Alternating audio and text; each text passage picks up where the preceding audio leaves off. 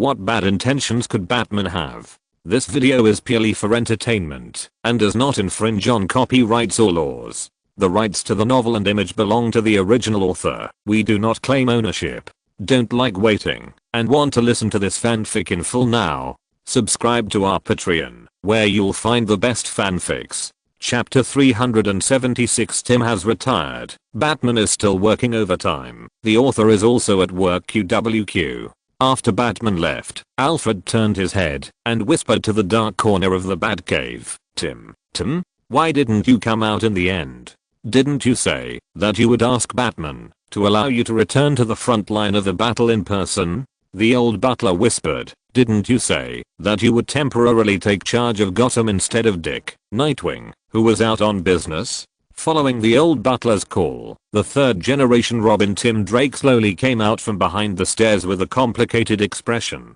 As Robin, he perfectly inherited the fine tradition of the Bat family's sudden appearance. If Alfred hadn't taken the initiative to speak, no one would have thought that there was a living person squatting in that shadow, especially when he was wearing the red and green alternating, colorful Robin uniform. But Tim knew that Batman must have seen through his position. When the other party left the Batcave, he was waiting for him to come out, but he didn't move, but let the other party leave. Facing the old butler's question, Tim walked to the side of the Bat computer with some disappointment, and then sat in Batman's chair. Nothing, Alfred. I just suddenly felt that there seemed to be nothing wrong with Batman's arrangement. Killer Croc is also an old man who has been in Gotham for many years. Although he did a lot of messy things when he was not in a clear mind in the past, these have gone away with the government's amnesty. Now Batman sent him back to Gotham to deal with those ordinary criminals and gangs. In addition, Mr. Freeze and Penguin actively maintain the balance of Gotham. I think unless the Joker or the Riddler comes back, Killer Croc can be fully competent. How is Harvey, Two-Face? The old butler asked casually. He is in a mental hospital again. He is the most split one among all people. After Gotham has not been as chaotic as before for a long time, Harvey's kind personality seems to be recovering. Although he still always gets the option of slapping himself for no reason, he is not as crazy as before. Even though he is unemployed, Tim's understanding of Gotham is far more profound than Alfred, who has been staying in the Batcave. Robin, who has the strongest detective skills, has a meticulous thinking beyond ordinary people in many things. Then about Killer Croc. Batman was right to assign me to Killer Croc as a consultant, Tim said somewhat gloomily. Although I admit that Killer Croc has begun to have some brains, I still think that little brain is the difference between third level mental retardation and first level mental retardation. Alfred wanted to say that Killer Croc was a beast that could not communicate before, but now at least he is an adult with normal IQ, but soon thought that with Tim's brain, Killer Croc was no different in front of him than in the past, so he kept silent. But he still had a question in his mind. For a long time, Tim had been clamoring to restart his Robin career, while Batman had been busy with other matters. Even after several meetings, he flatly rejected it and asked him to go back to study hard. But Tim still. He never tired of asking Batman for help, and even Dick caught him secretly going out on the street several times. Even Alfred stopped him from going out to fight criminals against Batman's orders several times. This time Batman was right in front of him. Why did Tim just give up and not rush up to try to snatch the job from Killer Croc? Tim could guess what the old butler was thinking without even looking at Alfred's expression. He was very grateful that the old butler didn't ask directly, but left a certain amount of space for both of them. Alfred knew how to keep a distance. He was not the kind of controlling elder who would get to the bottom of things, no matter what his juniors did. Tim didn't bring it up, so Alfred kept silent. But after thinking about it, Tim took the initiative to say, Alfred, you should know how I became Robin. In order to help Bruce get over Jason's affairs. Alfred said, you are really good, Tim. You deduce the identities of Batman and Nightwing just by Dick's action. Batman needs a Robin. Because Batman has been exposed to those dirty and dark things. Although he pretends to be a god, he is a mortal after all. He will be tired, he will be desperate. No matter how invincible he looks, we all know that it is just an illusion left to outsiders. Tim said, this is why I became Robin. I'm determined to be the rope that ties Batman and prevents him from falling into the abyss. I never deny that I'm Jason's substitute, and Batman also needs such a substitute. Batman always has a self-destructive characteristic, so he needs Robin. He needs me. Tim's eyes were leisurely. I still remember what Batman once said to me. You are different from Dick, who firmly believes that he has chosen the right path in life. Dick regards being Robin as the meaning of his life, so when he finds another meaning, he will give up the identity of Robin without any regrets. But for Jason, he saw Robin as a game, which was probably the cause of his death. Being Robin was never Jason's first choice, but he imitated others. And you are the same. You see being Robin as a job that requires wearing a mask. From this perspective, you and Jason are very similar to a certain extent. Of course, you will never admit this. When Jason died, I never thought that death would really come. This is the problem with teaming up with adults and believing in being fearless with a partner's care around you, with your life. Until you feel careless and safe, and the truth is that once you make a small mistake, you will never rest in peace. I accepted Batman's warning. I have always treated this job with caution. I used to think that Batman would always need me to tie him up, to prevent him from self-destruction. But now, Tim forced a smile. Batman seems to have no intention of self-destruction anymore. Then the meaning of my existence seems to be gone. He said, maybe it's time for me to retire. Batman has no intention of saving OA, Lord Sinestro. Below, countless Yellow Lanterns attacked OA fiercely. This was the 10th charge organized by the Yellow Lantern Corps in the past few days. The defense of OA was slowly being eroded by them, and it was only a matter of time before it was completely broken through. At this time, Sinestro was listening to the report of one of his men, but there was no one around. The voice came from his ring. Well done, Despotellis. Sinestro said. He called the other's name. Despotellis was one of the many Yellow Lanterns he recruited in the universe, and he was probably the most deadly one, because he was a virus, a living virus. Despotellis was born on the planet Convra in the 119th sector of the universe. The scientists here wanted to develop a new virus as a biological weapon. They kept iterating the virus, and the supervirus Despotellis that was finally produced actually had its own feelings. It began a killing spree on the planet Convra, killing the entire planet's inhabitants, and was chosen by Yellow Light for this. Are you sure Batman hasn't discovered you? Sinestro asked. His nanorobots can also enter the microscopic field. I ask you to make sure that you are completely invisible to his robots. Of course, Lord Sinestro. Supervirus Lantern replied respectfully. Han Yu's body is huge enough for me to hide. When it comes to understanding biological structure, neither he nor Batman knows better than I do. They didn't find out that I was lurking in his body at all. In order to prevent any emissions, I have never spread my virus to anyone, nor have I done anything extra except surveillance. Batman does think that saving Planet OA looks like a trap to lure the tiger away from the mountain, just as you expected. The previous 2 traps to Planet OA really scared Batman and made him worry whether we are repeating the same trick again. Supervirus said he fell into the paradox of luring the tiger away from the mountain and dared not leave the earth at all. This buys us time. Sinestro lowered his head and saw that on the battlefield below, Mongo broke the neck of a Green Lantern who was rushing towards him as easily as breaking a stick of firewood. There is almost no Green Lantern who is a match for Mongo.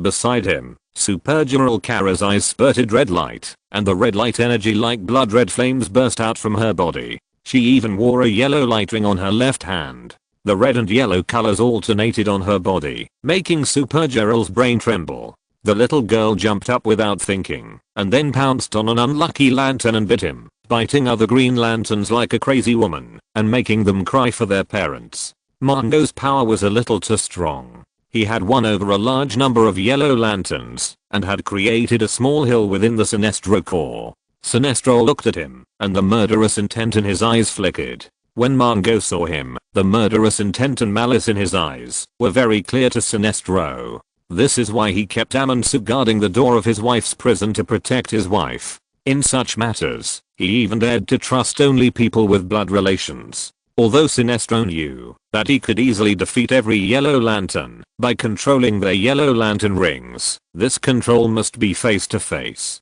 He never wanted to have something that would make him regret for the rest of his life, and he never wanted Arinsu to become a handle to threaten him. He still needed Mango's force for now. As for what happened later, I'll talk about it later. Not far away, Akilo, with a long face and fangs, was the third person who performed brilliantly. He was an instructor of the Yellow Lantern Corps and grew up in the most dangerous jungle on the planet Christi. He was extremely strong and used his strength to rule the weaker races on the planet and feed on them. Akilo was one of the first members to join the Sinestro Corps. In a way, he was a small Mango who believed in the law of the jungle and always wanted to defeat the strong. Sinestro knew that the other party was also not a fuel-saving lamp. If Mango was not more dangerous, it would be Akilo who was trying to usurp power now. They are all a bunch of traitors. But Sinestro knows that this is the price of employing criminals. He no longer has the opportunity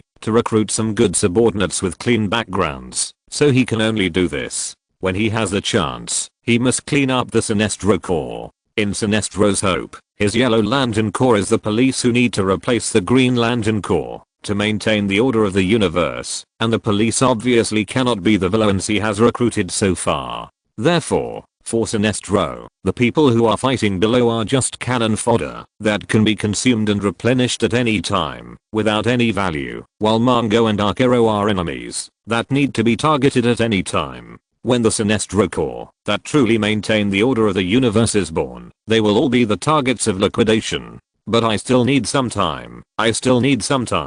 Sinestro thought so. As long as Batman is deceived and dares not to act rashly on Earth, I will have time. Sinestro shook his head slightly while being lost in thought. He felt a little pity after all. In fact, for Sinestro, it would be more beneficial for him if Batman really believed Hangnu's words and really went to rescue the Green Lanterns trapped on the planet Kavada. He set a trap there and exiled the entire Green Lantern Corps to the Phantom Zone, which was the place where the Kryptonians once exiled criminals, and it was almost a graveyard where no one could return. As long as Batman was exiled there, he would not have to worry about the other party interfering with his actions for at least a long time. But unfortunately Batman did not fall for it, which was also within Sinestro's expectations. Or to put it another way, if Batman really rashly broke into his trap, he would be surprised. But now, although Batman did not really step in foolishly, Sinestro's purpose of delaying time was achieved.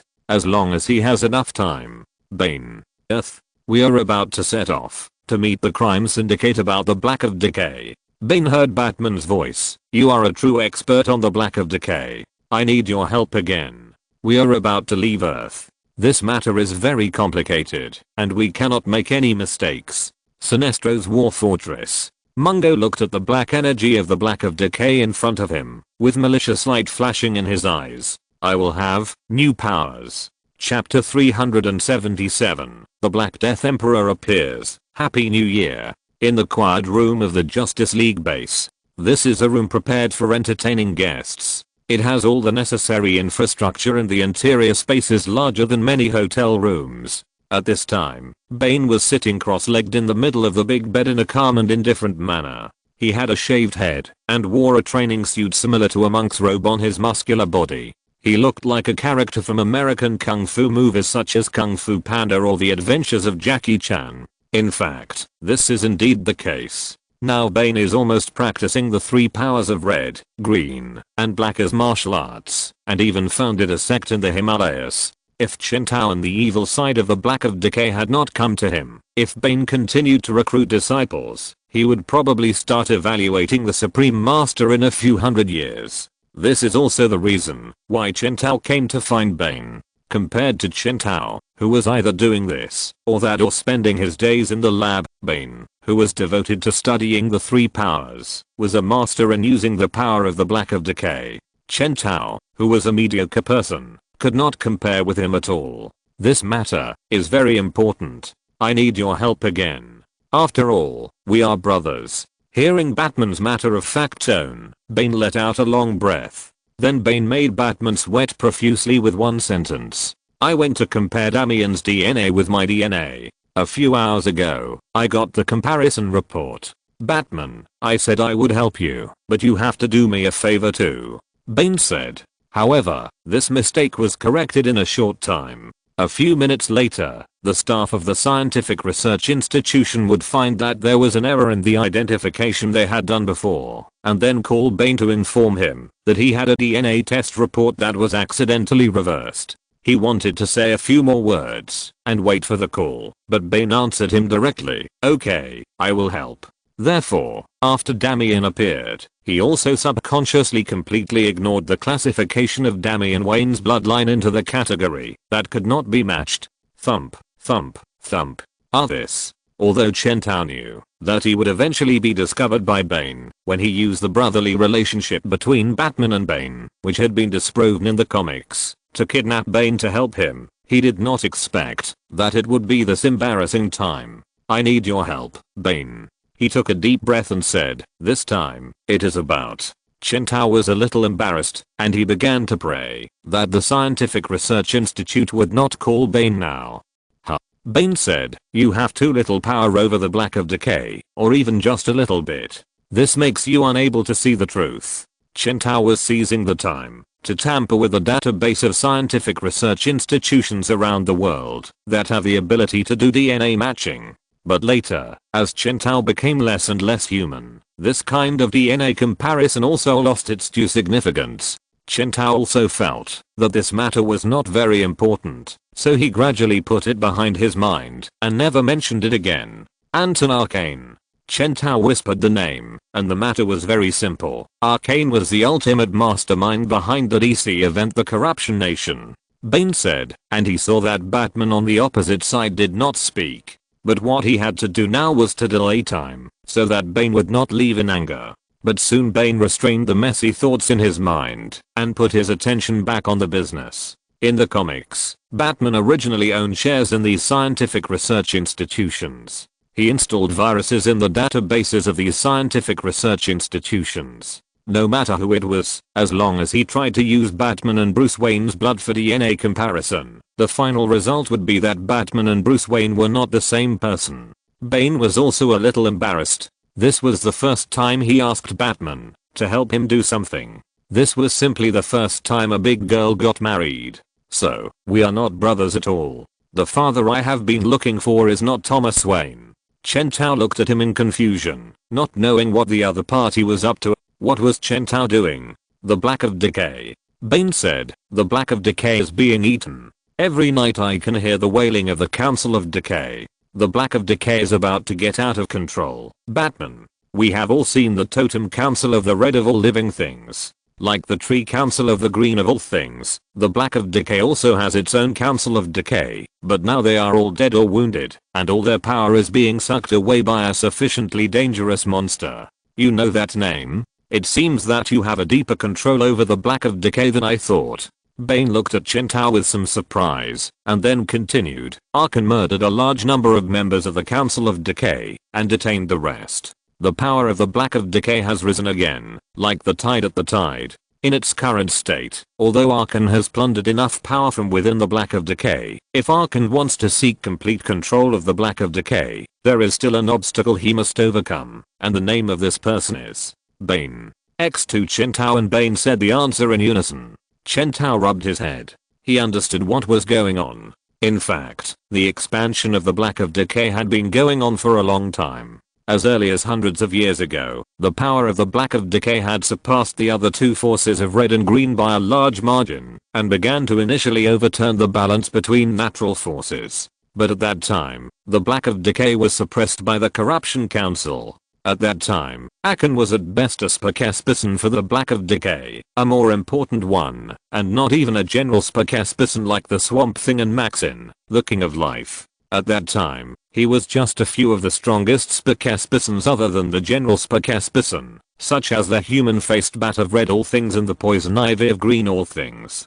With the development of hundreds of years, he killed all the spokespersons who could compete with him for power in the Black of Decay, and gradually developed to the point where the Corruption Council could not contain it. According to the progress of the original comics, the Corruption Council, which had raised a tiger to harm itself, should have been completely destroyed by Akan at this time. Then Akan would take the lead in the Black of Decay, and then stay at home every day to plan the Corruption Kingdom Advent event with all his heart and soul, and then give it a big wave at once. But now, with the exception of Bane, another still living spokesperson for the Black of Decay, Arcane has not been able to gather all the authority of the Black of Decay, and naturally has not been able to eliminate all the corrupted councils. This is a complete chain reaction, leading to this strange confrontation within the Black of Decay. I need you to help me weaken Arcane. There must be a battle between us.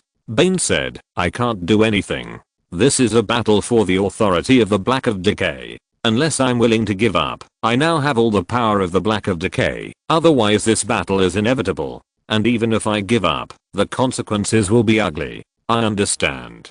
Chen Tao said. He took a deep breath. The unlimited expansion of the Black of Decay will also cause many problems. I will deal with this matter. Yeah.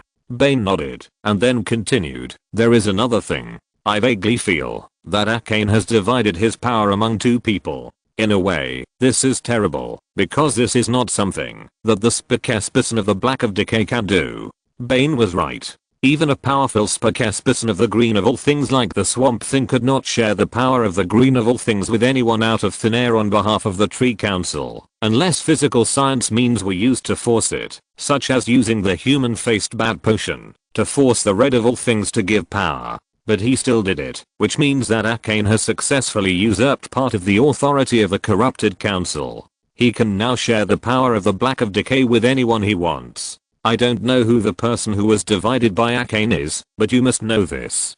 Bane wanted to say something, but his words were suddenly interrupted by Chen Tao. No matter what new spokesperson Anton Arcane appoints, I think his first target must be you. Yes, Batman, and you will definitely be able to defeat them. Chen Tao said, I believe it so much. Anton Arcane. Mongo sat in his room, listening to the constant rumble of artillery fire outside the war fortress, mixed with some screams when they were injured, or the hysterical laughter of the Yellow Lanterns when they simply fired artillery. The fierce attack on the OA Star has lasted for several days. During this period, Mongo has been thinking about killing Sinestro all the time, and then plundering all his property and power. But he still needs Sinestro now, just as Sinestro needs him. When they were separated, they were too weak, and they all needed to rely on the organization to exert their own powerful strength. Although he and Sinestro have not fallen out yet, both of them know that once the OA Star is breached, and there is no common goal to be achieved, the fight between the two of them will become a normal situation that will occur at any time, even if it does not break out immediately.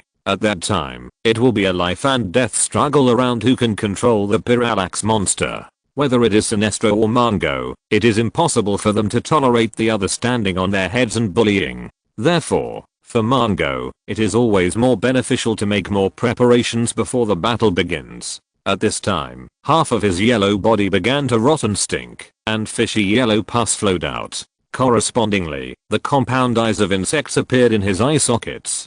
2 or 3 huge limbs stretched out directly from his back in Mongo's muffled groan, and then made a sound of metal clashing on the ground. Mongo held his head, feeling the power shared by the Death Storm. He felt the name of the master of this power without any teacher. In that endless, corrupt black, a huge figure squatted there like a statue, his whole body showing the congested purple-red color of a corpse shortly after death, like a huge frog corpse with a mouth full of sharp teeth and its skin peeled off. You are good. Intermittent information echoed in Mongo's mind, and then the name appeared. Destroy.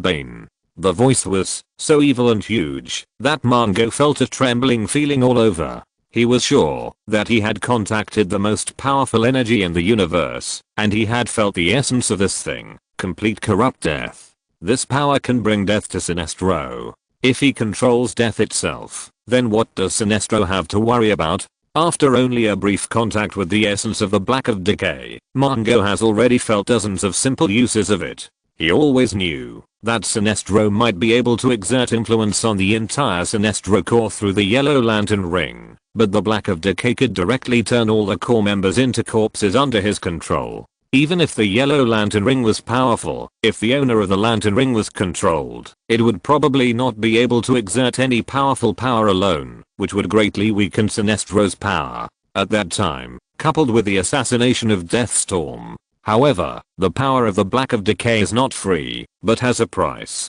Although there are thousands of mountains and rivers between them, even communication is sporadic, but only in that dark space of consciousness, Mongo can clearly feel the conditions set by Antonakane. Destroy Bane. Bane, who is that? It sounds like the name of an earthling, as impressive as Hal Jordan. But it's none of his business. Mongo just wants to get more power. He is not interested in intervening in the disputes between the person who gave him the power and others. He just needs to complete the task. As long as he can kill the other party, he doesn't mind breaking the other party's neck and exchanging more power with the existence called Antonakane. But the problem was that he didn't know where the target was. So he thought silently in his heart, where is Bane? Where is Bane? How do I kill him? But soon, Mongo froze. Because in that space of consciousness, he felt another powerful darkness invading here. This force was so huge, like an elephant trying to squeeze itself into the room, causing the whole house to groan. Then the elephant stopped its useless actions. He was about to leave, but then he saw someone chiseled a big hole in the wall. So the elephant stretched half of its trunk through the broken door, and Mongo read the name of that existence in full, Black Death Emperor. If you're listening to this novel on a channel other than Fanfic World, it means they downloaded and uploaded it without effort. We cordially invite you to visit our channel, Mundo Fanfic Novelos. There you'll find the original version of this story and you can explore many other novels of various genres. We're waiting for you to immerse yourself in a world of incredible novels. Chapter 378, The Black Emperor. Terrible. Run away. The Yellow Lantern Ring turns against Batman. Boom. Boom. Boom. Die die die die die die. Mongo felt terrified. The little yellow-skinned giant had already made all kinds of deals with many different beings.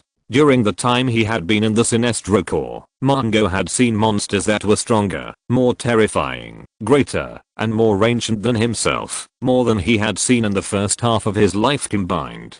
In addition to Colonna, who took the initiative to cooperate, Lantern Number 1, a partner who came from Sinestro's Minotaur, and Antonakane, who he contacted through the Night Owl and finally contacted Deathstorm, Mongo thought he had the most basic understanding of the power of these monsters. They usually possess secrets and special powers that are difficult for ordinary people to understand, but they are usually imprisoned, or only dare to hide in dark corners to accumulate strength, or simply have something to restrain them, so that they can't do it with all their strength. This is a very normal thing. If they could walk into the sun openly, they would have been as notorious as Darkseid, instead of Mongo needing to know them now. As for the cooperative relationship between them, it seems that Mongo is the one who is funded, but he knows very well that he has always been the one who holds the initiative. Those guys hiding in the shadows have no ability to interfere in the things in the sun, and Mongo is their spokesperson. The relationship between them is equal, and Mongo even wants to suppress them. Not everyone who walks in the sun is as capable as Mongo to complete the requirements put forward by these guys in the shadows.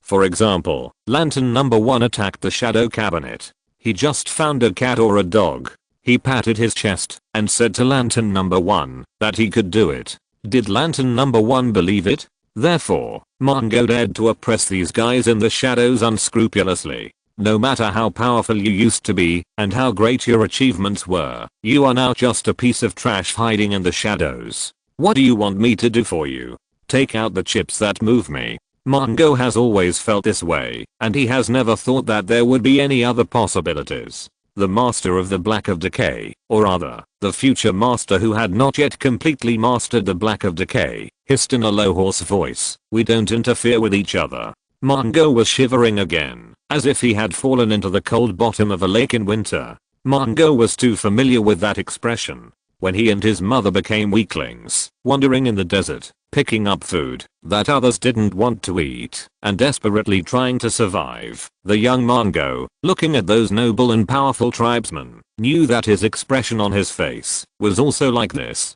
But now, it's different. He didn't dare to face the possible existence of Sinestro in this state, so Mongo didn't dare to break the room to vent his pain. so he could only punch his chest again and again, using brute force to relieve the intense pain of the intense death power filling his body. You.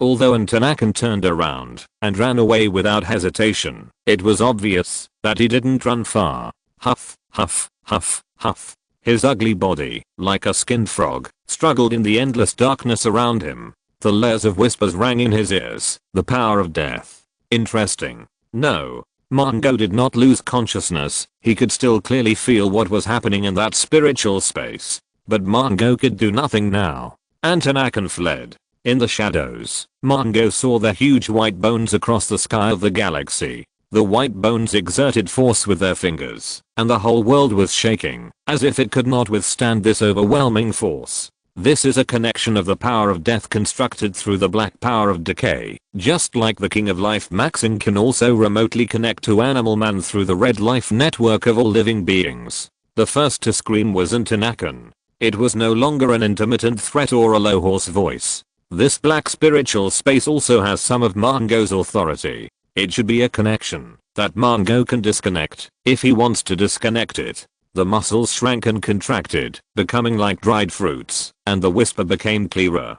Quick, stop it. The face with dead muscles showed a mixture of disgust, envy, jealousy, and resentment. Then, he also began to wail. The only thing to be thankful for was that the rooms in the Sinestro Core War Fortress were well soundproofed, and Mongo lived in the exclusive room of the second in command of the Corps after all, and there was no one living next door. Boom boom boom boom boom. The skinned frog jumped up suddenly and screamed, "You! How could you? Ah!" But no one paid attention to Mongo's roar. That is, Mongo, his body was as strong as Superman. Even if he was used as a hub for infusing power, to transfer the huge power that he could not control at all, he was only injured, and did not even completely lose the power to resist. The black curtain in that spiritual space was torn. It was like someone tore a piece of paper and curiously observed the world behind the paper.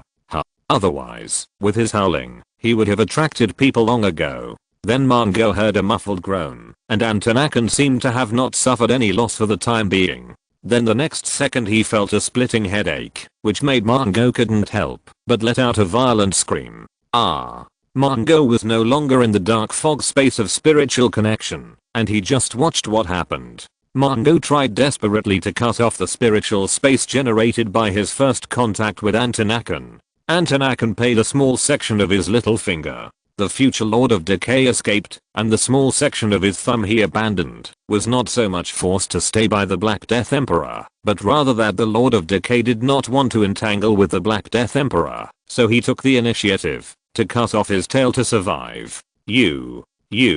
Mongo's eyes widened. But the problem is, he, as a medium, obviously cannot withstand this power. No matter how slow he reacted, he realized something. There must be some existence outside the universe. Because it cannot break through to the material universe, it uses his body as a medium to project its power to the material universe. In reality, Mongo, who was sitting cross-legged in the middle of the bed in the room, suddenly jumped up holding his head and then slammed into the wall next to him. The wall and the bed collapsed immediately and were torn apart like tofu by his superhuman strength. However, Mongo, who made such a venting action, did not get any better.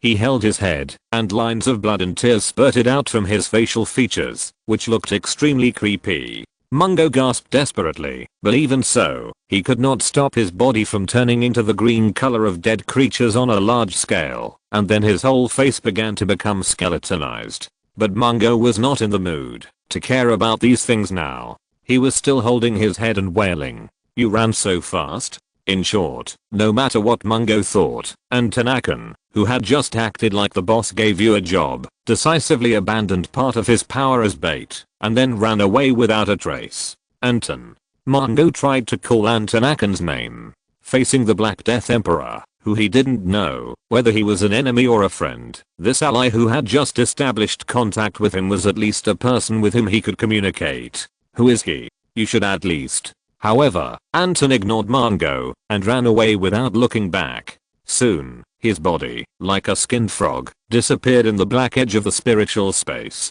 Interesting.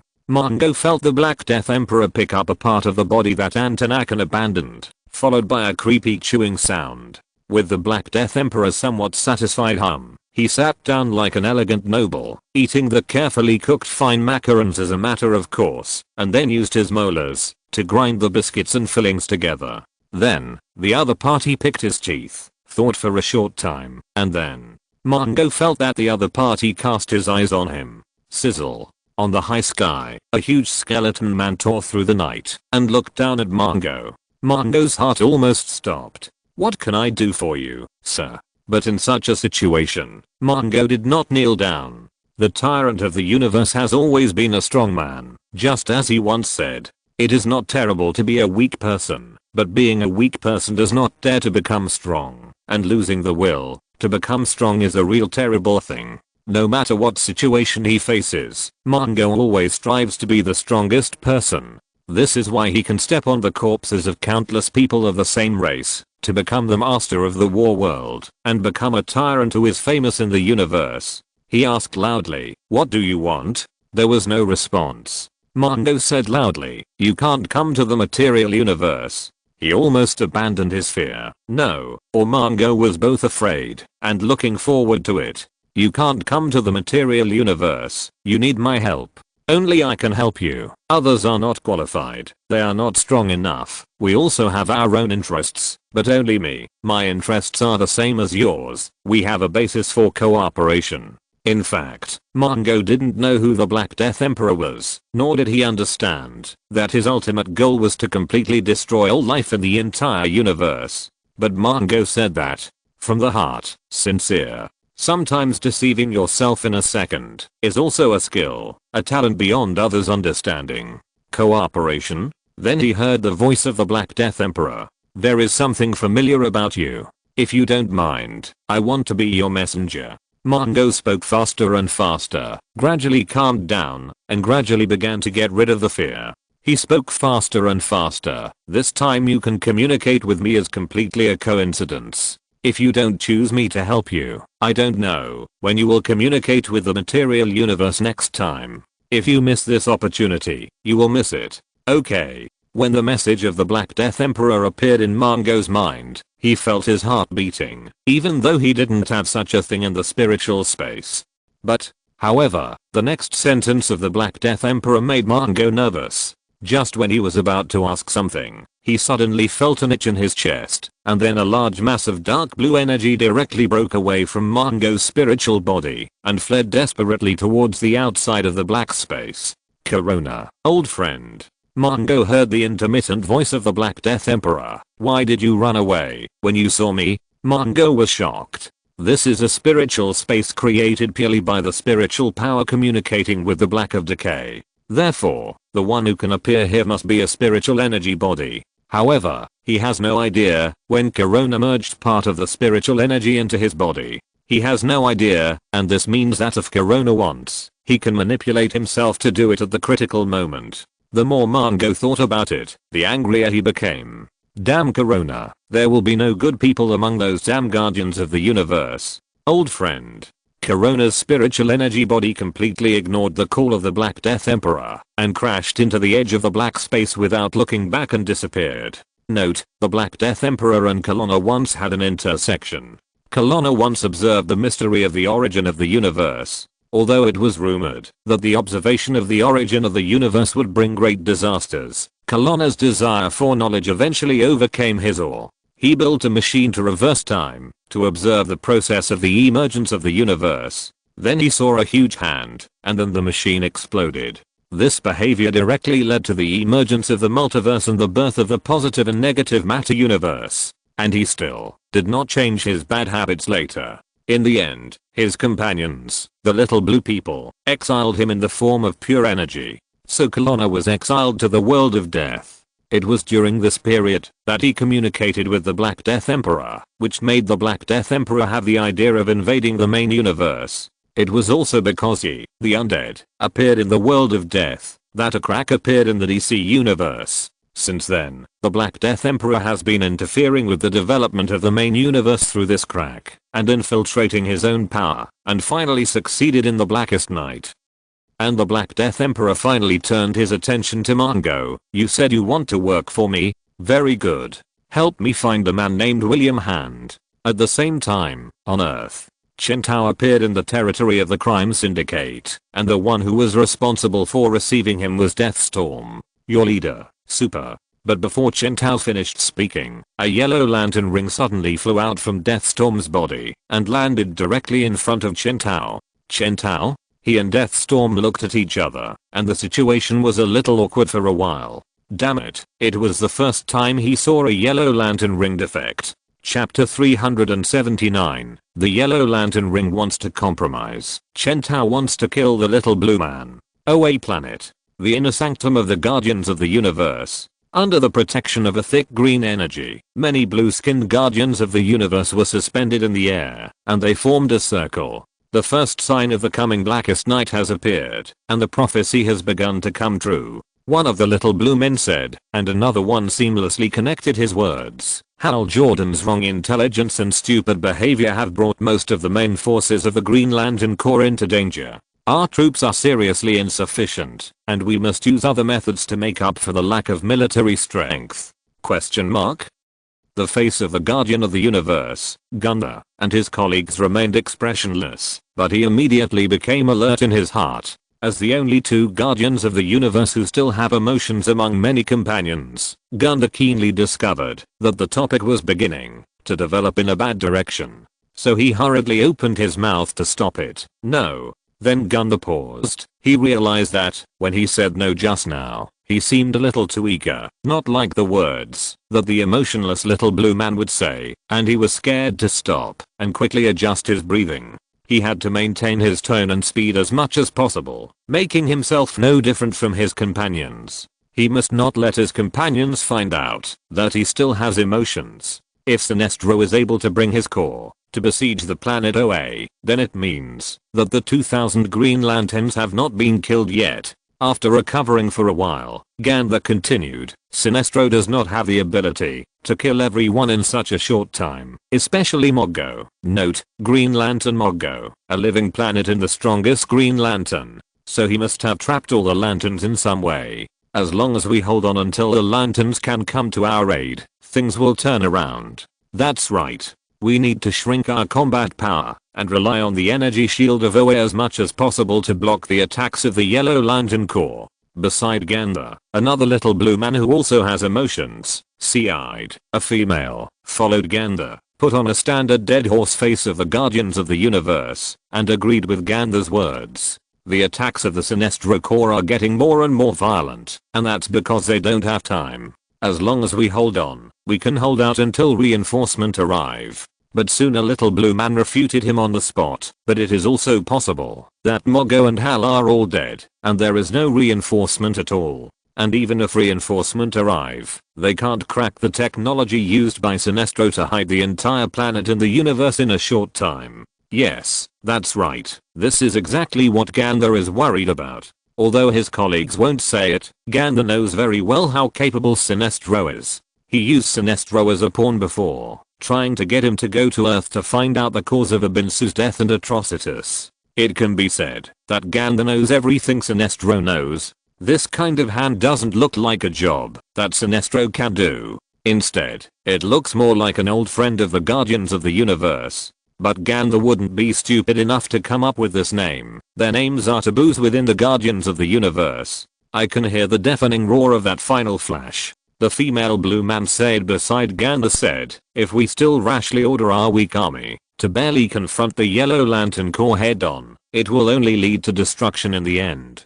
I can still hear the wailing of the lanterns in my mind now and the rumbling sound. "After you were made into a blue drum, right? Brother, you have been captured by fear, just as the demons of Ice Mote and the mob of Sinestro want." Gunther's heart suddenly contracted, and he knew that things were bad. "You remember the prophecy well, Brother Gunther. You must have read it often, but it is not us who are in fear, Gunther, but you and Thad. The demons of Icemoth must be laughing now. Don't you understand, Gunther? They told the truth. We are cursed by fear. What could they be more grateful for than our inaction? Then we must defeat them. We must act immediately, just like our Green Lantern Corps, acting bravely and fearlessly. We must rewrite the book of OA.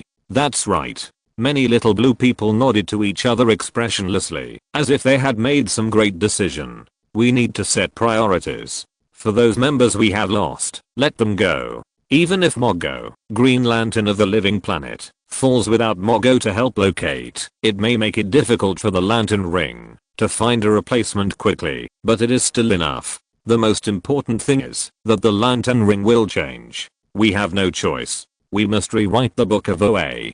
Gunther felt that he was about to be irritated by this group of pig teammates. He suppressed his anger and said, rewriting the book we swore to protect at all costs? This is crazy. The other blue men ignored what Gunther said. Their faces were expressionless. Gunther's heart sank. You and Thad have made your feelings clear, Gunther. A guardian spoke up. And your secret love and your superstition about Hal Jordan and Earth have not escaped our attention. What? You two are now charged with the highest crime of treason, acting on your emotions, and you are hereby expelled from the council. When Thad and Gunther were forced out of the sanctuary, the blue men gathered together again. Soon, at this moment, every Green Lantern fighting the Sinestro Corps heard the Guardian's news. Officers, we have all suffered great losses in the face of the terrible invasion of Terra, many killed and wounded, and many more missing.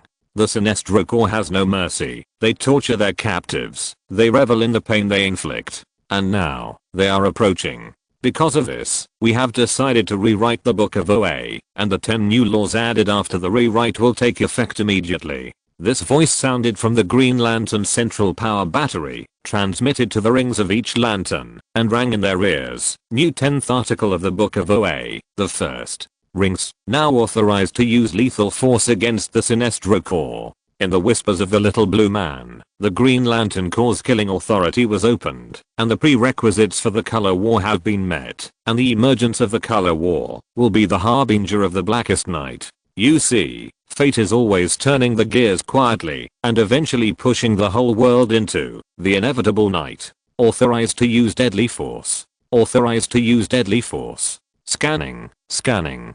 Martin Stan from Earth. You have the potential to instill fear in others. Welcome to join Sinestro. Error. Identification error. Martin Stan. You do not have the ability to instill fear in others. The Sinestro Corps does not accept trash like you. This sentence was not said by the Yellow Lantern Ring, but by Chen Tao. He scratched his head. Beside him, the Yellow Lantern Ring and the Green Lantern Ring rang loudly together. The two rings quarreled with each other, and the main theme was that one was talking to himself. The Green Lantern Ring in Chen Tao's hand was taken from Hanu's hand. It was not just him. He always felt that there was something wrong with Hanu, so he disarmed him. For other Green Lanterns, taking away his Green Lantern Ring might be disarming the opponent, but for Hanu, he did not rely on the Lantern Ring to fight, but relied on his fists. Taking away his Lantern Ring would at most make him unable to fly and translate, and would not affect his fighting ability. So why did Chen Tao do this? As we all know, the current Green Lantern Central Energy Battery actually imprisons the Yellow Lantern Corps' Lantern Beast Parallax Monster, which has been in a coma for billions of years. This Lantern Beast was deliberately put in by the little blue people. Their purpose was of course to artificially create yellow defects for the Green Lanterns, but they also did not want the Parallax Monster to have too deep an impact on the Green Lanterns. Therefore, they put the Iron Shark in the Green Lantern Central Energy Battery to restrain the Parallax Monster, resulting in the Green Lanterns not being affected in any way, except being restrained by the yellow color. But now the problem is, if the Iron Shark leaves the Green Lantern Central Energy Battery, and the Parallax Monster remains in it, then the awake Parallax Monster will be able to connect to the brains of every Green Lantern through the Green Lantern Central Energy Battery without the restraint of the Iron Shark, and then turn them all into his slaves. This is not Chen Tao's unfounded worry, but something that really happened in the comic history Green Lantern War. Therefore, Chen Tao took the Green Lantern Ring in his hand, just so that if this happens, he can understand the situation as soon as possible. Isn't it useful now? In short, this Green Lantern Ring has been checked by Chen Tao, and there is no problem. However, because Moggo, an important member of the Green Lantern Corps, was trapped by Sinestro in some unknown way, the whole ring is like a convulsion, constantly broadcasting repeated information, as if it has dropped directly from the 5G network to the 2G network. Well, but this yellow lantern ring is also noisy. The two rings are big brothers and second brothers, so don't look down on each other. Scanning. Scanning. Bruce Wayne, the Batman from Earth, you have great potential to instill fear in others. Welcome to join the Sinestro Corps. Chen Tao held the yellow lantern ring in his hand and fell into deep thought. But now the problem is here. How can Deathstorm have a yellow lantern ring? Chen Tao has a basic guess about the situation of the Green Lantern ring. He sighed secretly in his heart. Although he knew that the little blue people were a group of pig teammates, he couldn't help but sigh when they really did something stupid. Damn little blue people, I will kill you sooner or later. Chen Tao's murderous intent suddenly increased. Error. The owner of the ring is named Martin Stan, not Bruce Wayne. Scanning error. Scanning. The yellow lantern ring was still chattering. Mondo set the command for this ring to directly recognize the master Martin Stan, the Deathstorm, as the master, but this command now conflicts with the command at the bottom of the yellow lantern ring. Find the person who can best control fear as the master. So now the yellow lantern ring has a violent convulsion. After a while, this ring actually began to compromise without any instruction. Detected a strong hatred for the little blue man. The test passed. Correct. The target now wearing it is Martin Stan. The test passed. Deathstorm was speechless beside him. He looked at Batman's cold face and pointed black ears. Batman is Martin Stan. Then who am I? Detecting. Martin Stan has the power of the Black of Decay. Correct. The current target has the power of the Black of Decay, which meets the detection target.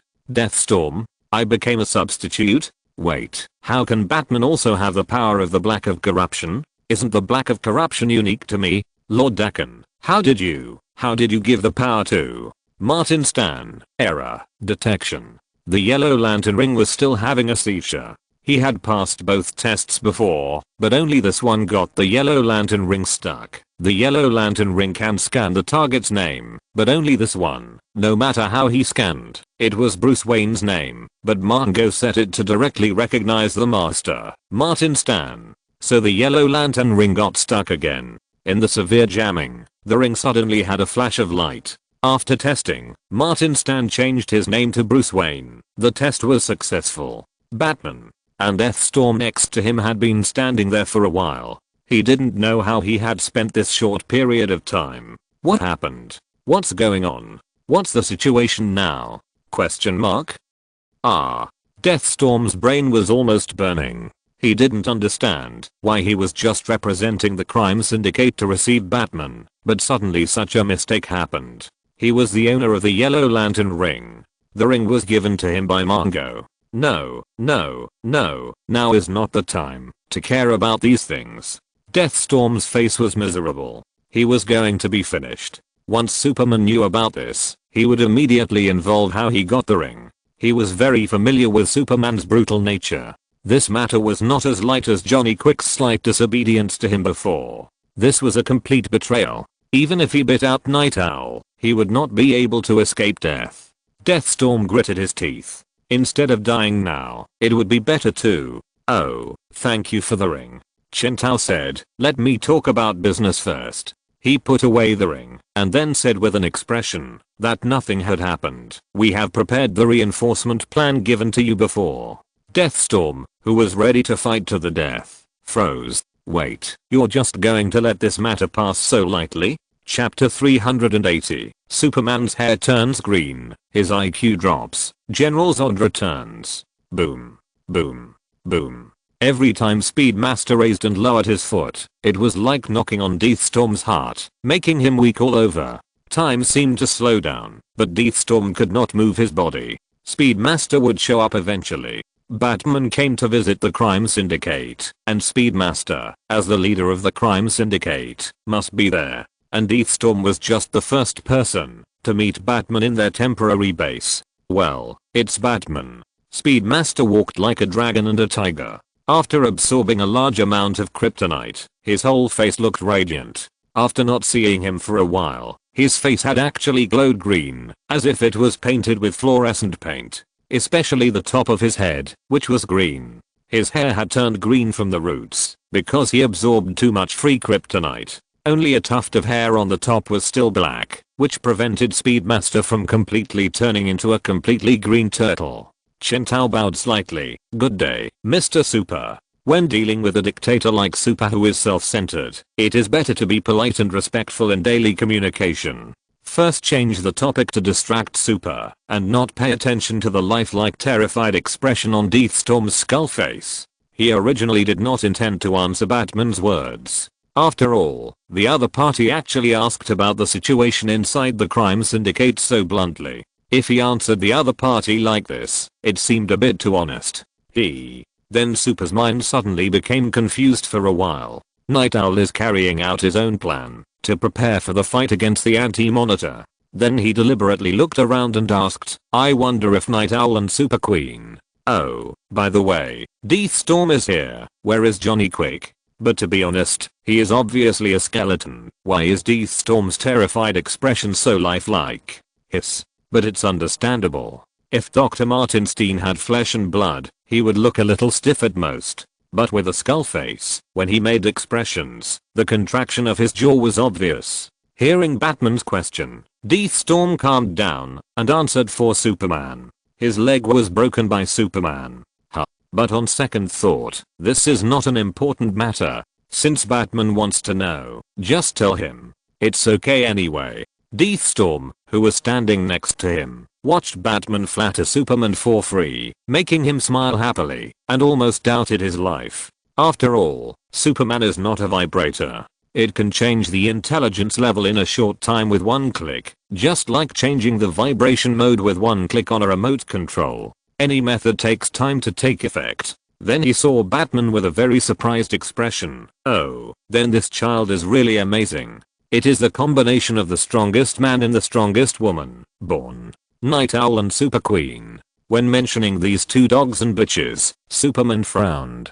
Speedmaster said, but she is a demigod, and I'm a Kryptonian, so it is normal for our child to be born later. I originally thought that I was the traitor in the crime syndicate. During this period of time, he had nothing to do but absorb large chunks of artificial kryptonite and dyed himself green. It has been a while since he had the energy to pay attention to what Night Owl and Super Queen were doing. Then Speedmaster said honestly, Super Queen is resting and taking care of her baby. She has been pregnant for a while. Well, the pregnancy is indeed a bit long. It is my child, haha. When Speedmaster walked towards Chen Tao kept manipulating the heavy metals attached to his blood to start floating to the central nervous system. However, it will take some time to completely reduce Speedmaster's IQ. Question mark? Chen Tao was a little surprised. According to common sense, Johnny Quick should have recovered from the last time Speedmaster broke his leg. Although the self-healing ability of the speedster is not as exaggerated as regenerating a broken limb, it is definitely not to the point of, well, is Speedmaster such an easy person to talk to? Just flatter him? Is it that simple? Wait, why did you tell Batman all the information inside our crime syndicate? It's not the last time when his leg was broken, but the latest one. Seeing what Batman was wondering, Deathstorm explained. Johnny Quick disobeyed Speedmaster's order again. He tried to leave the crime syndicate base with his girlfriend and go to the surrounding cities to have fun, but Speedmaster asked everyone to concentrate on training their own strength and cut off all worldly desires in order to take back our Earth-3 from the Anti-Monitor. Speedmaster said. Then he actually posed a standard bodybuilder's action on the spot. I feel full of strength now. My whole body is full of powerful strength. Now I can even defeat the Anti-Monitor, as long as I absorb more kryptonite. Deathstorm next to him was already numb. Why did Speedmaster look like this when Batman appeared? Is this still the cruel and tyrannical Speedmaster he knew? Too strong, too powerful. Oh, look at this bishop. Very well trained, so hard. Batman was full of praise again. In such an atmosphere, Deathstorm also breathed a sigh of relief. Then he heard Batman ask, by the way, I came here to give Deathstorm and Johnny Quick a strengthening plan. Chen Tao said, and then he briefly mentioned to Deathstorm the strengthening plan proposed by Luthor, Ronnie, and Martin clones with parasitic cells, and then took out some experimental data for Deathstorm to see. This. Deathstorm took it and flipped through 2 pages. His IQ has not dropped. He frowned a little when he heard this plan just now, and now it seems that this plan is just like his first impression, a little dangerous. First of all, according to his academic level, he felt that this plan is indeed feasible at first glance, and Luther's level is beyond doubt. But other problems are big. Clones, no independent thinking. Dr. Markstein felt that there was something fishy going on. Moreover, those parasitic demons were monsters that chased energy and fed on it. If he stuffed these monsters that chased energy into his body, there was no way to determine what would happen in the end. One of the important reasons why Martinstein could completely control this body was because Ronnie, who merged with him, was a real corpse. He was able to do this and become a half-living and half-dead monster, and even encountered the power of the Black of Decay. But now, in addition to him, there will be more living things joining his body, and they will participate in the organic biological internal circulation of this body. Dr. Martinstein, the Death Storm, resisted this ridiculous strengthening plan from the bottom of his heart. Even if this plan can make it stronger, what is the point if the price is to deprive him of the only control over his body? Deathstorm was even a little angry. This report completely treated him as a mentally retarded person who didn't understand science. He was not like Johnny Quick, a low-educated illiterate who started to be a gangster after graduating from high school, then participated in crimes, and finally gained superpowers by accident. His superpowers come from his experiments, from his efforts every day and night. Although he does human experiments and kills innocent people, he is still a scientist, maybe a little crazy. He will never be deceived. Stare. Then he raised his head and met Batman's eyes. Although the other party did not say a word, Deathstorm still heard his words exploding in his ears. Mr. Deathstorm, you don't want the betrayal between you and Night Owl to be known by Superman. Then, in return, shouldn't you? I don't want any of your enhancement plans at all. Deathstorm smiled reluctantly. While he was cursing in his heart, he still succumbed to reality and praised against his will. Very good. Very good. I think this enhancement plan is very good. Right. Is that so? Dr. Stan, you understand your own abilities, so I won't ask more about this matter. Ask more questions quickly, bastard. You don't ask things you shouldn't ask, and you don't ask when you should ask. Deathstorm cursed in his heart. Who will save me? But it doesn't matter. Once Batman leaves, will I be so stupid as to strengthen myself like this and let him control me? I have to think of a way to fool Batman and then make his plan fail. Deathstorm thought so and heard Batman say, there is one more thing. I want to borrow Deathstorm recently and use him to participate in something I want to do. No problem, I'll lend it to you. Superman waved his hand. Just like a generous prodigal son, you can let Deathstorm do whatever you want. After all, we are allies. Deathstorm looked at him with wide eyes. Am I being sold out like this? Why aren't you so generous when facing your companions? His plan to pretend to obey, but secretly went bankrupt after just a few seconds. Deathstorm thought desperately that Batman would definitely supervise him to implement his own strengthening plan, and he could not escape Batman's clutches. Deathstorm secretly hated him.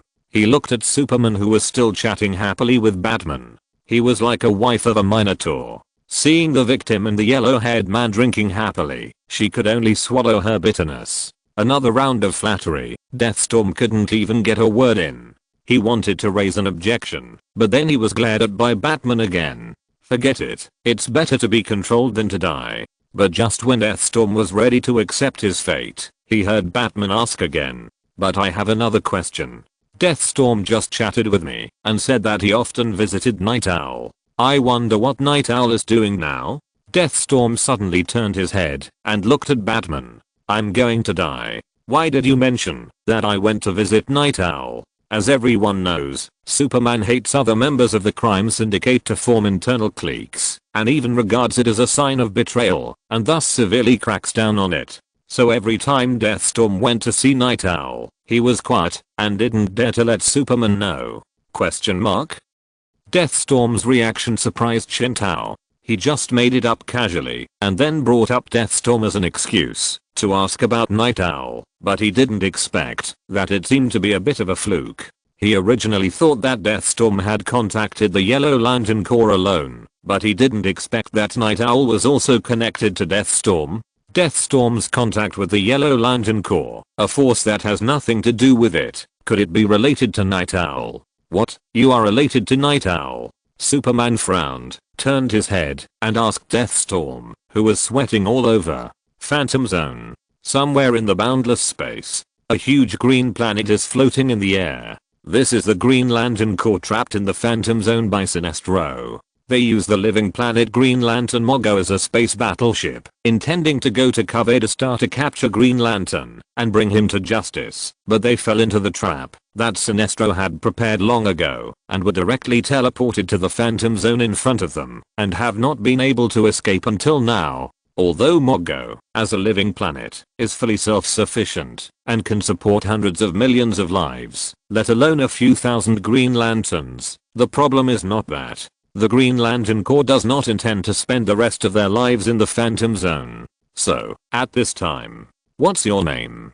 Green Lantern Hal Jordan waved his hand to stop a large number of Green Lanterns, led by the Green Lantern Corps instructor Kilowog, from trying to attack. He looked suspiciously at the S-shaped icon on the chest of the man in front of him. This icon looks very similar to Superman's, and the ability displayed by the other party is indeed exactly the same as the Son of Steel he knows. It's just that the other party has a beard and looks old, and looks much older than Superman. My name is Zod. Yes, I'm General Zod.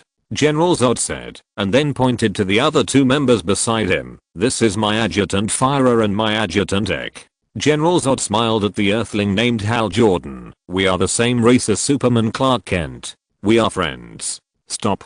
Then General Zod heard Green Lantern Hal Jordan say, we have confirmed that this is the Phantom Zone, but I've always heard that the Phantom Zone is imprisoned with some extremely vicious and dangerous characters. There are exceptions to everything. General Zod replied him, you are here now too. Are you also some extremely vicious guys? The most important thing is, I have a way to take you away from the Phantom Zone. Chapter 381. Determined to commit murder. Batman's surgery. Speaking of which, your situation has been really strange recently. Supermaster touched his chin. Even though his IQ was lowered, he was still extremely sensitive to some things because of the instinct of a wild animal to maintain its territory and rule. I wanted to find you, but you were always not there. A few times, you even used Night Owl's laboratory. How come your relationship is so good? It turns out that when you were not there, you went to Night Owl's place. No, what I mean is, I didn't. Supermaster, I completely. Supermaster looked very smiling, but the more he did so, the more Deathstorm felt a chill rushing from the soles of his feet to his forehead. It was a whisper full of the breath of death, and Deathstorm was very familiar with it. Oh my god. Supermaster smiled at me. It was so scary. I know. Let me guess. You and Night Owl must have something to do together, right? What is it specifically? Supermaster showed a thoughtful expression, like an idiot whose brain could not turn around. But is this possible? Impossible. Supermaster is playing with himself. Deathstorm roared desperately in his heart. He should have rushed out of this place and fled for his life at the first opportunity, but the intense fear made him freeze in place, not daring to move. I know. Then he saw Speedmaster slap his palms. I think you and Night Owl must be. After all, that is Batman. Deathstorm is ready to resist. Even if it is Speedmaster, he will never surrender. You are thinking of how to deal with the anti-monitor. You are really diligent. Deathstorm's words of loyalty made Speedmaster a little confused. I have been using these, and the ones you gave me. My speed has become a little faster. Speedmaster replied, but it will take some time before I can gain the speed force. You, the others, are garbage. Let's go. Chen Tao asked Speedmaster for the data of the cosmic treadmill, and then carefully evaluated Speedmaster's current speed. It's not that he has to be so nervous, but the speed force itself has the effect of accelerating the human brain and improving intelligence. For example, the City of Apes, where the Gorilla Grodd was born, although it has been destroyed at this moment, the reason why those apes were able to develop civilization is entirely because the speed force accelerated their brains and improved their intelligence. So in the comics, once these apes lose their speed force, their IQ will drop, and they will turn back into confused beasts. At this time, in front of Speedmaster, there was a box filled with a large number of glittering drugs. These were drugs that stimulated the speed of speedsters, prepared by Lucius. Now Lucius deals with Barry the Flash every day, and in terms of his understanding of speedsters, he has even surpassed Barry Allen himself. Yes, Speedmaster. I will definitely follow orders.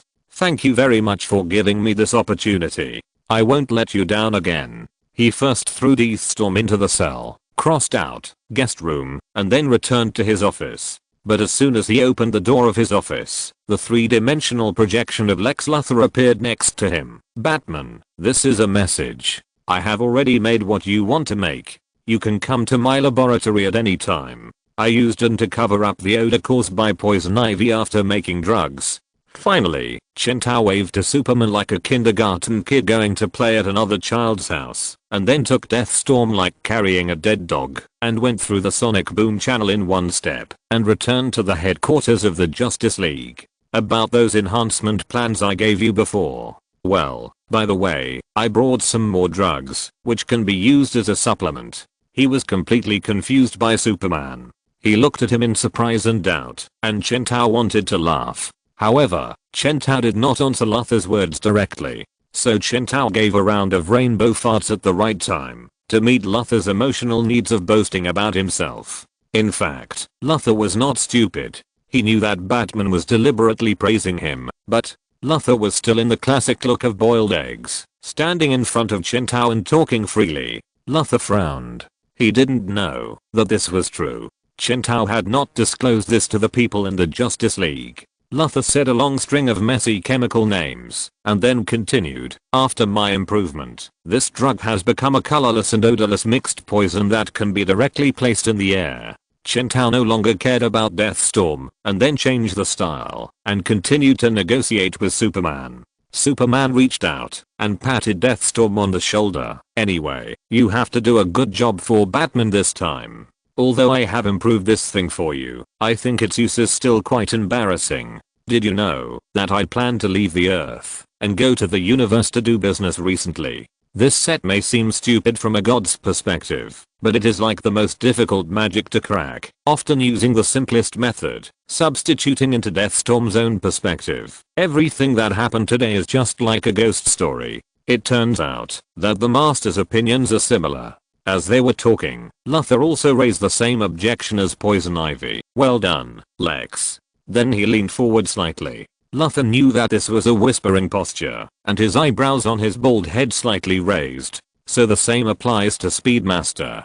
Chen Tao must carefully evaluate how much Speedmaster has mastered now, and then increase the decline in Speedmaster's IQ, to make it roughly equal to the increase in IQ that Speedmaster has gained. Otherwise, he will be doomed if he becomes smart without making any noise. Chen Tao kept trying to get him to say something, but anyone with a normal IQ could notice that if Speedmaster's brain got better, and he slapped his head and found that the previous conversation with Batman was wrong, that would be bad. The cosmic treadmill I gave you last time, are you using it? Chen Tao asked. That's the reward for helping me solve the eclipse. If you keep running on it, you should be able to slowly gain super speed.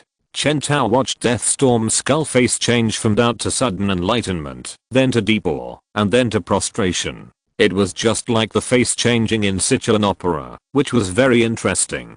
But in my opinion, such drugs are very useless. I can make some powerful poisons instead of simply making people grow grass under the skin. This can only restrict their actions, but it can't directly kill them. Maybe in Deathstorm's view, Superman's actions are hidden, and letting him go is a great wisdom, but this is completely a foolish master.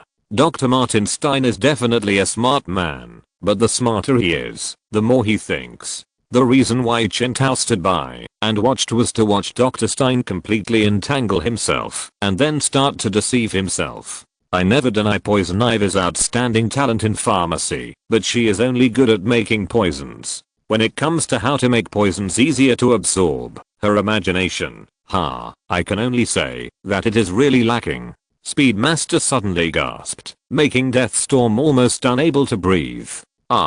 Chen Tao roughly translated what Luthor wanted to say. I, Lex Luthor, am awesome. Very good. I will pass on the Speed 9 potion and the speed formula to Johnny Quick. Speedmaster said he will like these. A few minutes later. I don't plan to take Barry and Diana with me on the departure list this time.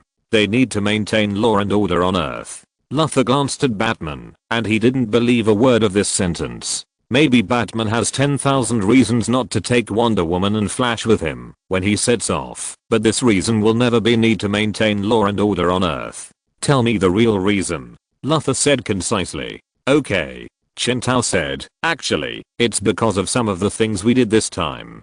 He laughed softly. It may be cruel in a factual sense. I'm worried that other members of the Justice League may not be able to accept such a cruel scene, but only you, Lex. You are not a good thing. No matter how cruel things are, it will not leave any psychological trauma to you. Luthor, who was scolded innocently, rolled his eyes in annoyance. Then Luthor saw Batman staring at the front again, and then he said after a while, hey, Luthor, one more thing. Do you think that, if a person has lost all emotions, but his physical body is still alive, then such a biological robot without emotions can still be considered the original creature? Then before Luthor could speak, he heard Batman asking and answering himself. No, that kind of thing can no longer be considered a living creature. And what's the worst? Not only do they not admit that they are dead, but they also do all kinds of stupid things, trying to drag the entire universe to hell. Then he looked at Luthor seriously. Do you think it is necessary to keep such garbage biological machines running? Then he continued to ask and answer himself. No, of course not. He said, and even if Batman judges by the iron rule of not killing, aliens can't be considered people, right? They don't have human rights. Luthor shuddered when he heard it. A few hours later, if you still want to back down, now is the only time. William Hand heard Batman's voice. You know what I will do to you, right? This is the laboratory in Gotham. William Hand is wearing a surgical gown and lying on a high-tech operating table. I know. Even so, are you still willing to go with me? William Hand raised his chin slightly. A resolute look appeared on his small face. As you once said, Batman. He said in a deep voice, I can't escape the fate I will eventually face. And facing him in advance now may be better than being forced to face him in the future. So I have already realized it, Batman. Okay, Chen Tao said, just in case. He injected William Hand with anesthetics, watched him completely unconscious, and then put him on an auxiliary ventilator to ensure that he could breathe normally under general anesthesia. He sighed. William Hand is still young, but because of this is the best way. Then he opened the diary next to him and started recording. It is now 2:29 in the afternoon. The Wolf Bloodline Transplantation Operation. Start now. Operation Target. Chen Tao paused, then took a deep breath. Operation Target. The highest level of Xanian DNA concentration. Operation Result. Irreversible. The target of the operation is ready. Operation begins. Operator. Batman himself. The surgeon is also ready. In every sense. Mongo walked into his room and saw several of his men sitting there with their heads bowed. They were all loyal to Mongo in the Yellow Lantern Corps, not Sinestro. Sinestro was certainly a very talented, wise, and courageous leader, but he was once a Green Lantern. Although he has now become a traitor to the Green Lantern Corps, he still values those ridiculous rules and abides by the laws he believes to be righteous. And these are absolutely unbearable orders for those scum in the Yellow Lantern Corps. The result of a rapid increase in the number of troops in a short period of time is that the quality of the troops is uneven, which is the price that Sinestro must pay. In this case, although all the rings are subservient to Sinestro, and although every Yellow Lantern knows that as long as Sinestro wants, he can deprive them of control of the rings at any time, some people still choose to be loyal to figures like Mongo or Akilo. At this time, Mongo saw a man in a cloak throwing a crying figure in the middle of the room. This cloaked man is the only one in the room who does not have a flashing Yellow Lantern Corps uniform on his body, and he is out of tune with other members of the Yellow Lantern Corps. The cloaked man kicked the crying slug in the knee and made him kneel on the ground, and the slug kept begging. No. Please, let me go. What are you going to do? I will never betray you. A smile appeared on Mango's lips. Oh my god, old friend. It's not easy to see you. Although we usually meet face to face, we don't have much in common. But listen to me, I have known you for a long time. He walked in front of the kneeling figure. The cloaked man held it down and couldn't move. He let Mango put his hand on the other's shoulder, and then a wisp of black immediately climbed up the other's shoulder impatiently. We will cooperate very happily, very, very happily. The kneeling figure wanted to struggle, but a huge force pressed down on his shoulders from behind, making him unable to move. He raised his head and saw a baguette on the chest of the cloaked man. Chapter 382 I'm fucking joining the Yellow Lantern Corps.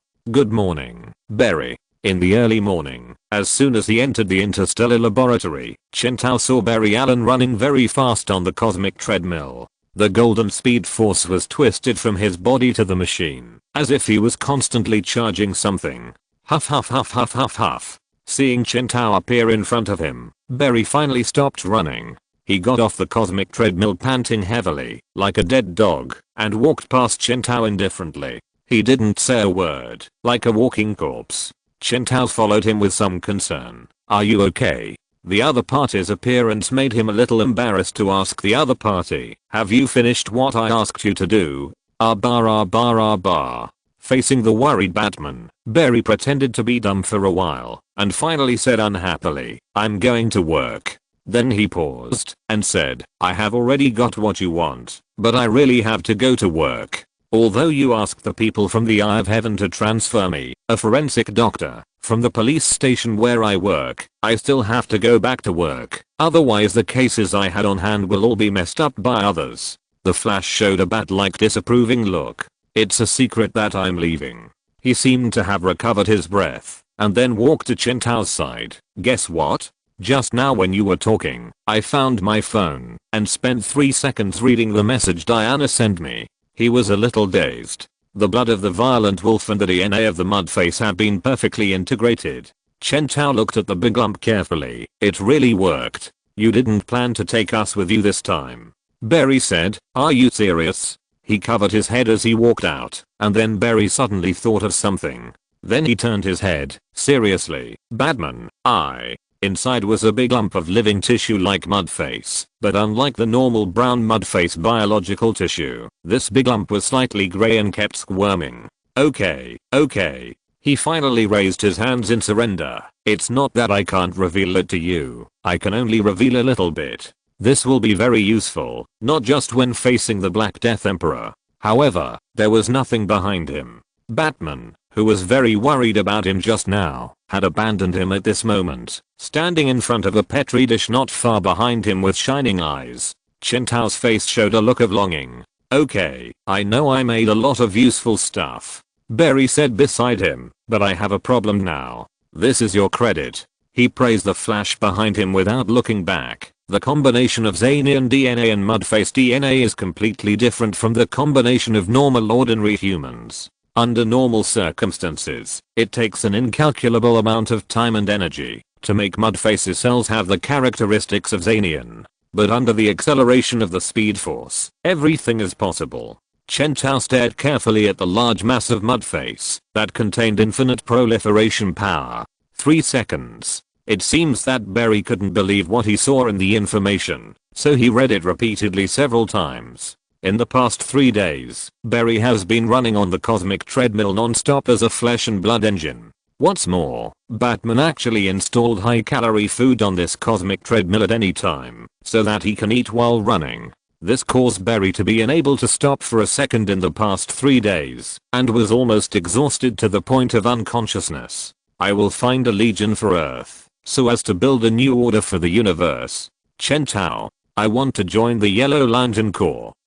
He first roughly introduced to Barry what the Yellow Lantern Corps was, and then continued, for the Yellow Lantern Corps, they can completely replace the duties of Green Lantern, so, why not? The Guardians of the Universe are all outdated. Frankly speaking, I never thought that Sinestro was my enemy. We have the same goal. We just hope that this universe will get better and better. Then with this as a prerequisite, we can definitely talk about it. The only problem with Sinestro is that he is too extreme. as long as he is willing to give up those extreme policies that make the people rebel against him, and is willing to work with us to build a cosmic order, even the Earth can be helped by the Yellow Lantern Corps. Think about it, Yellow Lantern rings, Green Lantern rings, the most powerful weapons in the universe. As long as Sinestro is willing, we can build a new order for the universe, a new order for the Earth. Then, I can retire normally. Then, in front of Barry, Chen Tao took out a Yellow Lantern ring, and put it on his hand, and flew away on the spot. For tens of billions of years, we have always carefully supervised the entire universe, and now it stops here. But now the universe is threatened by a wave of violent terror, and the Green Lantern is regarded as a bluffing intimidation. In the holy chamber of the Guardians of the Universe, all the little blue people gathered in a circle. Can no longer be defended. One of them said. After losing Gandhar and Seth, there will be no more opponents in the meeting of the little blue people. They spoke one after another, cold and mechanical, making people feel cold on their backs. In the center of this circle of little blue people, there were 2 empty Green Lanterns. They were trapped on the stage by countless metal machines. One of the Green Lanterns had a big hole in his chest, with some yellow residue on it. Now he was barely breathing, but he was dying. However, what greeted him at this moment was not proper treatment and protection, but being tied to the steel operating table, while the people he was protecting stood by coldly, turning a blind eye to his calls for help. This lantern looked exactly like a centaur from Earth, but unlike the legends on Earth, he did not have a human head on his shoulders, but a head similar to a horse. He was the Green Lantern Relok Hag,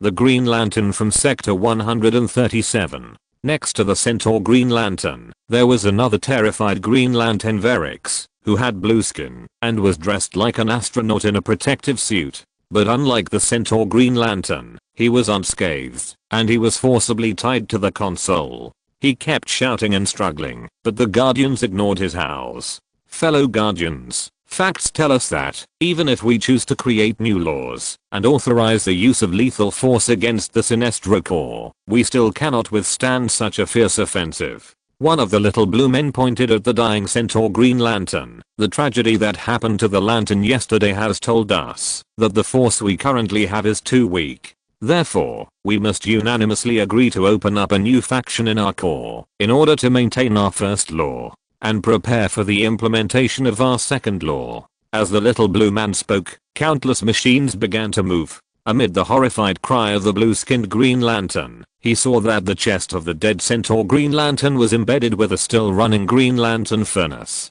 This thing was originally a rechargeable battery used by Green Lanterns to charge their lantern rings. After use, they would usually be placed in the central energy battery for charging, which is equivalent to a mobile power bank. But now they directly stuff the high-power power bank into the chest of the dead Green Lantern. From now on, the Supreme Green Lantern is born. No, you can't do this. The blue-skinned Green Lantern trembled. He can still be saved. He can still survive. You can't just kill him like this. He desperately raised his head and pleaded with the familiar Guardians of the Universe around him, but the Guardians of the Universe who seemed reasonable in the past now seemed so cold and heartless. But perhaps this is their true face, creatures without emotions, and they don't think about anything other than pros and cons. We didn't kill him. This is a transformation.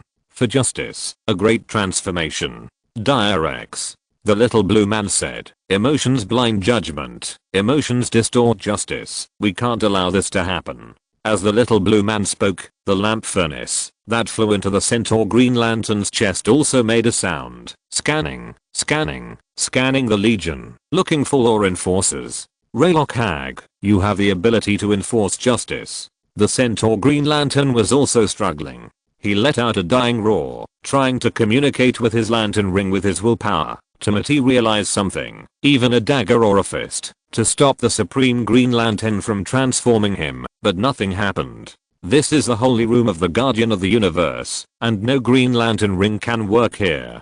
Soon his lantern ring was completely drained of energy by the Supreme Green Lantern on his chest, and it dimmed powerlessly. He was so seriously injured that he had no ability to refuse. He raised his head and screamed, and then the lantern furnace broke through his wound and embedded into his flesh. You are chosen to be the Supreme Green Lantern. Ah. The The Centaur Green Lantern was in so much pain that tears came out of his eyes. He screamed at the top of his lungs, and he almost jumped off the operating table in pain, but the next second more metal tentacles fixed his 6 limbs, 1 pair of hands and 4 feet, and then blocked his mouth, so he couldn't even scream. "The technology is not mature yet," said a little blue man. He stood by and commented on the Centaur Green Lantern. "The transformation should not take so long, and it is not stable. The current side effects are still too great." In the history of comics, the mature Supreme Green Lantern technology that the little blue people took out in the future was completely painless during the transformation, directly transforming into an irrational monster without any struggle or screaming, and naturally would not cause panic to others. But now it is different. At this time, the Supreme Green Lantern is still in the stage of being developed, and it is inevitable that the victims will wail and scream. What exactly are you?" The blue-skinned Green Lantern was speechless, and then he heard the voice of the little blue man. "Don't worry, that is the highest honor a person can achieve in the Green Lantern Corps. The Supreme Green Lantern will embody the essence of every armed organization we have created, the emotional drive and way of thinking of the Green Lantern, and the efficiency and logic of the machine hunter." A little blue man kindly explained to the blue-skinned Green Lantern, "Just touching the Supreme Green Lantern means accepting expanded duties. When necessary, the Supreme Green Lantern will not only patrol their sectors, but also investigate illegal activities within the Green Lantern Corps." The little blue man explained, "The Supreme Green Lantern can connect your mind to the Book of OA and your body directly to the central energy battery. The Supreme Green Lantern will no longer need to charge the ring. The Supreme Green Lantern will never need to sleep. When accepting this responsibility, the Supreme Green Lantern will receive an extra lantern ring. But in exchange for this honor and power, you must put yourself and life experience behind you and move forward courageously." Bullshit. The blue-skinned Green Lantern looked at his colleague with fear, who was screaming and emitting green light from his features. Although he was not very familiar with this colleague, because the little blue people forbade Green Lanterns to visit each other, the other party's screams clearly proved that the thing in front of him was not a good thing at all. "He's dead. You killed him. Becoming a Supreme Green Lantern is not an honor at all but a murder." The blue-skinned Green Lantern cursed, but soon he couldn't curse anymore, because he heard the voice of the little blue man. "Dire-X, the Corps needs your power." He looked at the many little blue men in horror as they turned their eyes to him. "We need you to become the Supreme Green Lantern." "No, I refuse. I refuse. You are the best in the Green Lantern Corps," the little blue man said. "Only after you are transformed into a Supreme Green Lantern can you exert your power to the maximum. The number of Supreme Green Lanterns we can create is limited, and this technology is not yet mature. It is impossible for every existing member of the Green Lantern Corps on OA to have this honor. This is your chance. You'd better accept it." Then, there were only screams left in the Holy Chamber of Light. The transformation is complete. Although there are some flaws, it is still usable. The little blue people looked at the 2 Supreme Green Lanterns standing quietly in front of them, and then said, "Prepare for the next one. We need to transform as many as possible to face the extreme situation after the OA planet is truly breached." With a sound of bow, Lantern number 1 split his ring into 3. He looked at Hal Jordan of Earth 3 who was still trembling in front of him. People always have to leave a way out for themselves. He can never count on this rubbish. Chapter 383 OA is broken. Bats descend. 5,000 words long chapter. I'm Sinestro. You know what? Imprisonment can take many forms, and sometimes you don't even notice it. But they're all equally annoying. Fortunately, I'm now out of that cage, the cage of the greatest Green Lantern ever. I can finally do what I was meant to do, bring order to the universe, by imposing and spreading fear. I should have done it a long time ago, or at least I wanted to do it. I took Hal Jordan, my student, to my hometown of Karuga, and showed him my rule over Karuga. Was this a simple attempt to teach him how to maintain order, or was it to seek the recognition that I didn't get from my mentor Abinsur's non-committal attitude? I never considered the possibility that Hal Jordan would report my actions to the Guardians of the Universe. Was it simply that I didn't think of it, or was I tired of hiding from the Guardians and my colleagues? Do I miss that cage? No. How could that be? Master Sinestro. Shut up. You are not qualified to mention him. You have only met Abinsu once. Master Sinestro. Although you are my wife, you will never agree with everything I do, right? He was silent for a while, and then spoke carefully. I'm also a traitor. Amansu told the truth. He asked, if Abinsu was still alive, he would not allow me to do this. He did not dare to look into Sinestro's eyes. Coincidentally, Sinestro also did not dare to stare at his face. That was almost exactly the same as Abinsu's when he was young, so he also avoided his gaze. You can call me uncle, Sinestro said. Sensing the panic in Amansu's words, he slowed down his tone slightly. Don't be nervous. He no longer looked at Amansu, but looked down at the battlefield below. The green light flashing from the lantern ring on his hand appeared in his mind at this moment. His face looked so much like his father Abinsu. If Sinestro had been more careful and more suspicious, he might have noticed that Amansu looked different, but at this moment, Sinestro's mind was half immersed in the memory of fighting side by side with Abinsu as a teacher and friend, and half focused on the battle below, completely ignoring the abnormality of Amansu. But he is Abinsu's son after all. In the years when his father could not control him, he participated in many interstellar criminal organizations and committed countless crimes. I have no regrets. Although he is still young, he is already a seasoned criminal. There is another scene when he was dying, when he decided to entrust his will and the lantern ring to me. If there was any last lingering feeling for the green cage.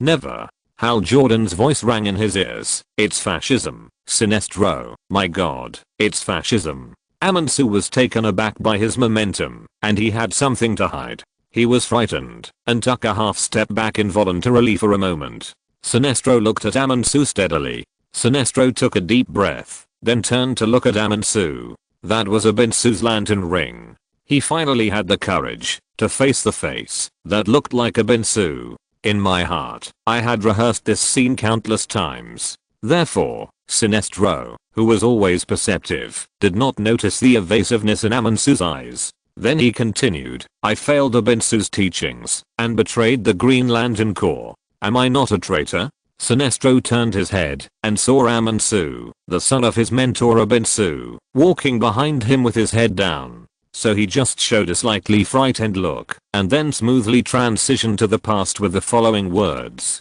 I didn't want to be a Green Lantern for a long time, which is why I was able to trap the main force of the Green Lantern Corps in the Phantom Zone so rationally and methodically, and then calmly besieged the OA planet. Amansu walked to Sinestro's side, and like him, he held the mast and looked at the battlefield below from the highest point of the Yellow Lantern City Lanxes. Sinestro leaned forward slightly. Half of his body leaned on the railing, and then he said, I'm a traitor. Amansu did not speak. Then he smiled, and with his smile, the gentle temperament of the conversation between relatives faded from him, and the crazy, paranoid, evil, unswerving, and never looking back Sinestro appeared in this world again. I will never allow you to do this, Sinestro. I will never tolerate it. If Abinsu were alive, he would never allow you to do this. Sinestro was slightly dazed. He pointed to the Yellow Lantern uniform on his body, and then repeated, I'm a traitor too. He was not that bad. Amansu almost jumped up in fright because of Sinestro's words. He whispered to himself, no, we are not traitors. It was the Green Lantern Corps who betrayed us first, and the Guardians of the Universe who betrayed us first. They betrayed order and justice. They will pay the price in the end. Below, countless Sinestro Corps members were like a dense swarm of locusts, while the Green Lantern Corps members who fought against them were so rare. The so-called war fortress under his feet was called Lanx, a planet-sized interstellar war city. Its positioning was the same as the Green Lantern Corps living planet Mogo. Yes, Lanx is a Yellow Lantern City warrior. It is alive. Therefore, it can also attack autonomously. At this time, the Yellow Lantern City Lanx kept firing yellow lasers, making the green protective shield of the OA star shaky. Sinestro raised his head. Not far away, another huge planet-sized war fortress and Lanx were attacking the OA star side by side. That war fortress was called War World, which was the vehicle of Mongo, the second figure of the Yellow Lantern Corps. It was about the size of 3 moons and a Jupiter among the planets that Sinestro had seen next to the Earth before.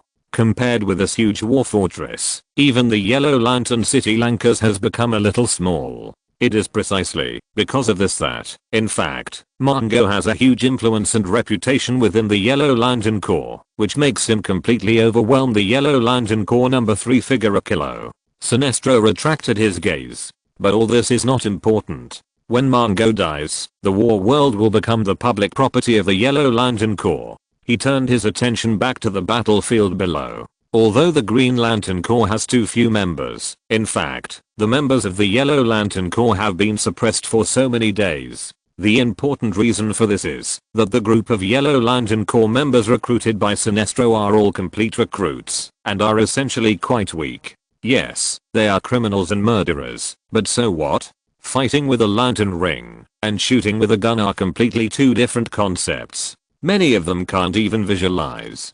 Sinestro is now like a group of well-equipped bandits, bullying the special police who can only shoot blanks, which is bullying the Green Lantern Corps for not being able to kill. But soon after the battle began, the little blue people in the universe immediately and decisively lifted the restriction of the Green Lantern Corps on the prohibition of lethal force. Then the Green Lanterns who stayed on the OA planet almost executed the Yellow Lanterns in a fancy way, and even felt a bit of a massacre. These Green Lanterns were well trained, and although they were few in number, they still defeated the Yellow Lantern Corps. If it weren't for Sinestro, Mongo, and Akira who took the lead, the Yellow Lantern Corps would have almost been defeated. However, the Guardians of the Universe are not just for show. In terms of the use of Green Lantern energy, the Guardians of the Universe far surpass the Green Lanterns. When Akira opened his fangs and tried to bite the second Green Lantern to death, he was fired upon by more than 3 Guardians of the Universe. The huge green light hit his black face and almost sent him to the west.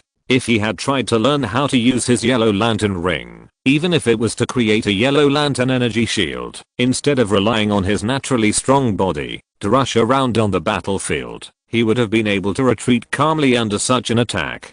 But now, none of this matters. Sinestro looked at the battlefield below. Akira and 2 other Yellow Lanterns were hugging a Supreme Green Lantern. At this time, the number 3 figure of the Yellow Lantern Corps had learned to use the Yellow Lantern ring to protect himself. Akira opened his mouth wide and bit the Supreme Green Lantern, causing sparks to surge. The Supreme Green Lantern's chest spurted out green light, but Akira cunningly dodged him. The other Yellow Lantern Corps rushed up and tore the Supreme Green Lantern to pieces in a short time. The Yellow Lantern Corps gradually gained the upper hand on the battlefield, and now, OA Star has been breached, my lord.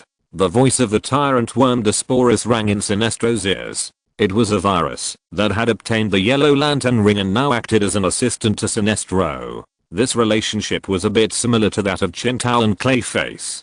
Below, the green protective shield on OA Star began to break, and the Guardians of the Universe and the many Yellow Lanterns fought each other, unable to stop it.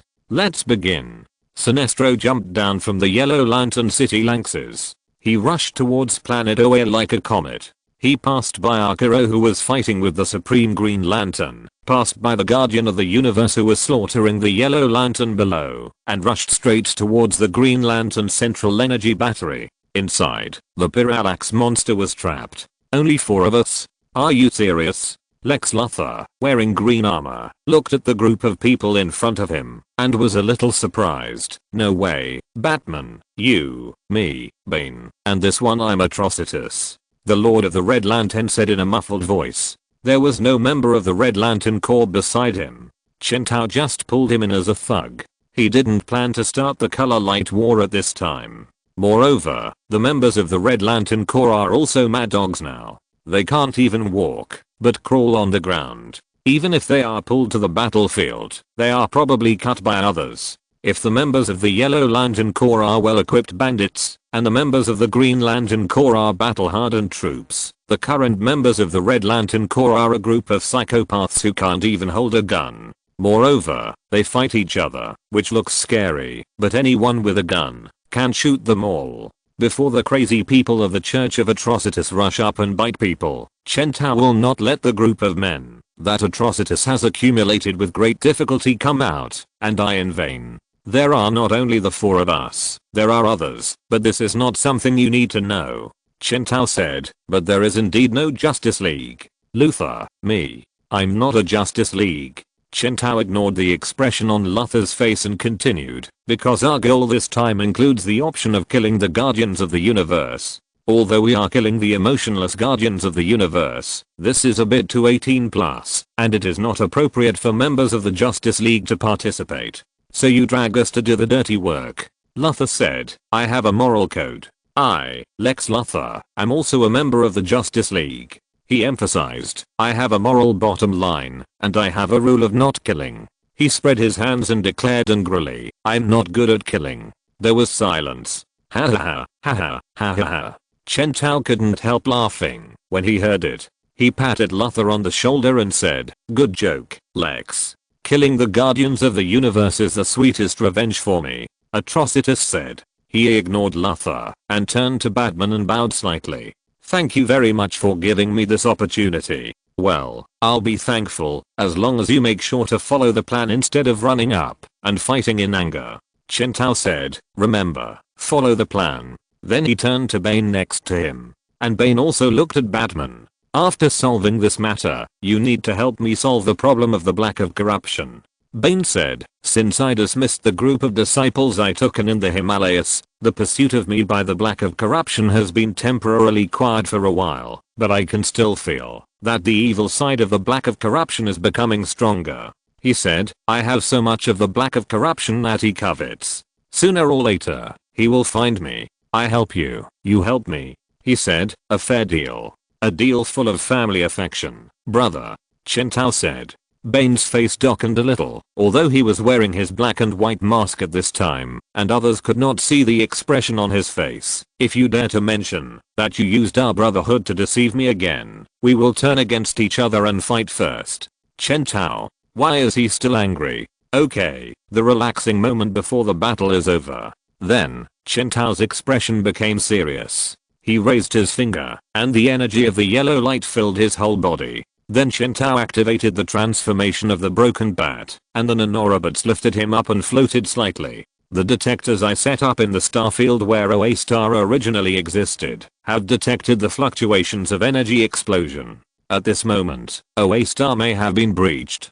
Chen Tao nodded, and then in front of several people, he used the mother box to open the sonic explosion channel. At this moment, in the vast universe starfield, it seemed that an invisible veil was lifted. With the destruction of the green light energy shield of OA Star, Sinestro's spatial means of shielding the existence of OA Star also completely failed. OA Star, the huge yellow lantern city Lanxes, Mongo's war world, are all nakedly presented in front of the few people at this moment. What a spectacular sight. Well, everyone.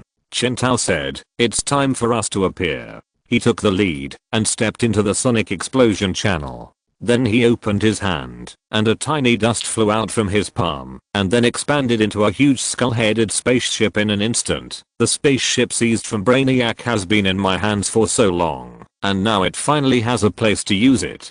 Listen, everyone. We will act as a third party to mediate the dispute between the Green Lantern Corps and the Yellow Lantern Corps. We will end the poor rule of the Guardians of the Universe over this universe, and once and for all, strangle the various hazards that the Guardians of the Universe may cause to the future of this universe. We will integrate the Green Lantern Corps and the Yellow Lantern Corps, and then lead them, guide them, bring order to the universe and the Earth. Justice League attack. At the same time, a small lump of mudface, wrapped in nanorobots, flew out from the hatch, opened under Brainiac's skull-headed spaceship. The nanorobots manipulated the lump of mudface tissue and quietly flew towards the Yellow Lantern city of Lanxes of the Yellow Lantern Corps. Searching. Searching. Protect the target, Aline Su. Communicating with the mudface body tissue that remained on the other party when imitating Aline Su last time. Connected. Locking Aline Su's position. Locked. Replacement plan initiated.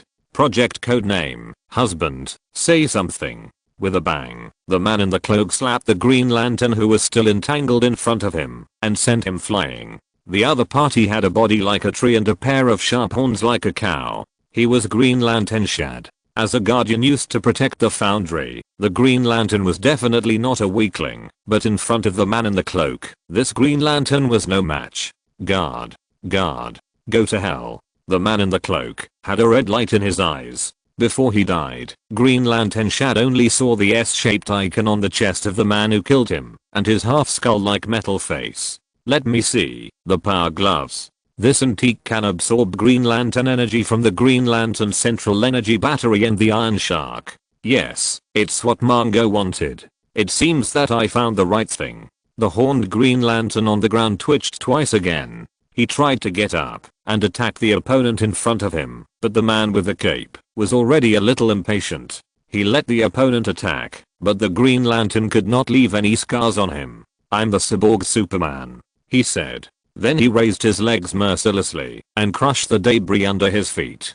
Goodbye. Chapter 384 Batman's good friend Sinestro, Cyborg Superman in action. There are 3 ways to open the Green Lantern Central Energy Battery. 1. Use extremely strong willpower to forcibly smash it. That is, use brute force to break a lock. For example, Hal Jordan in the comic Emerald Twilight. He was obsessed with the death of 7 million people in Coast City and Sinestro's conspiracy, and slaughtered the OA planet. After destroying the Green Lantern core, Hal threw away his Green Lantern ring, and walked straight into the Green Lantern Central Energy Battery, absorbed all the power, and merged with the Parallax monster to become Parallax Hal, affecting the history of DC for the next few decades too.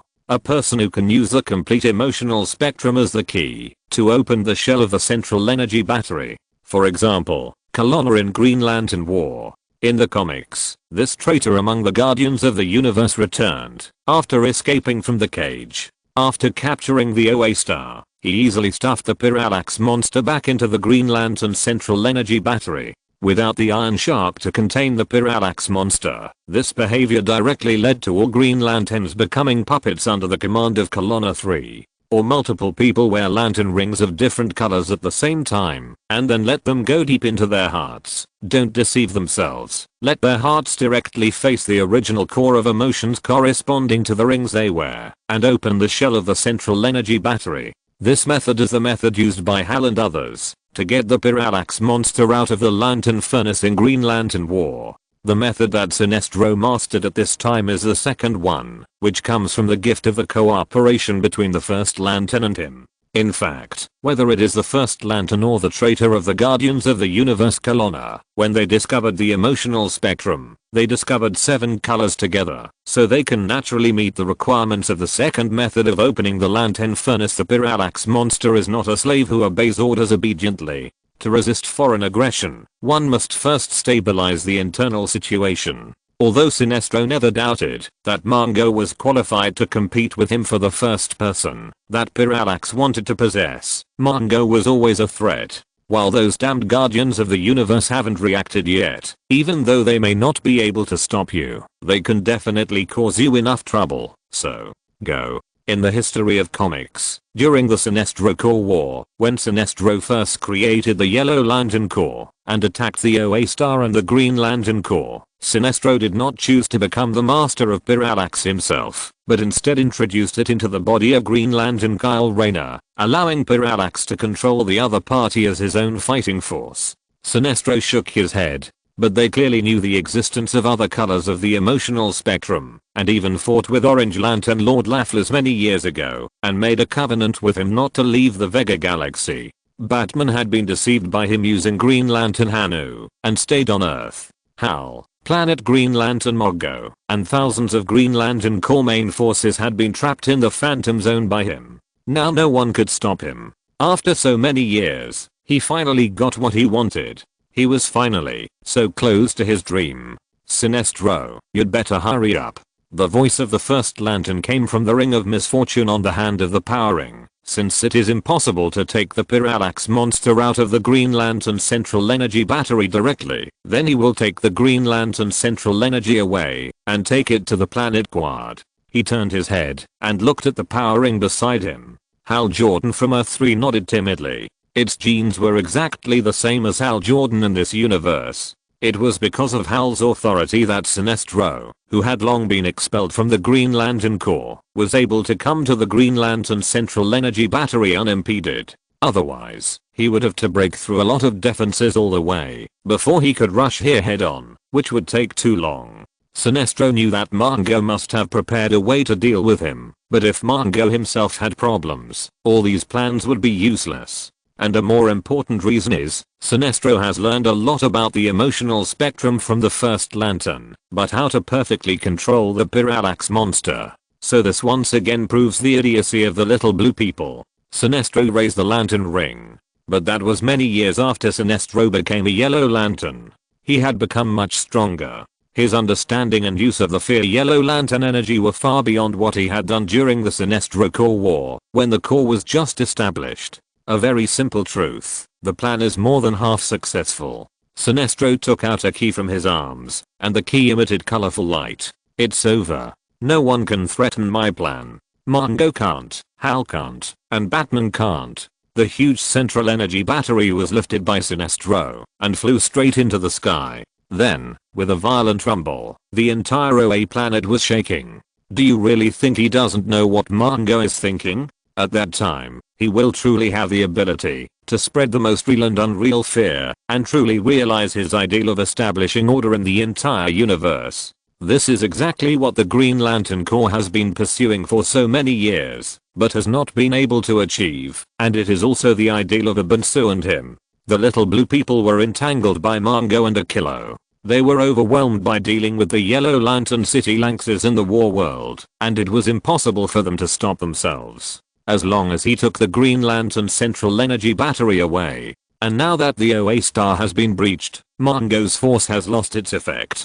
Only by killing Mongo first can Sinestro calmly and slowly study the parallax monster and finally completely recover it for his own use. He has been prepared.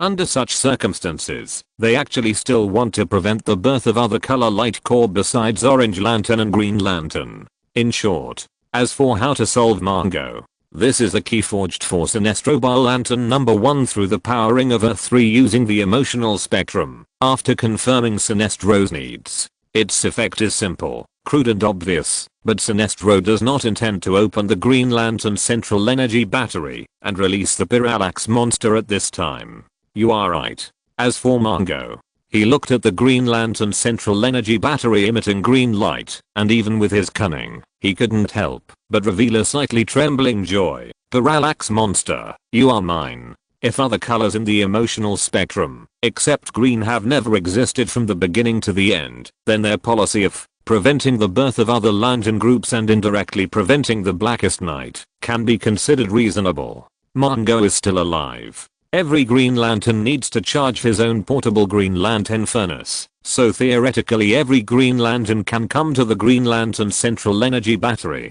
During the wrath of the first lantern, Sinestro was forced to go to a desperate situation, and took the risk of letting the parallax monster possess him, which succeeded in one fell swoop. Sinestro is not sure, at least not in a hurry. Then, the yellow lantern ring in his hand surged with energy, and a huge iron chain was materialized, locking the Green Lantern Central Energy Battery. A new world with more justice, order, and justice, without crime, pain, and evil, was waving at him. And he, Sinestro, would be the one who opened up this great era. But at this moment, Sinestro heard a voice. Where are you going? Sinestro was surprised. Someone could get so close to him without him noticing. Who was it? He turned his head and saw Batman leisurely floating in the air with, wait, why is he wearing the uniform of the Yellow Lantern Corps? Hey, brother. Then he heard Batman's idiotic voice over there. Long time no see. Here to massacre again. We are good friends. You did such a big thing. Why didn't you tell me? I can help you. Sinestro looked at Batman's sunny and cheerful smile, grinning from ear to ear, and was stunned for half a second. Then he raised his hand and a yellow beam of light blasted at the opponent.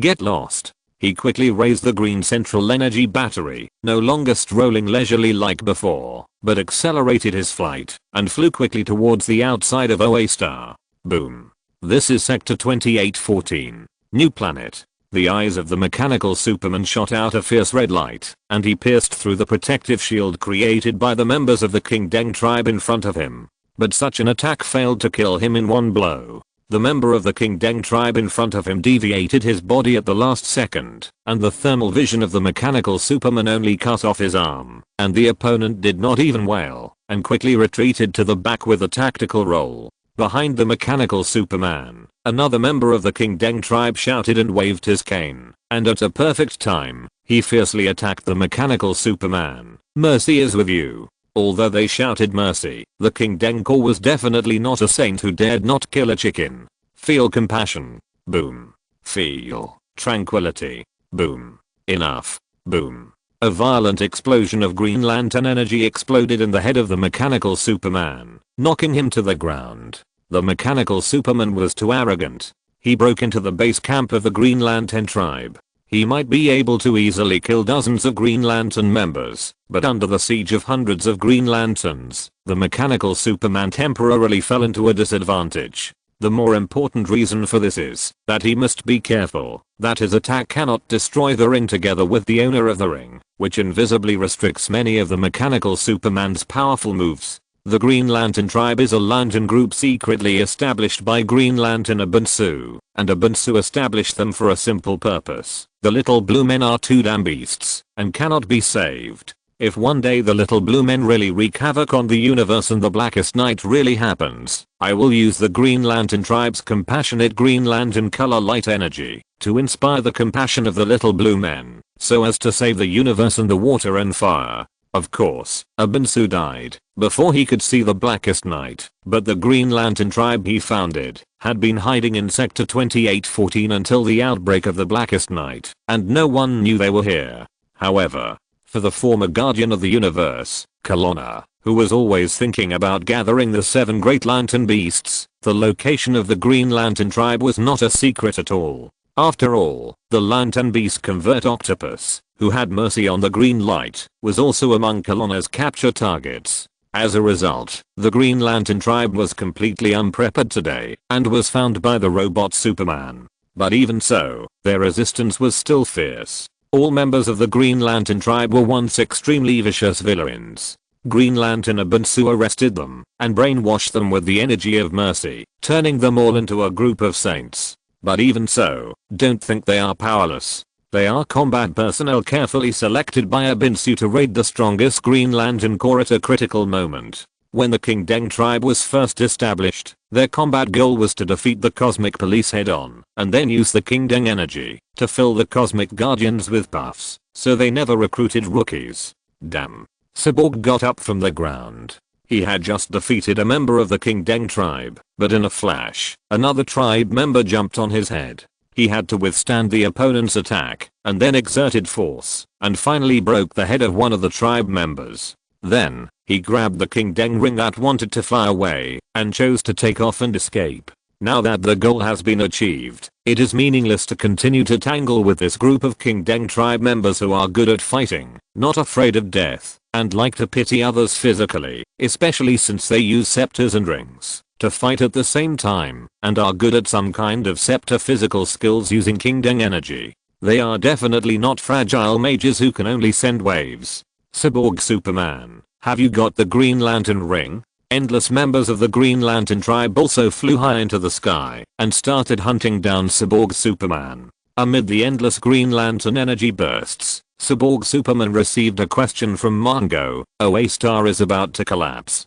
If we can't get the Green Lantern ring before OA Star falls completely, then the assassination plan against Sinestro will have to be postponed. I can't stand the possibility that Sinestro may become the owner of the Parallax monster, even if the probability is very low. Do you understand? I found the power glove for you. Cyborg Superman said, I just killed the Green Lantern who guarded the power glove, and I rushed to this sector without stopping. It took me a long time to search the new planet. I need time. I know I asked you to hurry up. Now that you have the thing, just go. I need you. The drama of murdering Sinestro. You can't be absent. On the other end of the phone, Mongo hung up the call with Cyborg Superman and turned to look at the Deathstorm standing next to him. The other person was wearing a yellow lantern ring and stood there expressionlessly. Very good, he said, the assassins are all here.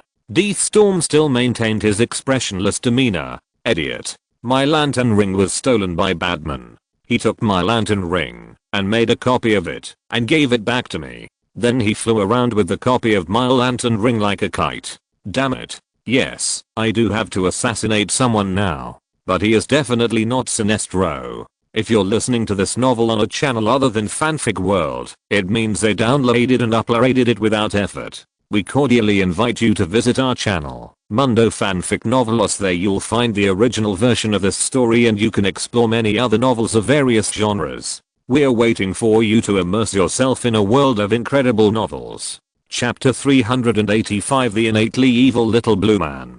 To be honest, Chen Tao was a little embarrassed. He had originally thought that Sinestro might not believe what he said, so he deliberately copied Deathstorm's Yellow Lantern ring, intending to transform into the image of the Yellow Lantern Corps to talk to Sinestro, and then tell Sinestro that Deathstorm was going to assassinate him under Mango's orders, and use this news to win the other party's favor. After initially establishing trust, then, but for some reason, he seemed to have caused Sinestro a factual uncanny valley effect. What was the matter with running away directly? Chen Tao kept chasing Sinestro into the sky. When the surrounding Green Lantern Corps members saw Sinestro packing up his own central energy battery and taking it away, their eyes suddenly turned red, and they all used their lantern rings to intercept. In order to prevent himself from being intercepted by the members of the Green Lantern Corps, Chen Tao hurriedly took off the Yellow Lantern ring and transformed into Green Lantern Batman, which immediately made the Green Lantern who was about to attack look at a question mark. Green Lantern was stunned, but a member of the Yellow Lantern Corps who flew over from the side did not. He saw a Green Lantern following closely behind his most respected Lord Sinestro, seemingly trying to stop him from taking the Green Lantern's central energy battery, so he raised his ring and wanted to give the Green Lantern a hard blow. But he never expected that when he saw his attack, the Green Lantern's body flashed with silver particles, and then he took out a Yellow Lantern ring from his arms and put it on in front of him. In an instant, he became a Yellow Lantern again. The Yellow Lantern Corps, who were about to take action, were stunned and didn't know what to do now. He and the Green Lantern next to him, who was also about to take action, looked at each other, and suddenly almost at the same time, they started to greet each other, figuratively attacking and shooting lasers. It was unclear which corps it was, but it was enough to figure out the one in front of him.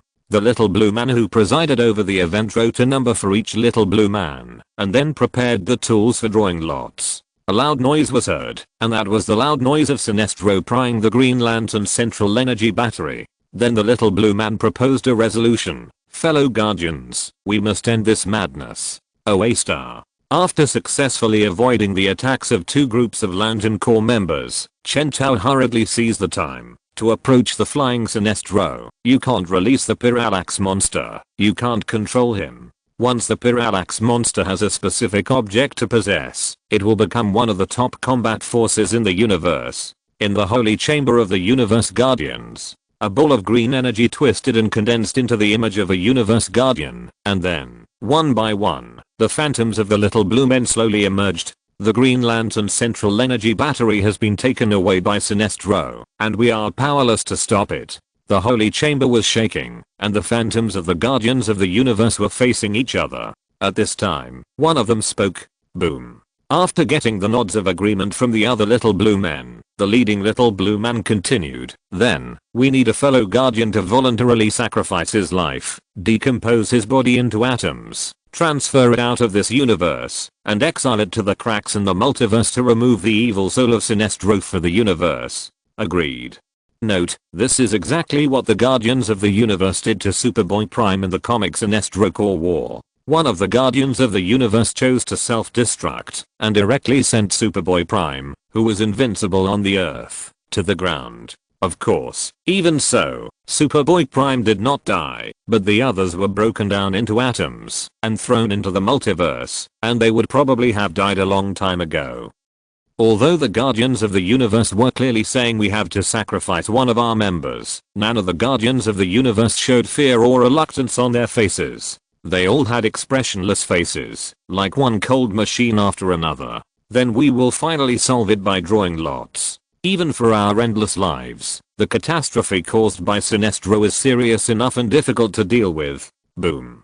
Agreed. By then, it will be unclear who the Sinestro Corps will be named. Soon, the result of the draw appeared. The little blue man in the lead was the first to check the candidate to be sacrificed. There was no public announcement of the lottery results.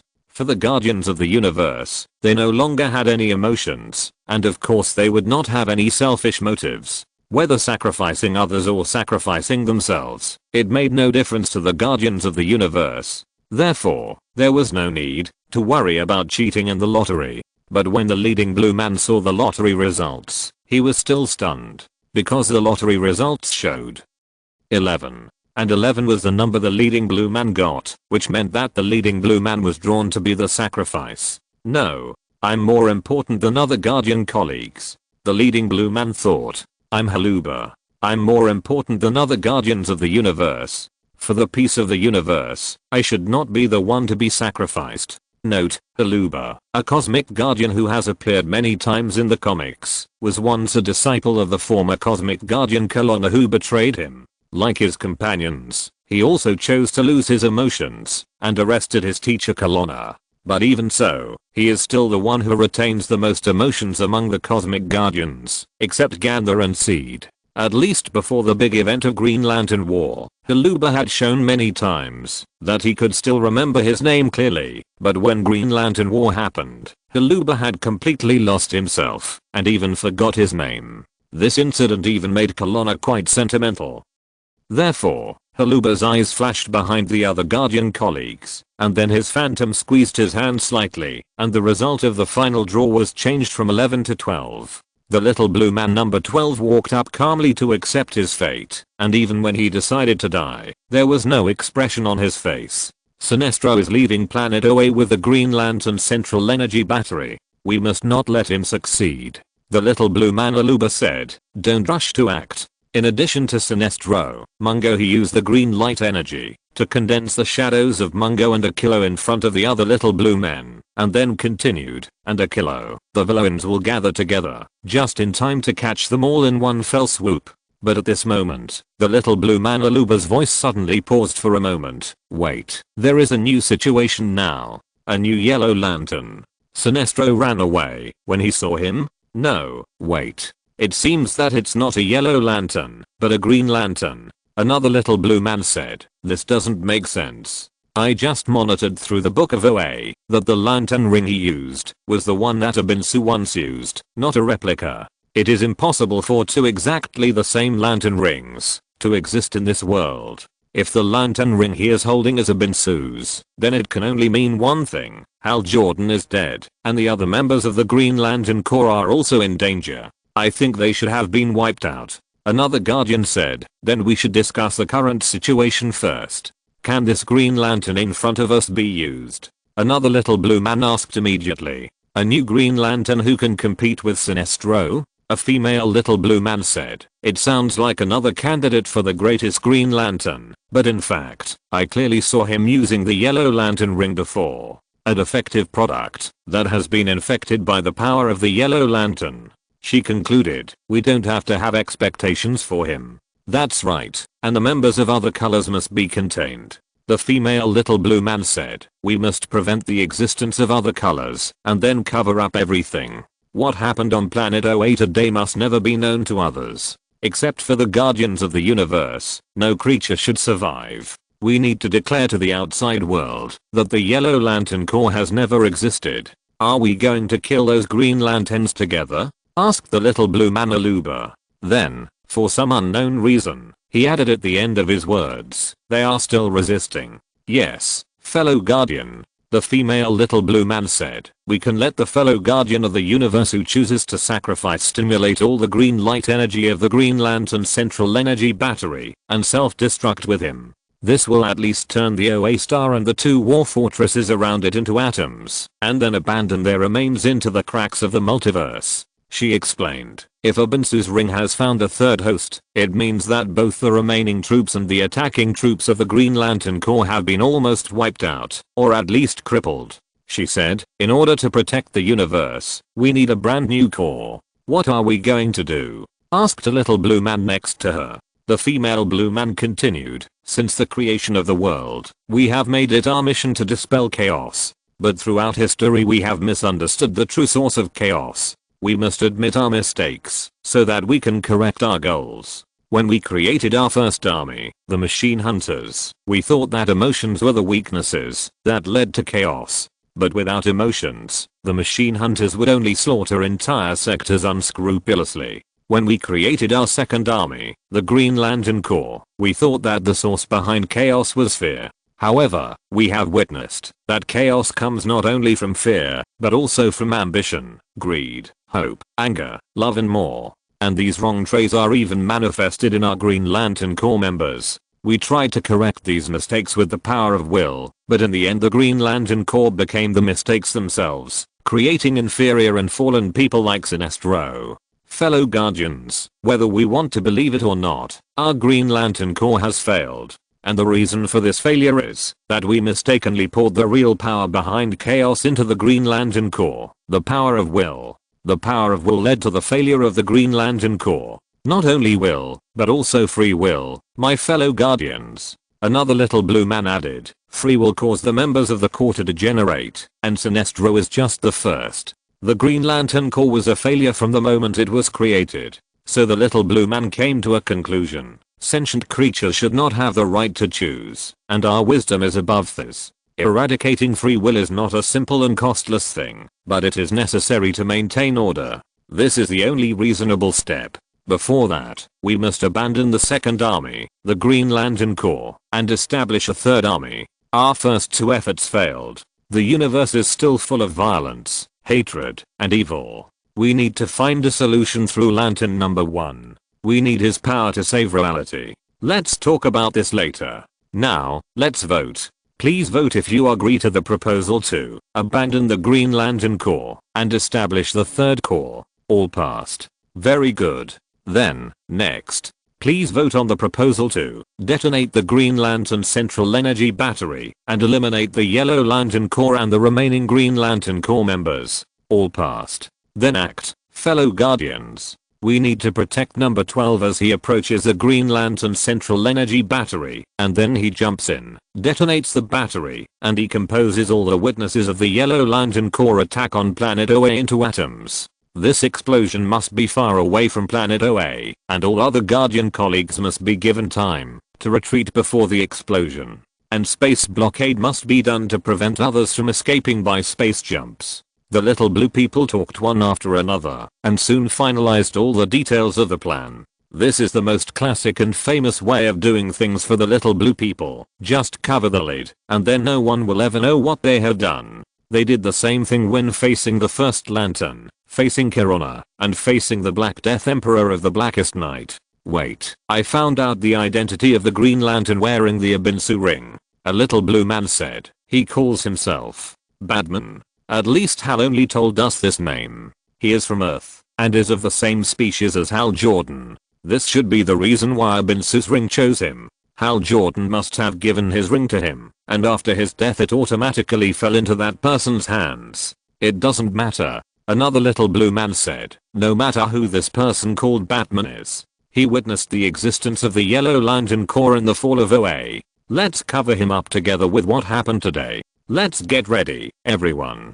Chapter 386. Batman then laughed wildly and started killing people. Mongo realized something very serious. He might be forced to temporarily join forces with Sinestro. That was his original plan, you know. When Sinestro got the Green Lantern Central Energy Battery, he stabbed Sinestro in the heart from behind. No one should be more worthy of Parallax Monster than him. No one should be more worthy of leading the Yellow Lantern Corps than him. He has been chasing strength all his life. That's what his mother taught him. Never be weak. Never be weak. Either become strong or die. There is no third option. But now, So now in a short period of time, the situation on the field has become a situation of Sinestro with the Central Energy Battery, Mongo and a kilo paddling. Listen, I know you must be thinking that, even if the Guardians of the Universe take back the Green Lantern Central Energy Battery, it's no big deal. It's nothing more than everyone is back to the same starting line. Maybe you can get the Parallax Monster before me. Listen to me, you must not let the Guardians of the Universe get close to the Central Energy Battery. So he would never believe or understand why the Guardians of the Universe would decide to kill the group of Green Lanterns below and destroy the entire Green Lantern Corps just because they attacked Planet OA. Akiro, you'd better go all out and stop thinking about doing something. Now our interests are the same. if the Green Lantern Central Energy Battery falls into the hands of the Guardians of the Universe again. Refute me quickly, refute me? When we return to Kavada, we can use a fair fight to decide who will own the Parallax monster. Sinestro directly revealed his cards. He said to the other two ambitious people in the Legion, Mongo, you are a fighter who runs a cosmic arena. For countless years, you have set up arenas in war worlds, screened out the strongest through fights, and then let him challenge you, and finally crushed his head. You are never afraid of any challenge. Unless what? But more important than this, he must convince Mongo to use his best skills, to join forces with him to fight the enemy at this time, instead of engaging in internal strife at this time. Sinestro was talking, and then he saw the expressions on the faces of the little blue men. Sinestro's brain turned quickly. Yes, he actually didn't understand what the Guardians of the Universe were going to do, but he still instinctively felt that the actions of the little blue men this time were different from the temperaments they had shown in the past. But the remaining Guardians of the Universe coldly gave up the companion who was taken away, continued to maintain the formation, and delayed the three people of the Sinestro Legion. Under the mad dog-like bite of the female Kryptonian, even the defensive formation forged by the Guardians of the Universe could not help but be broken. But even so, Sinestro was not without a way to deal with Mongo and Arkillo. When they found that the robot hunters had no emotions and could not protect the universe, they destroyed the robot hunter core without hesitation. Now, destroying the Green Lantern core is just a replica of their previous destruction of the robot hunter core. Mongo heard Sinestro's voice, and he knew that, although the other party was talking to Arkillo, he was actually talking to himself. For them, the emotional Green Lantern core and the emotionless robot hunter core are just tools, nothing more. The Green Lantern Central Energy Battery contains a lot of energy, which can be used to trap the Parallax monster and the Iron Shark, and can also be detonated. You are really worthy of you, Sinestro. My opponent, what words will you use to convince me? Mongo enjoys this process of fighting openly and secretly. He likes all battles, whether it is direct physical confrontation or checks and balances like running or playing cards. After all, Arkillo is at best a beast with brute force, but himself. Sinestro knows, and he also knows, that he is the variable that has the ability to pry open the battle situation. That is your Green Lantern core. Abansu's Green Lantern core. Do you really want? Sinestro, who has been with the Guardians of the Universe for a long time, hit the mark by accident, and actually guessed what the Guardians of the Universe really wanted to do. But for Mongo, who is not familiar with what the Guardians of the Universe are, what Sinestro said is a bit too ridiculous. Kara grabbed the Guardian of the Universe like a comet, and took him to fall towards the OA star below. The ideas of the Guardians of the Universe are different from those of normal creatures who think with emotions. Normal people will never understand the brain circuits of the Guardians of the Universe. Even if Mongo has many problems in his personality, tracing back to the source, he is still a creature with a normal brain. Normal people would fix their stuff if they found it was broken, but for the Guardians of the Universe, once they found out that something they created was broken, their first reaction would be this thing is not perfect enough, and then they would choose to throw it away, destroy it completely, and then continue to build a new one. Unless they are determined to cover up something completely. So Mongo waited. Although he had his back to Sinestro at this time, Mongo still grinned uncontrollably. Tell me, you didn't really want to do that, damn bastards. Wait, what does that expression on your face mean? I was just exaggerating and making up a worst case scenario to deceive Mongo, but you really want to do this? The Guardians of the Universe want to detonate the Green Lantern Central Energy Battery and completely bury everyone who knows what happened today, just like they erased the Sector 666 massacre. In short, Mongo sneered in his heart, sneering at the ridiculous possibility that Sinestro said, and the same was true for Arkillo, the number 3 figure of the Yellow Lantern Corps. As long as they create a big explosion and wipe out all the members of the Yellow Lantern Corps and the remaining members of the Green Lantern Corps, they will be able to completely eliminate the negative effects caused by the Yellow Lantern Corps capture of planet OA. Sinestro said, the Guardians of the Universe are a group of despicable guys who are good at compromise and compromise. Nothing can make them all go out, unless, many years ago, when Mongo's mother was a weak person, she had taken Mongo to do similar things.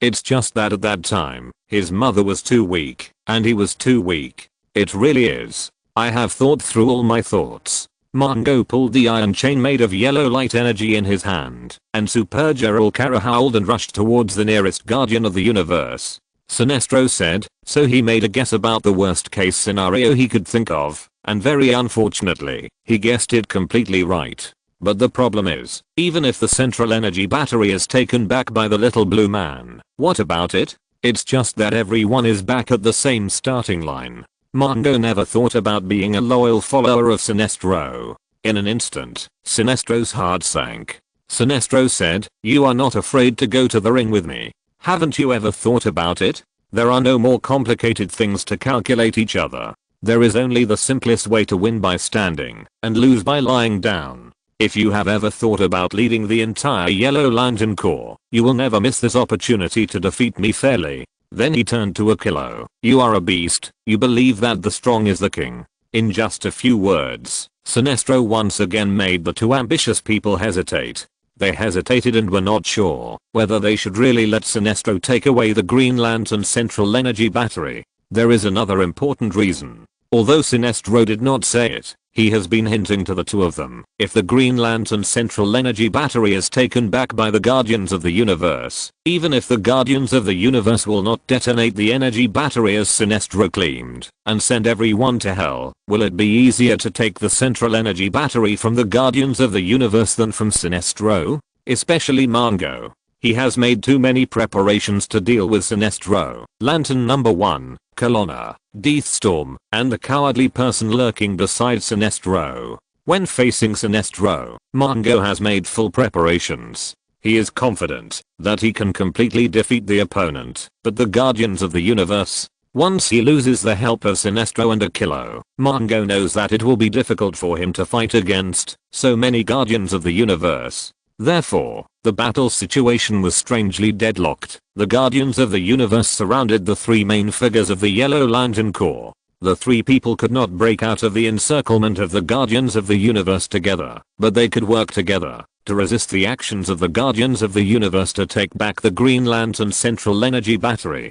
Below them, on the OA star, a large number of Yellow Lanterns also surrounded the few Green Lanterns and Supreme Green Lanterns in the center. Without the help of the three main members of the Yellow Lantern Corps, even if the group of Yellow Lanterns wrapped the Green Lanterns, it would still be like a dog chewing a hedgehog, with nowhere to bite. The two encirclements above and below were actually frozen at the same time. At this time, the huge variable that could change the balance came late. No, why are both groups attacking me? Chen Tao hurried over. Except for the two Yellow Lanterns and Green Lanterns at the beginning, who let him go after seeing that he switched at will. His journey was not smooth at all. Either he turned into a Yellow Lantern and ran into a group of Green Lanterns, or the other way around, so it took him so long to catch up. Then he saw the two sides confronting each other. Green Lantern, we need you to help break through the formation of these three Yellow Lanterns. Seeing Chen Tao flying over in the green light state, the Guardians of the Universe immediately gave the order without hesitation. Although they had planned to abandon the Green Lantern Corps and re-establish a new corps to maintain the order of the universe, the members of the Green Lantern Corps could still be used until now. Although they didn't know who Chen Tao was and didn't know his past, now, one more cannon fodder would be better. Sinestro, who was standing next to him, immediately became anxious. He had been to Earth before and knew very well how dangerous Batman was. The Guardians of the Universe were so isolated from the news that they had assigned Apocalypse to Darkseid, and they really never paid attention to the news of the other party again. But Sinestro, as a famous thorn in the Green Lantern Corps, was never like that. He immediately repeated to Chen Tao what he thought the Guardians of the Universe might detonate the Green Lantern central energy battery, but the Batman in front of him still did not comment. What are you still hesitating about, Green Lantern? Carry out your mission. Sinestro heard the little blue people say. Then he saw Batman holding up the lantern ring. No hurry, I'll heal you first. For tens of billions of years, no Green Lantern has ever disobeyed the Guardians of the Universe. Ever since the Green Lanterns put on the Green Lantern ring, the ring has been engraved with a program that cannot harm the Guardians of the Universe. As long as a person holds the Green Lantern ring of this universe, he cannot do anything that is detrimental to the Guardians of the Universe, whether indirectly or directly. So the Guardians of the Universe don't think there is anything wrong with this, the Green Lantern ring of this universe. But it may not be the case for the parallel universe. Then Sinestro saw Batman spray some green mist at the Guardians of the Universe first. The mist fell on several injured little blue men and quickly healed their injuries. Then several other little blue men who were a little sluggish in the previous battle also recovered their strength. Batman's treatment made the Guardians of the Universe look better. They continued, "We don't need your treatment now. Green Lantern is now working with us to attack Sinestro. We must take back the Green Lantern central energy battery." Sinestro's heart sank. Yes, it was true. Everyone would be like this. They didn't understand the Guardians of the Universe, and they wouldn't believe what they said. However, Batman didn't obey the little blue man's order as soon as he thought, but said something irrelevant. "Have you read the Bible?" "No." The little blue man frowned. "What is that?" Sinestro was going to start his last struggle. Batman joining the other side seemed to be a foregone conclusion, but he would never sit and wait for death. As long as Margot and Akiro were used as consumables to cut off the rear, a scripture on our planet. Many people have read it. I remember a passage in it, which should be very appropriate if it is read now. "What are you talking nonsense about? Execute the orders you should do," a Guardian of the Universe said. The Green Lantern in front of him talked too much nonsense. In the past, even if some Green Lanterns dared to refuse their orders, they would refuse them explicitly. Few people would say such confusing words. This made the Guardians of the Universe unclear about what the other party was thinking, and they hated this. Ezekiel chapter 25, verse 17. Chen Tao said. He turned his head and looked at the boundless universe not far away, feeling like a poet. The road of justice is besieged by the bias of the selfish and the tyranny of the wicked. He looked at the Guardians of the Universe, and he stared at them deeply. Blessed are the shepherds who guide the weak through the dark and deep road in the name of mercy, love, and kindness, he said, and then he looked at the members of the Green Lantern Corps who were still fighting with the Yellow Lantern Corps below. His eyes lingered on the Supreme Green Lanterns who had completely lost themselves, but were still fighting to protect the Green Lantern Corps. Because he takes care of and protects his companions. Then he turned his gaze to Sinestro, find and save the lost lambs. Then he turned his gaze to the Guardian of the Universe again, and his voice became louder and louder as his gaze continued, and those who dare to harm and poison my companions, I will take revenge on them. He slowly raised his hand, as if he was grabbing tiny particles that did not exist in the air. By then, they will know that I'm Jehovah. The next second, with Batman's wild laughter, one branch after another exploded violently on the little blue man who was caught off guard. Then by then, they will know that I am Batman. Chapter 387. Let's kill the little blue man together with laughter.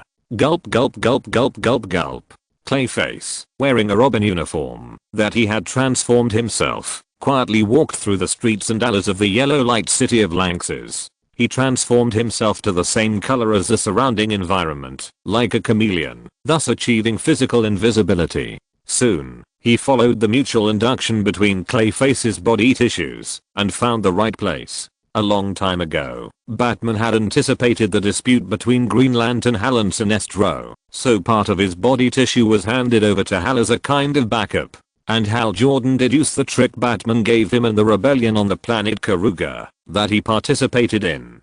Clayface only needed to replace a coat that Arlene Sue often wore with himself to possess Arlene Sue in a factual sense. Although Clayface's control over the object of possession was not very strong, Arlene Sue herself was a weak woman who was powerless.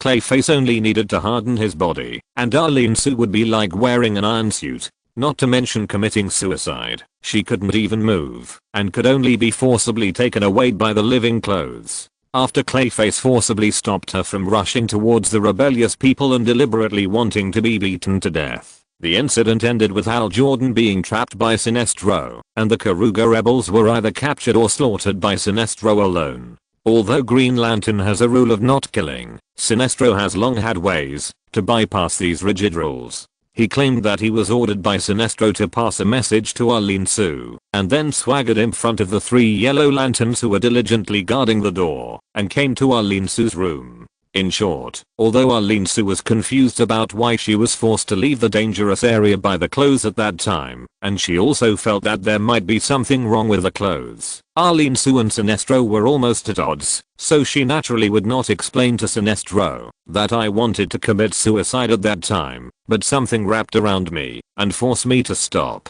Has the target of the kidnapping been found?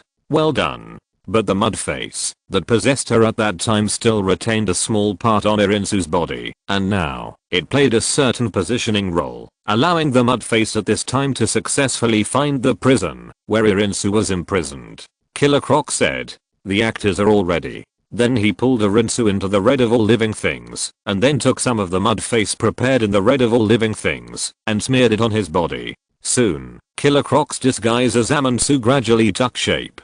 Then the mudface gurgled for a while, and directly turned into the image of Amansu on the spot. He arrested everyone, and then ordered his men to shoot at them, and shoot them all. Yes, it was that simple. But despite this, after that incident, Irinsu was strictly guarded by Sinestro, and someone was always watching to prevent her from committing suicide. Later, she was thrown into the prisoner area, and her original clothes naturally could not be brought in. So far, a drama of substituting a prince for a cat without anyone noticing has ended.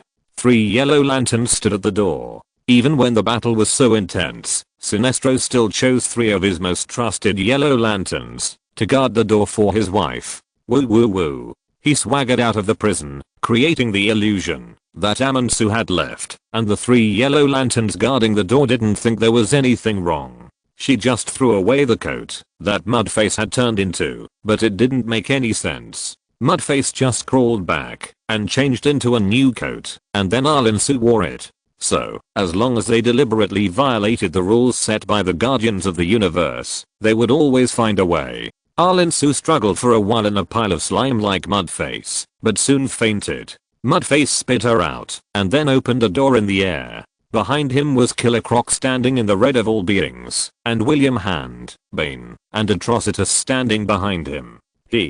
Killer Croc imitated Batman's laugh, and then said in a muffled voice, "I'm Amansu." Not long after Killer Croc returned to the red of all creatures, he also heard Batman tell him that he was going to take action against the Guardians of the Universe. And Clayface twisted his body 3 times on the spot, transformed into the appearance of Arlene Sue, lying weakly on the bed. Before the other party had time to spit out fragrance, Clayface opened his mouth wide on the spot, just gulped down Arlene Sue, and swallowed her. A Guardian of the Universe turned his head, and he shot out green light energy from his palm. Without a word, he directly chopped at Chen Tao. Even though the trees on his body had begun to grow lushly, he still did not change the cold expression on his face. Those trees looked like some white plants of unknown species, exactly the same color as the skin of the violent wolf. That's impossible. Another Guardian of the Universe said, "A person wearing a Green Lantern ring cannot harm the Guardians of the Universe in any way. This is an iron rule written into the underlying command of the Green Lantern ring by the Guardians of the Universe, and it is impossible to circumvent it in any way. When it comes to their own safety, the little blue people are more concerned than anything else. Whether it is poisoning or any other means, all can be detected by the Green Lantern ring, thus directly depriving the control of the Green Lantern ring. Of course, this is not absolute. Just as the Guardians of the Universe cannot control Sinestro to let others kill opponents who cannot be killed by the Green Lantern ring, if a Green Lantern wants to conspire with others to harm the Guardians of the Universe, it is also possible, but as long as he has a Green Lantern ring in his hand, it is impossible to directly harm them. This rule has never been broken for thousands of years. It is precisely because of this that, although they have seen Batman wearing a yellow lantern ring before, when they saw Batman coming with a Green Lantern ring, they still unconditionally believed in the so-called healing powder given by the other party. If you want to hurt the Guardians of the Universe, you can only take off the ring. It is impossible to do it with the ring on. However, it was meaningless to think about these things now. The Guardians of the Universe realized that this had become the worst situation. They had to fight back with all their might. Hehe.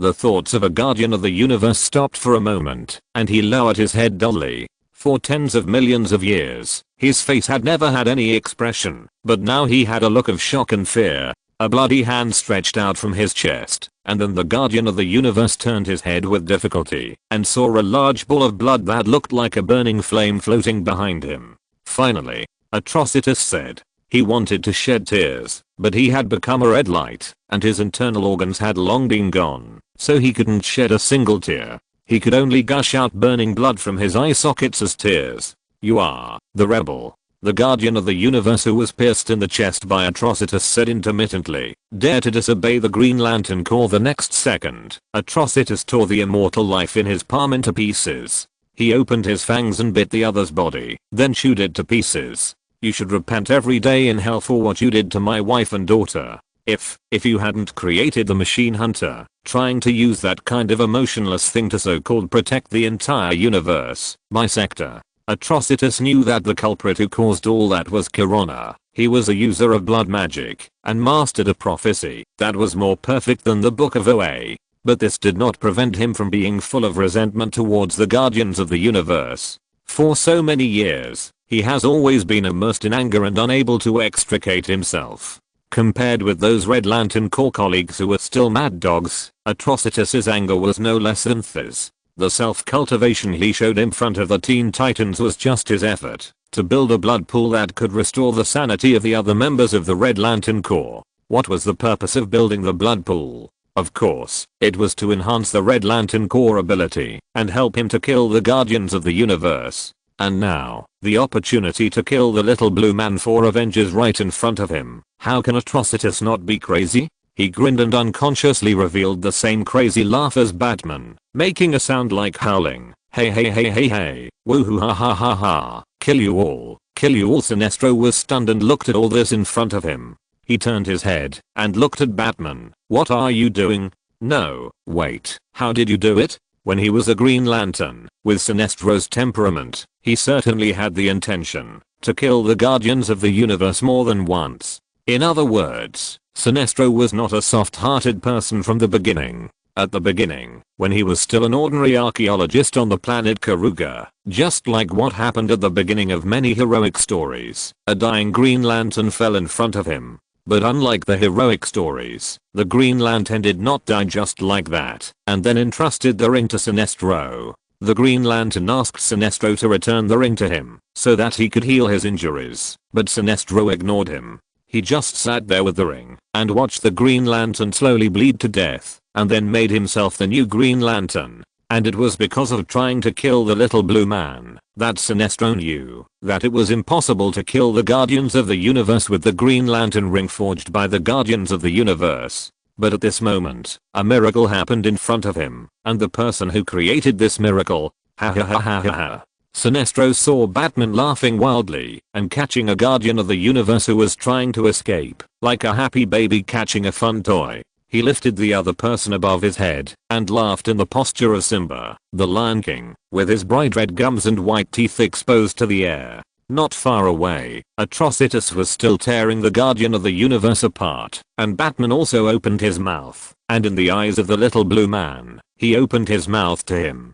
Boring. Sinestro heard Batman say, "Don't you believe that I might eat you? This is not fun at all." Then he grabbed the Guardian of the Universe crazily and turned half a somersault in the universe. Damn it, is there nothing fun? The unfortunate Guardian of the Universe struggled desperately for a while. The tree on his body was lush and leafy. He was accidentally caught by Batman just now. After struggling for a long time, it seemed difficult to regain freedom. So the Guardian of the Universe made a decisive decision. He wanted to self-destruct to completely drag this demon to death with him. But just as his body lit up a little, the plants growing on his body became thicker, directly interrupting his self-destruction process. The little blue man screamed, and a branch of a tree even grew out of his eye socket, and a beautiful flower bloomed on his eyeball. No plant can grow that fast. The little blue man covered his injured eye. How did you do it?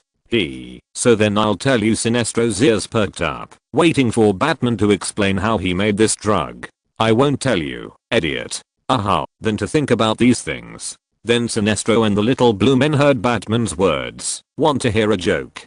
Ha ha ha ha. Sinestro felt cold in his heart as he watched Batman tell jokes, while one of his hands turned into a sharp knife, stabbing the Guardians of the Universe constantly, saying some cold jokes like big brain and open-minded, and he had already begun to consider running away, but watching the little blue men who had always been high above and oppressive were being slaughtered crazily, Sinestro still felt an inexplicable gas stuck in his chest. He left so dejectedly now, even though it was for a strategic victory. It always seemed like, even if he became a Yellow Lantern and betrayed the Green Lantern Corps, he still didn't have the courage to kill the Guardians of the Universe like Batman.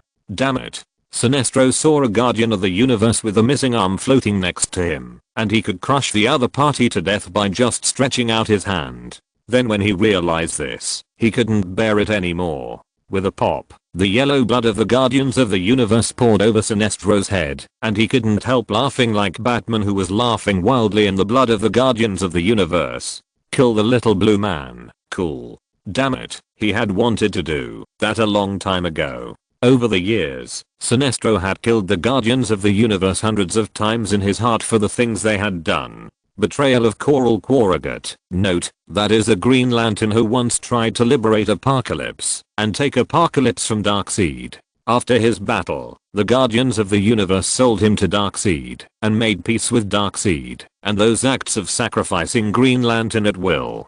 Damn it, he repeatedly reminded himself that he should escape quickly while Batman was entangled by the Guardians of the Universe, but, damn it, another little blue man flew in front of him. New and old hatred surged into his heart. No matter what, kill the little blue man first. Chapter 388 Sinestro, are you in the same group with me?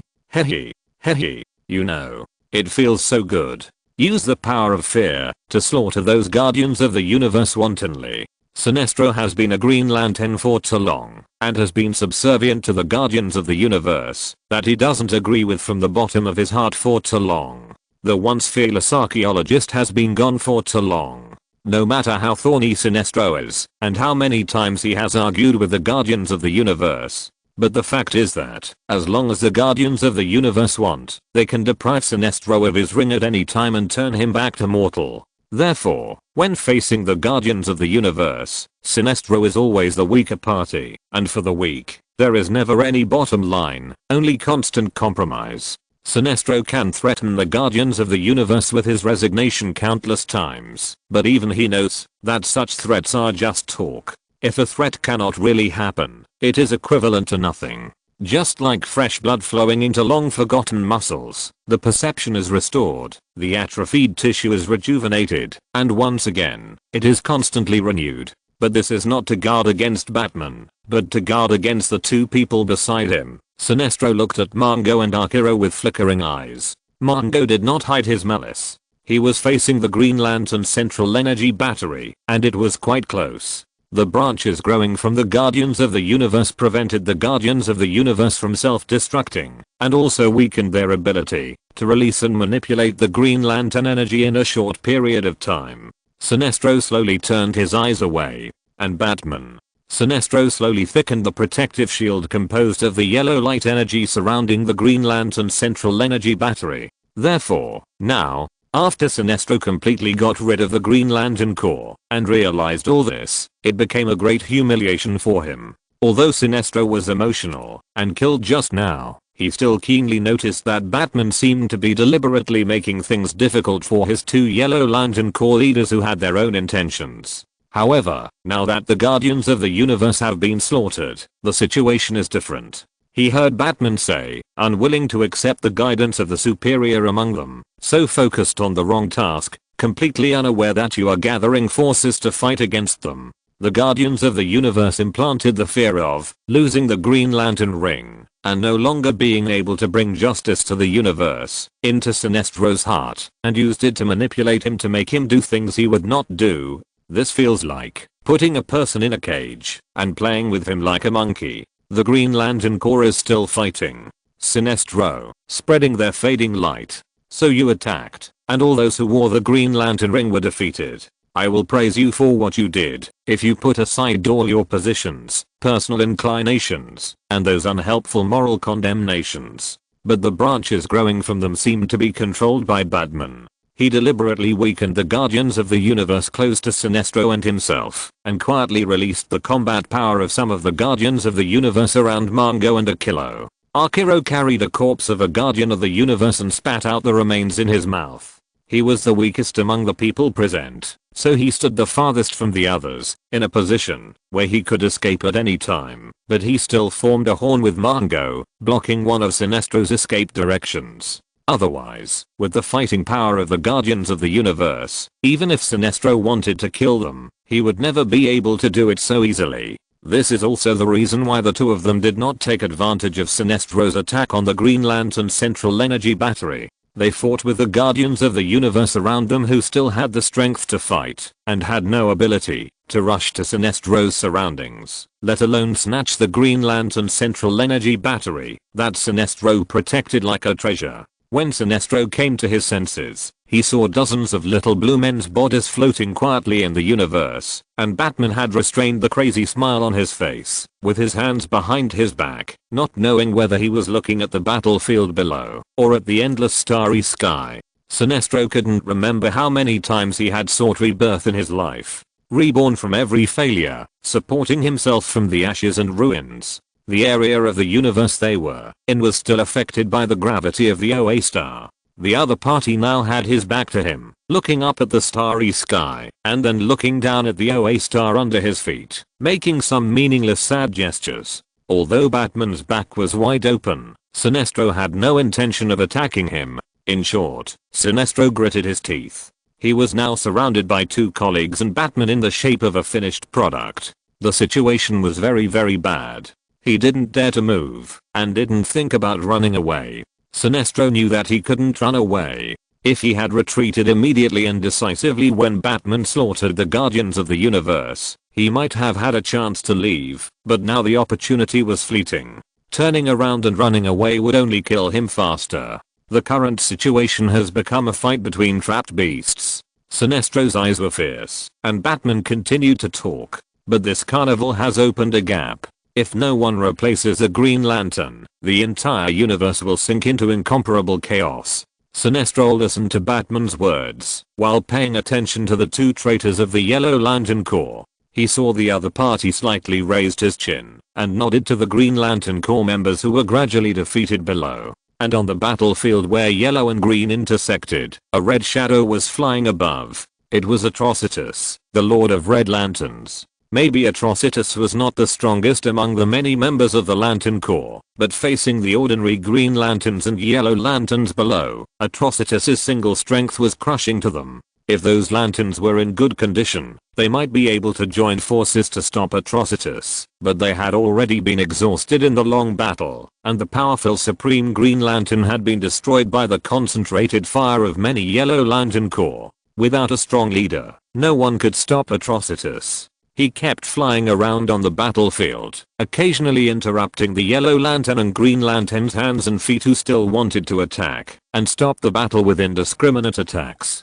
Anyway, the Green Lantern Ring has the function of healing the user of the Lantern Ring. As long as the limbs are not lost, even if they are seriously injured, they can be saved. Therefore, Atrocitus had no psychological pressure when he took action. Note, the Green Lantern Ring does have healing functions, and the reason why Binsu died because of the crash of his spaceship, but did not use the Green Lantern Ring to heal himself was because his spaceship was affected by a kind of yellow radiation in the universe. The influence of this radiation triggered the yellow defect, which caused a Binsu spaceship to crash on the Earth, and made him unable to use the Green Lantern Ring to heal himself. In the end, he was seriously injured and died. The Green Lantern Ring was entrusted to Hal Jordan. This incident also fulfilled the death prophecy that Atrocitus once gave to a Binsu. Your ring will betray you at the critical moment. Since receiving this prophecy, a Binsu has become the only Green Lantern in the entire Green Lantern Corps who uses a spaceship instead of a Green Lantern Ring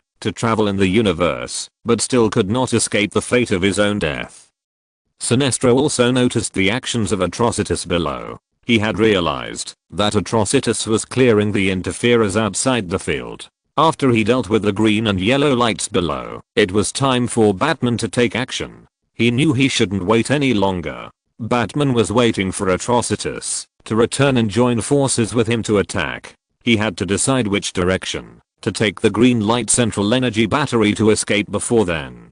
Or, there was another option, release the Parallax monster on the spot. But if he did that, he might not be the Parallax monster's first priority, and he was not fully prepared. Even if the Parallax monster chose to possess him, he was not completely sure that he could control the other party and use the other party's energy, instead of being controlled by the Parallax monster and becoming the container for the Parallax monster to descend on the earth. Therefore, Sinestro would never choose to release the Parallax monster unless it was absolutely necessary. So, where to escape? Sinestro turned his gaze to Akilo. Of course, he was picking on the weak. He glanced at Batman and Mongo, a group of sinister people with their own ulterior motives. When he mastered the power of Parallax, re-established the rules of the universe, and established the Yellow Light Order, Sinestro heard Batman say, "I'll give you a compliment. You almost destroyed the Green Lantern Corps head-on." Then he looked at the OA star below again, which was riddled with holes. This is a great achievement that countless cosmic tyrants, slave owners, and powerful civilizations have not been able to achieve in the past tens of billions of years. Sinestro couldn't tell whether Batman's words were sarcastic or sincere praise, but he would rather regard it as sarcasm. So what, bastard? Sinestro never denied the Green Lantern Corps' contribution to maintaining the order of the universe for tens of billions of years, but you also know that the Guardians of the Universe are a group of complete garbage. How can you govern the universe with this group of insects? The order maintained by the Green Lantern Corps is an order under the control of the Guardians of the Universe, rotting and stinking like a sick giant. Ah, I know. But you still have a good impression of the loyal dogs of the Guardians of the Universe, right? He looked at the green light energy flashing on Batman. Yes, Batman, like Hal Jordan, agrees with the Green Lantern Corps' ideas. The attitude of letting those evils go free and just locking them up, and then regards my killing of criminals and strict protection of innocent people as the evil ideas of you called fascism. Sinestro was stung. He didn't know where this unreasonable, palpitating anger came from. The shadow of Hal Jordan appeared in front of him again, but with it, there also appeared Abansu's non-committal expression. Sinestro, I'm not sure, your rules, a little too much. Oh my god, Sinestro, you are a fascist. No one should be monitored by you, Sinestro, you are monitoring everyone. Abin, you know that I have to establish. Hal, you don't understand, I want to eradicate crime completely. Memories came like a tide. Sinestro knew that now was not the time to be weak. He just remembered the past. In short, the Green Lantern Corps is not doing well right now. Sinestro heard Batman say, and the Sinestro Corps is ready to take back what belongs to us. Sure enough, Batman was accusing him of what he did to the Green Lantern group. Wait, what did he just say? Sinestro didn't react for a moment, and then he saw Batman suddenly flash with silver light, and then the green on his body disappeared without a trace. He suddenly took out a yellow lantern ring from his arms, and then put it on his hand with ease. Because the speed was so fast, even the two pointed ears on his forehead stood up. We are completely in the same group. We can fill the huge loopholes left by the Green Lantern Corps. We can establish order in the land of chaos. We can make this universe a better place. Wait, Sinestro felt a little confused. This seems to be his line. We reallocate resources.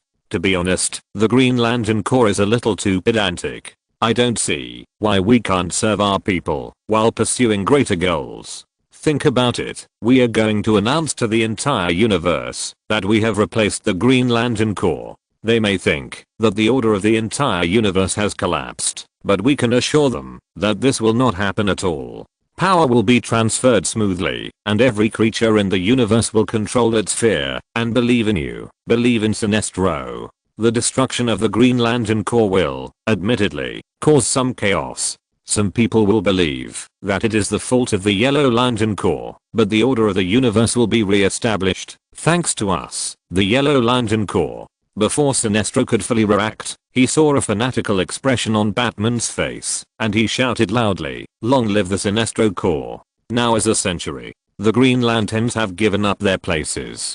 We will replace them, and we will give the universe the protection and order that it desperately needs. All members of the Yellow Lantern Corps will perform their duties and execute Sinestro's orders." Then Sinestro saw Batman turn his head and look at himself dumbfounded. "I hope I have proved my sincerity." He heard Batman ask, "Why, I'm not welcome to join the Sinestro Corps?" Chapter 389, Mungo's Awakening, the released Parallax Monster. War World. Many years ago. No. Weak, fragile thing. Even to this day, Mungo can still recall his mother's roar at him that day. "That guy was careless and had his back to you. Why didn't you hit him?" Because, the young Mungo was strangled by his mother's chained hands and stammered, because sneaking up on others is a cowardly act." Cowardly act?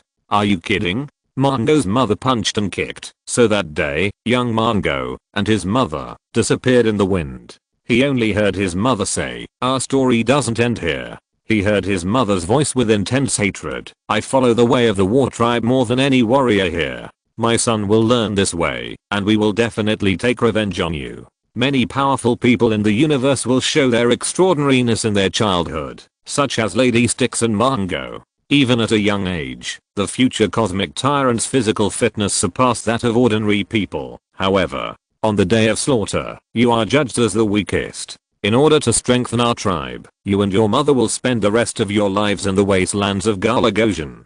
Say your last words, if you want. The furious mother suddenly threw her son into a large group of yellow-skinned young companions who were still fighting. "I will never allow your weakness to cause me to wander the wasteland. Fight.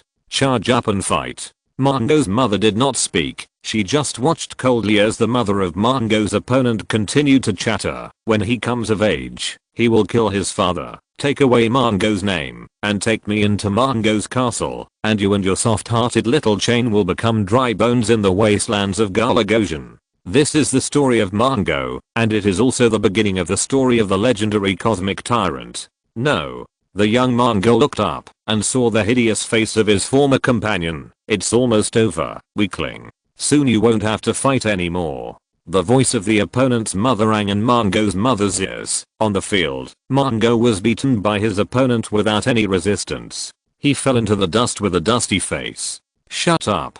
Today is your slaughter day. You must defeat your opponent, and the weakest among you will be exiled, along with his mother. You had the opportunity to choose the life of your enemy or your own life, but you chose his. This is a cowardly act." The current Mungo defeated a bull mammoth when he was the same age as your son, an adult. Mungo hesitated and picked up the stone hammer on the ground. He easily lifted the heavy weapon, but did not swing it. He could not adapt to the cruel law of survival of the fittest in the tribe. Even with his mother's forced intervention, his nature made him unable to do so. Mungo could not say a word. He was not seriously injured, and his peers had no ability to hurt his strong body. Mungo heard his opponent say, "My son's fate will never belong to Gaolojiangan Wasteland.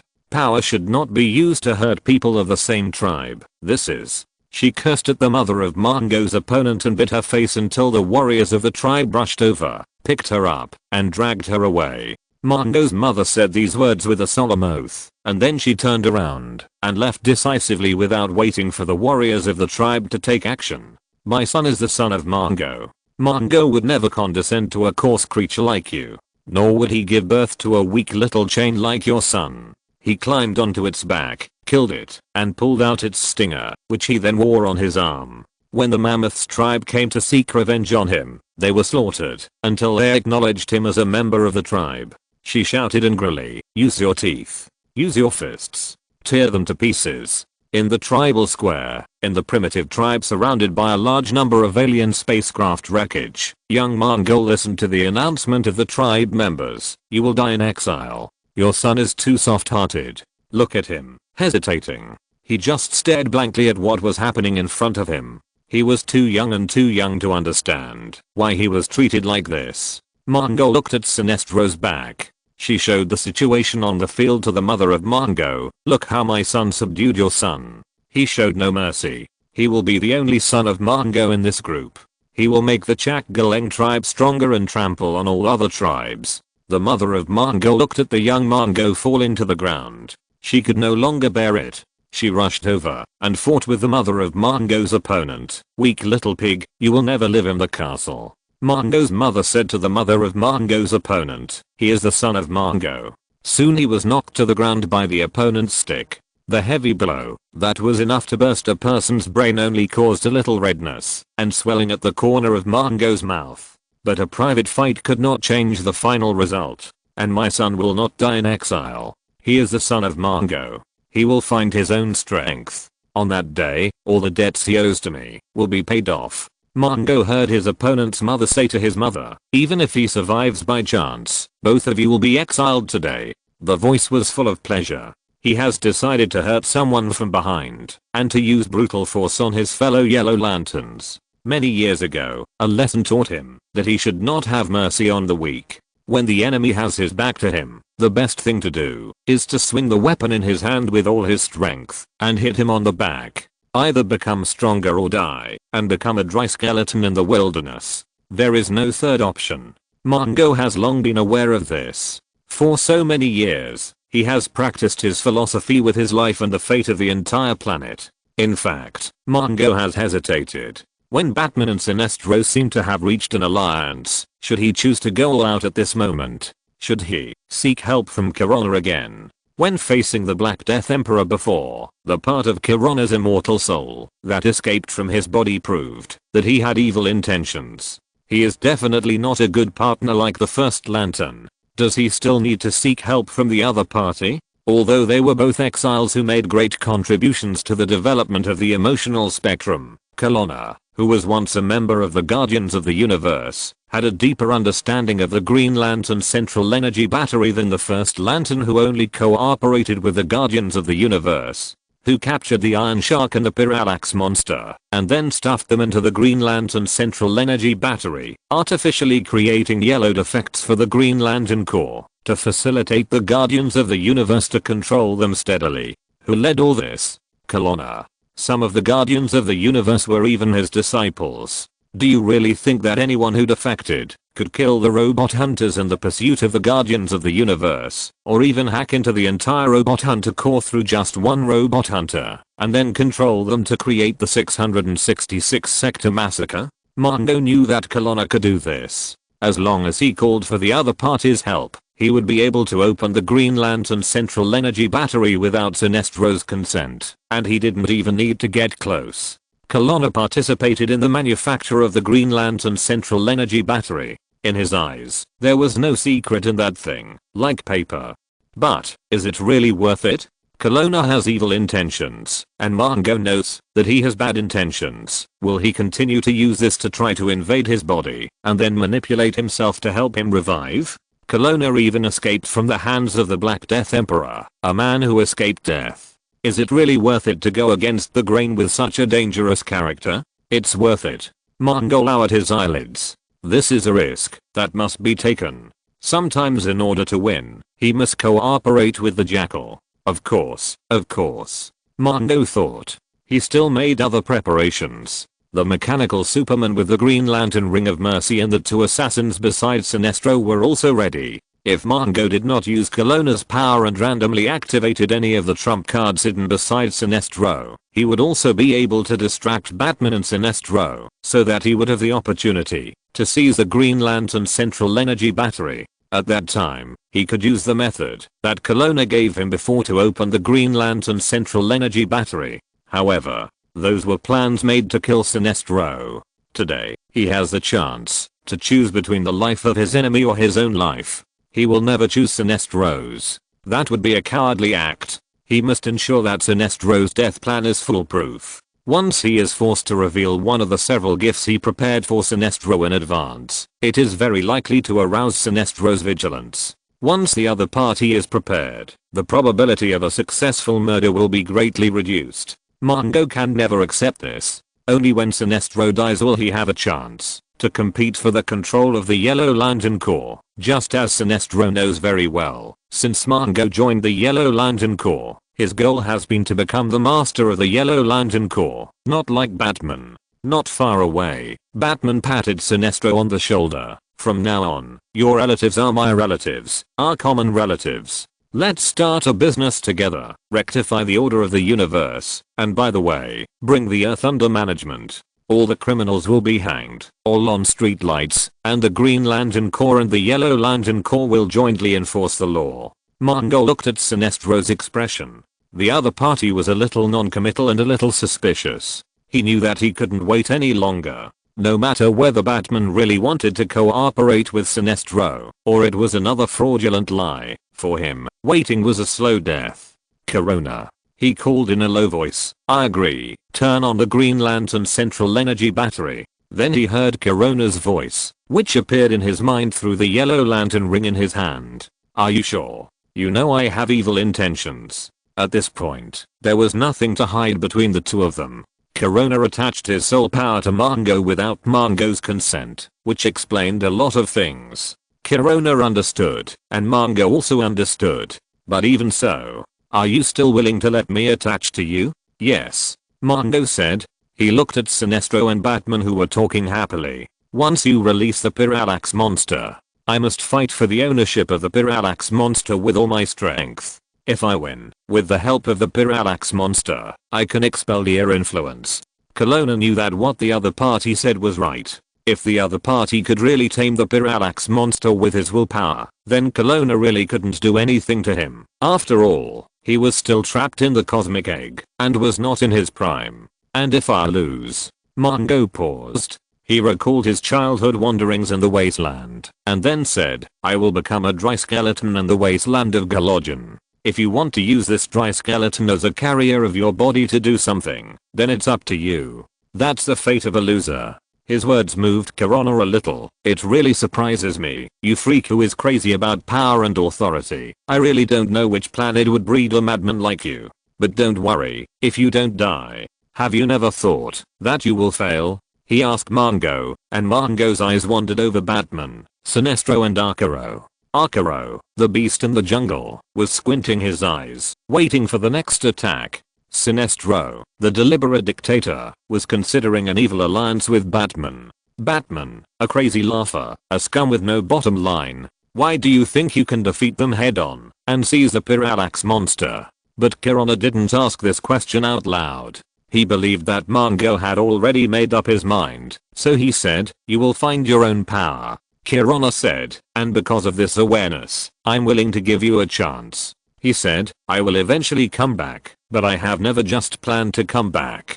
Believe me, one day, I will take revenge on all those who caused this. He looked at the bodies of countless little blue men floating in the air through Mongo's eyes. Batman doesn't think that he can kill a group of immortals in this way, right? He grinned. My revenge has not yet begun. He said to Mongo, and you, because of your courage and achievements, I promise you that you will have a place in the new world I create. I need someone to replace the position of the Guardians of the Universe in the era I create, and you have earned this qualification. So now give me your hand and your heart. Let us implement your awareness. Then he opened his hands. The next second, in the green light central energy battery next to Sinestro, the roar of the Parallax monster shook the earth. This is Mongo's awakening and a new chapter in the story of the Cosmic Tyrant. Chapter 390. What, the one you like, is not the scarecrow but me? It smells like a pool of fuel. Mongo turned his head and saw some bubbling fuel that looked like magma flowing on the ground not far away. Stay away from these pools. If you smell gunpowder in the wind, change the way. Mongo heard his mother say. He was led by his mother to a ruin, and then his mother reached out and groped among the iron wreckage of the crashed alien spacecraft. This is a skillful survival skill. She has to make sure she finds the food hidden in it, while not being cut by the sharp iron pieces in the wreckage. What are you doing? Asked the young Mongo. Try to survive, idiot. Do you want to die if your tribe wants you to die? If so, then die quickly and save yourself from being a burden. But if you want to live, then shut up and watch. This is flesh and blood means food. It's a good deal to trade a small wound for food. She punched and kicked her son, cursing. Can they be eaten? Mongo asked. They are not for you. His mother said, the Galagosian wasteland is full of four-legged scavengers. If they are very hungry, they will try to kill us. Mongo threw the huge scavenger to the ground, then knelt in front of his mother. "Eat, mother. You are injured, and you need strength," he whispered to himself. Then he tried to reach out and take some other sewer leeches from his mother's hand, but this action was flatly rejected after his mother hesitated for a moment. "Learn how to do things," said Mongo's mother. "This is mine." "Coward. Coward. If you waste your energy protecting me, you will weaken yourself and me. The members of the Warzone tribe decide their own fate, and it has always been like this. Listen carefully. If one day you are in danger, I will abandon you and run away without hesitation. You must decide your own fate. This is the way of survival in the Warzone tribe. I command you to obey my will." She heard her child's call, and then she turned her head. A deafening sound. It was the Parallax monster waking up in the green light central energy battery. "Anyway, these make no difference to me." Mongo seemed to understand. He looked at the food his mother threw on the ground for a while, and then said, Don't we need food?" He must make a realization if he decides to survive. His eyes lingered on the wound on his mother's arm that was sucked out by the gutter leech. "We will face the Kalasengi tribe. They will eat the flesh of the enemy, the flesh of their own wounded. Will you show them mercy?" She punched her son in the face. His mother said coldly. Mongo's mother pulled the sewer leech out of the wound without a care. Then she turned her head and left on her own. Young Mongo was thoughtful. He looked at the shadow of the scavenger beast that appeared behind him in the distance and picked up a sharp piece of iron from the wreckage. But what responded to him was the heavy fist of his furious mother. "It is your weakness that caused us to be exiled. You go catch the sewer leech yourself if you decide to survive. Or choose mercy, like you did in the big pit on the day of slaughter, and then die for it. I know you are there. But if there is a choice, they prefer to eat dead things. If we leave some food behind us every day, they will keep their distance." The yellow light represented iron chain cast by Sinestro could no longer bind the central energy battery. The huge metal creation trembled, as if something huge was hitting the inner wall of the metal from the inside. Then she was surprised to see that little Mongo was carrying a dead scavenger that was several times bigger than him and holding a long sharp piece of iron in his hand as a weapon.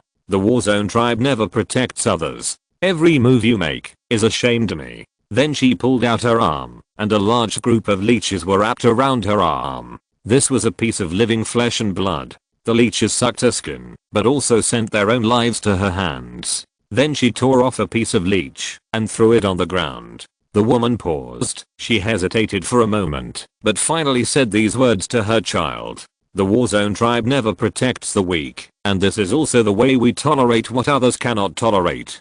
Dozens of minutes later. "Mother." Many years ago, Mongo had already known this. The Warzone tribe never protects the weak. Damn it. You shouldn't have come out at this time.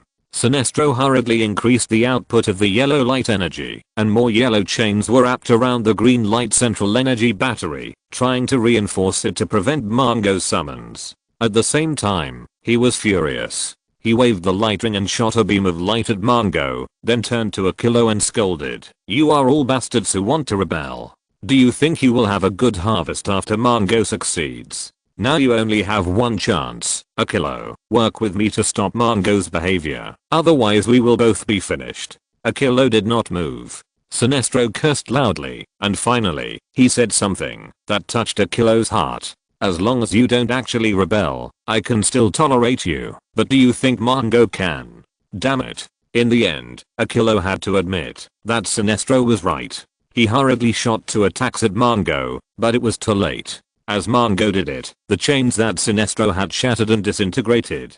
Chen Tao took a half step back. Even at this time, he still had time to be distracted. While Sinestro, Mongo and Akilo were all focusing on the Green Lantern central energy battery, he quietly opened a part of the red portal of all living things. Behind the door were Killer Croc and Scarecrow, who had been waiting for a long time. Scarecrow's mouth was blocked, and he whimpered when he saw Batman. "Help, this is the outer universe. I will suffocate. I can't whimper this." Chen Tao pulled the towel off his mouth. "Stop yelling. I have transformed you with the DNA of the wolf, so that you will not die, even if you are exposed to the outer space. You are a master of manipulating fear.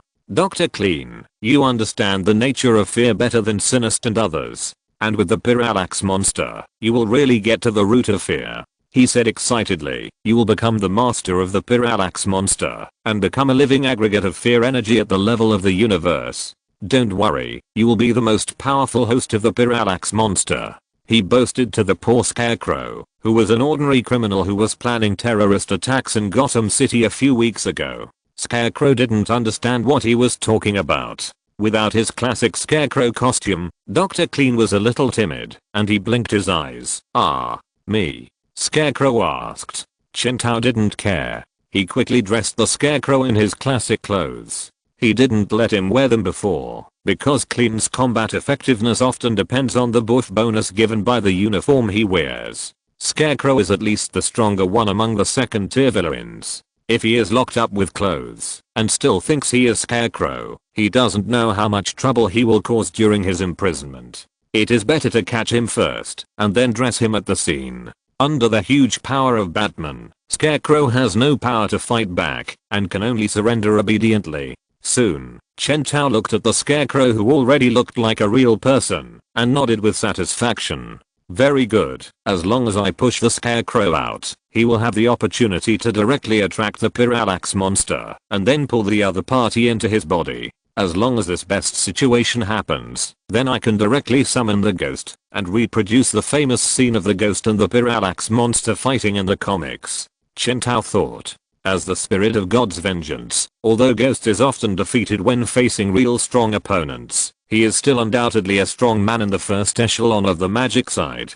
In the comics, he can even fight Hal Jordan, who is possessed by Parallax Monster, and forcibly separate Parallax Monster from Hal. Let him deal with dangerous creatures like Parallax Monster, and then pack them up and send them away. Well, the plan works. Chen Tao has already made a backup plan on Scarecrow. After defeating Eclipse with Amanda and others, and obtaining the Dark Star of Eclipse, he can easily use magic to forge part of Eclipse's breath. When Eclipse is truly resurrected, he has the ability to use magic to isolate Ghost from its detection, so as to avoid Ghost's trouble. Only when he thinks that he has recovered enough strength and is strong enough to fight Ghost, will he invite the other party to fight with the other party. But this part of the breath forged by Chen Tao will not. It will only tell Ghost, oh my god, the great god's vengeful spirit, the evil monster Eclipse, that you once sealed, has been resurrected, come and see it. In this situation, Ghost can only endure it unless he dies. And even if the Ghost can't do it, it doesn't matter. About the Iron Shark. Chen Tao touched his chin and set his eyes on Bane, who was still confused and ignorant not far away. Indomitable will, huh? If there is anyone in the DC universe who can rival Batman, Bane will definitely be the one. As one of Batman's archenemies, Bane can do many things that Batman can do. Why do you think he brought Bane here? This is called Plan B. Something is not right. Batman, did you ask me to come here just to sit stupidly in the red of all creatures? Bane leaned over and asked Chen Tao in a low voice, don't be ridiculous. The more I think about it, the more I feel something is wrong. After being a soldier in the red of all creatures for a long time, Bane gradually began to realize that, after obeying Batman's command, his IQ seemed to be declining day by day. He was getting lazy to think about what Batman wanted to do. Instead, he was more inclined to empty his mind and follow the other party's arrangements directly. This was a dangerous signal. At this moment, his brain, which had been rusty for a long time, finally sensed some unusual breath. You are here to protect William Hand. Otherwise, what? Chen Tao fooled Bane and said, protecting William Hand is your mission. There will be a time when William Hand needs to go on the field. Then he pretended to be very busy and interrupted Bane's question and then whispered to Killer Croc for a while. The coordinates are at this location, and this location. There are many corpses of little blue men, and there are 2 living little blue men. Little blue men. That's the group of cosmic guardians. Capture them into the red of all living things, especially the few who are alive. Ensure their lives. Maybe they will be useful in the future. Seeing Killer Croc nod, Chen Tao reached out and took over the Scarecrow that had been gagged again. Okay. Boom. With a huge vibration, Chen Tao turned his head and the Parallax Monster roared and completely broke through the green light central energy battery. The universe was roaring and invisible ripples were rippling. Countless creatures hugged their ears tightly and screamed in fear and horror. After being imprisoned by the Green Lantern Corps for many years, the source of fear in the universe regained its freedom at this moment. Parallax. The 3 members of the Yellow Lantern Corps chanted the oath of the Yellow Lantern Corps in unison. The rings in their hands gushed out yellow light and then hit the Parallax monster at the same time. And Scarecrow was also forced by Batman to wear the Yellow Lantern Ring of Death Storm before, and then use the previously prepared drugs to control his body and shoot yellow light at the Parallax monster. The night is dark. Sinestro roared. The gushing yellow light hit the Parallax monster. The night is bright. Mongo also roared, and the blue ghost of Kirana appeared on his face, making him look like he was wearing a mask. Heretics, you rebels, are afraid of my divine light. What happened? Scarecrow screamed as he was thrown towards the Parallax monster by Batman. Undoubtedly, he had the ability to control the yellow light, but in a hurry, he was controlled by Batman's body. He had almost no time to feel the power of the light ring on his hand, and was forced to shoot his own light towards the Parallax monster. Wait, that thing. But soon Scarecrow's face showed an obsessed look. He is a master of manipulating fear, and also a villain who plays with fear. For every believer of fear, the Parallax monster is the most attractive treasure. No. Akielio tried his best to shoot the yellow light. He tried to participate in the competition, but was quickly suppressed by the other 2. The fire of fear will burn you, and those who defy me will die. Sinestro roared loudly, but his voice was soon drowned out by Mongo. Fear is the source. Mongo is the authority. Mongo rushed towards the Parallax monster. I'm your master. Obey me. However, the Parallax monster stared at the little thing in front of him in a daze. He hissed, and then his huge head was fixed on Batman. Then the Parallax monster's eyes lit up. He was looking in the direction of Batman, and at this time, the Scarecrow was standing in front of Batman. So, Chen Tao's eyes also lit up. Great. The man and the beast thought in their hearts almost at the same time. Chapter 391 I don't want to be the host of the Parallax monster help. War World. Many years ago. Hurry up, they are catching up with us. Mongo heard his mother's voice. They were running in the ruins, and behind them came the sound of energy guns exploding, and the loud noise of explosive projectiles exploding.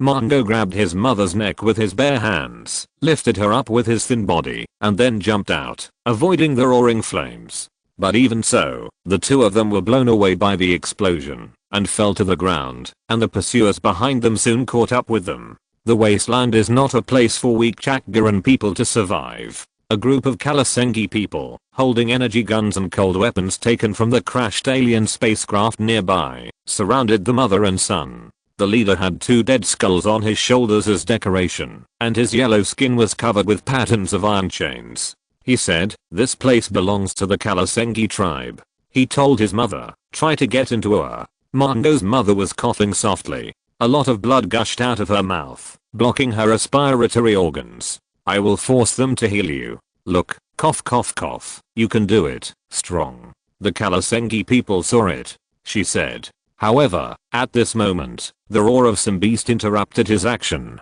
What is that sound? Young Mongo asked his mother. Come closer. Mongo's mother said. The other party fled away in a hurry. As the giant beast fell to the ground like a mountain, the surviving Kalasengi people saw young Mongo forcefully pry open the jaws of the bull mammoth and step out from the tusks. His body was covered with the blood of the bull mammoth, and he was completely a bloody man. Don't worry about the hacker people, run to higher ground. This may be the most gentle words Mongo has ever heard his mother say in his life. She held up her dagger with her still shaking hands, and handed it to Mongo. He walked in front of his mother and knelt down. It's no use, said Mongo's mother. The Kalasengi people do know how to heal, but they don't know how to heal fatal injuries. War rolled above. Some huge creature rushed out from behind the sand dunes of the wasteland, and its cyan scales reflected the yellow face of everyone's fear. Get out of the way. Kalasengi people, you are facing Mongo's spouse and son. It's coming. Young Mongo felt his heart pounding. He had never faced such a huge beast. He had to stop the prey from escaping, starting with the one that escaped the farthest. but in response to Mongo, there was only his mother scream and the terrifying roar of the enemy who had just tried to make them both into a meal. Mongo saw his mother lift a stone from the ground and rushed directly towards the bull mammoth. The next moment, before young Mongo could stop her, she was pierced through the abdomen by the bone spurs on the bull mammoth. The two Kiriski will now accept you into their tribe. They will teach you how to survive, but first, you. He raised the axe in his hand to the two men. Mongo roared, picked up a spear thrown by the previous pursuers from the ground, and rushed directly towards the bull mammoth. He deliberately let the bull mammoth open its mouth and swallow him into its mouth, and then stabbed the bull mammoth's brain through the eye socket with the spear from inside. Mongo's mother took a breath and said, "You have to show them that you are as hard-hearted and ruthless as they are. Take this dagger and use it." Mongo lowered his bloody head. "Grab your weapons and run." He turned his head to look at the group of surviving Kalasengi people. After killing everyone, it will sit down and enjoy its dinner in peace. In the chaos, Mongo's mother pulled Mongo desperately to escape. The Kalasengi people poured bullets and light waves from energy guns at the beast. The bull mammoth is a huge creature that is at least 30 times larger than the young Mongo, with sharp fangs and huge mouths, and bone spurs all over its body, and looks similar to the tusked cows on Earth. She stepped over her son, stood in front of the enemy, and drew the dagger from her waist. "No. If they don't save you, I will kill them all." Mongo said, "They live in the wasteland. They must be able to treat." He said to a Kalasengi who was stunned in front of him. "I don't see any Mongo here." The leading Kalasengi said, "There are only 2 weaklings waiting for us to have a good meal." "What are you doing?" he asked. "Why? You said that the Warzone tribe does not protect the weak. But you tried to protect me from being hurt by the bull mammoth." However, such an attack was not painful to the bull mammoth. It took only a few seconds for it to kill several villains who were shooting at him with guns, and then he set his sights on the last 2 villains who fled the farthest. But his mother did not answer his question.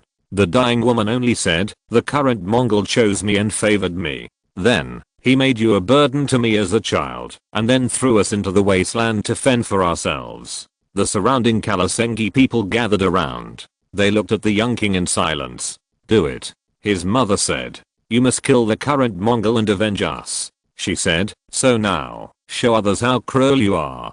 Do it." She repeated the order to her son. "Yes, mother," Mongol said. He raised the dagger that his mother had just handed him, and, about revenge. "I will." Mongol's mother closed her eyes. And then, there was the sound of the blade piercing flesh. "I swear to you, I will become the new Mongo, while the current Mongo will wait for death in a faraway place, where his gods are not protecting him. His soul will be lost in the void forever. When death finds him, his soul will only merge with the world of war, and be reborn as a worm that eats carrion on the wounds of the dead. When death finds him, he will not wake up in the garden of the dead with those brave warriors in the war zone. He will only become dead grass, maggots, or scavengers. There will not be any piece of metal with his name engraved on it." In front of his mother's corpse, the young Mongo swore an oath. He whispered, "The dead say so." Chen Tao pushed the scarecrow out. He was thinking about his plan in his heart.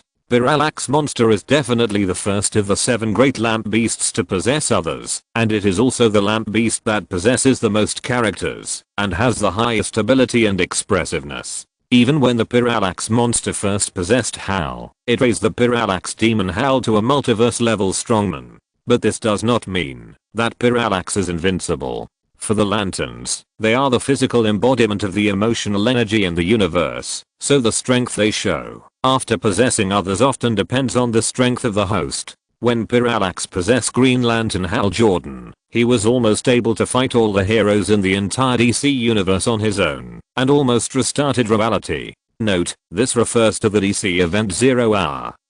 In the 50th episode of Green Lantern V3, the event Emerald Twilight, Hal Jordan turned evil, and turned on the Green Lantern Central Energy Battery, and merged with Parallax. In 0 Hour, he tried to restore Coast City by destroying the existing universe and building a new world.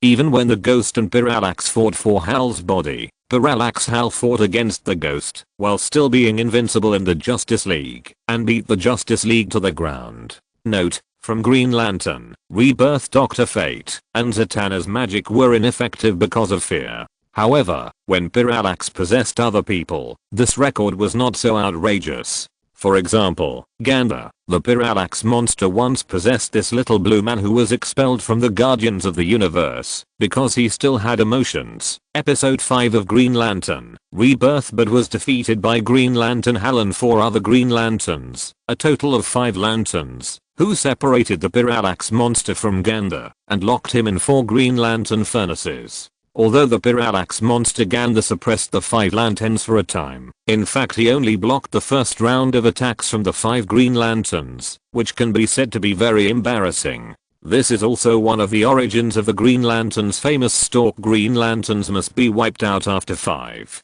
Later, the Parallax monster also possessed many characters, such as Kyle Rayner and the Flash Barry Allen, but in fact they did not have any outstanding performances. Only in Rage of the First Lantern, Sinestro used his willpower to tame the Parallax monster in a critical moment, and used his power to take out the heart of the First Lantern with one blow. You have to know that the First Lantern was completely out of trouble and almost in his prime. The attacks of other Lanterns were like tickling him, but even so, Parallax Sinestro's record was far different from that of Parallax Hal, and it was simply incomparable. Kirana once made a very sharp comment to Sinestro: "You have a very strong willpower, but you lack a strong heart." Note, this comment comes from the big event Green Lantern War. A Green Lantern with a strong willpower, like Hal Jordan, is unique in the entire universe. Each of the 7 giants of the Justice League has their own uniqueness that cannot be copied and replaced. Therefore, Chen Tao never thought that after Scarecrow was possessed by the Parallax monster, he could suddenly become so strong that he could not control it. But to another extent, Scarecrow is the best candidate for Parallax monster to possess. Parallax monster likes hosts that can project great fear to others, or hosts that have fear in their hearts can also be accepted by him, such as Barry Allen, the Flash. But most of the time, except for the Parallax Demon Ganser and Parallax Demon Kyle, who are basically hosts that Parallax monster has no choice but to use to make up the numbers. Note, and these 2 hosts are also the worst. After being possessed by Parallax monster, Parallax monster always loves those who are good at instilling fear. For example, Hal, who slaughtered the entire OA star and took away the Green Lantern Central Energy Battery, is simply the most ideal host for Parallax monster. So much so that many years later, when Hal hooked his finger to seduce him, he immediately defected on the battlefield, abandoned Kyle Rayner, and tried to return to Hal's arms. So for Parallax monster, Scarecrow, who has the ability to instill fear in others, is definitely an attractive object. Of course, Chen Tao never thought about challenging Parallax monster himself. Throughout the history of comics, only Sinestro, after years of leading the Yellow Lantern Corps, has been able to control the Parallax monster while still retaining his own will. Every other host controlled by the Parallax monster has been controlled by the Parallax monster and completely lost himself. In other words, every Lantern Beast of the 7 Lantern groups, when they possess, uses their own will to replace the will of the host. The previous possession of the Blood Slaughter Bull by the Prime Superboy does not count. As I said, the Prime Superboy is a perfect Superman, and it is very likely that he is the strongest Superman except for the main universe Superman in a special state. He can be exempted from the control of the Blood Slaughter Bull, which is purely a miracle. It does not mean that others can do it. At least Chen Tao thinks he can't. People like Sinestro and Mongo are still thinking about controlling the Parallax monster. Chen Tao's evaluation is that he has not been beaten by the Parallax monster. That's right. This Universe Emerald Twilight event has never happened at all. Everyone knows that the Parallax monster is very strong, but they have no idea how strong it is. The understanding of the extent to which the Lantern Beast can control the host is also very superficial. So, let others challenge the Parallax monster, Chen Tao thought. He only needed to teleport the Scarecrow possessed by the Parallax monster away, and the other party would not be here. Chen Tao was still thinking about it, and saw the Parallax monster skip the Scarecrow that he pushed out to float in the universe, and flew straight towards him. What do you mean? Batman from Earth, you have the ability to project great fear to others. Become my host. Not far away, Mongo's eyes widened suddenly. He had been scheming for so long, but the Parallax monster didn't even look at him. Even if the other party chose Sinestro, he could accept it. Come back, Parallax monster, obey my orders. He used some methods of attracting lantern beasts from Kirana and Lantern number 1, but the Parallax monster didn't even look at him. Damn. Sinestro tried to swing the chain to pull the Parallax monster, but he couldn't control the other party's huge yellow lantern beast at all, and rushed straight towards Batman. Then, everyone heard Batman scream, don't come over here, stay away from me, help. Mongo's eyes turned red. The Parallax monster I've been asking for, you still hate it? He looked at Deathstorm through the yellow lighting and asked, why don't you do it? If you're listening to this novel on a channel other than Fanfic World, it means they downloaded and uploaded it without effort. We cordially invite you to visit our channel, Mundo Fanfic Novelos. There you'll find the original version of this story and you can explore many other novels of various genres. We're waiting for you to immerse yourself in a world of incredible novels. Chapter 392. Good job, Luthor. Deathstorm controlled by the body. War World. This is Mongo's hometown and an extremely huge war fortress. Mongo built a huge coliseum here, driving thousands of slaves to conquer other worlds and perform gladiatorial battles for him. At this time, while Mongo himself was away, this huge war fortress welcomed an uninvited guest. Lex Luthor was fleeing for his life in War World. Behind him, a slave named Drake was fighting with several huge robots that blocked him. The robots had the logo of Lex Group printed on their chests. And lying around along the way, there were more aliens dressed as slaves. I can't believe it. Lex Luthor muttered as he ran away. At this time, he was flying at high speed in Lex Luthor's classic green kinetic armor, and the armored robot army he brought behind was responsible for blocking the pursuers. Luthor said, that's not science, that's magic. Well, I've seen magic, but I can guarantee that even magic can't do that. So, can you do it? And Brainiac and Darkseid have deepened this impression for me, but these guys. He looked at the aliens below who were obviously in a slave society, stepping on individual flying vehicles that were obviously beyond the technological level of the Earth, but holding cold weapons in their hands and rushing towards him with an indescribable expression on his face. Although this metaphor is not very appropriate, it is generally true. When Mongo conquered other planets, these people didn't hold cold weapons. Well, anyway, let's stop talking nonsense. He heard Batman's voice. I ask you to move faster. In order to maintain our long-distance communication in space, 4 of the macro satellites we brought have exploded. This thing is too big, and we only brought 13 of them. This is most likely a secondary control room that can be connected to the main control room. When I was little, I imagined that the aliens I saw were highly intelligent creatures that far surpassed the civilization on Earth. But even so, the number of slaves was too large and too crazy. They shouted Mongo and rushed forward. Even though their individual strength was crushed by Luthor's armored core, they still relied on their flesh and blood to continue to inflict damage on Luthor. Then he heard Batman's question. If not, I should start preparing to create a speed force storm now to absorb possible bombardment from the war world. He watched with his own eyes an alien with 5 or 6 sharp teeth protruding from his mouth, who looked a bit like a combination of an Asian elephant and a hippopotamus. At the sacrifice of several companions, he flapped the flesh wings that grew on his back, and with his hands, he held a very primitive axe, rushed towards him with a howl, and then chopped his plasma shield with an axe, and then he heard Batman's voice ringing in his ears. Those chasing you are the slaves of the Coliseum, which is equivalent to the fact that it is not the army or the police on Earth who are chasing you, but the Olympic athletes. What's more, many of the elite among them have been brought into the Yellow Lantern Corps by Mongo.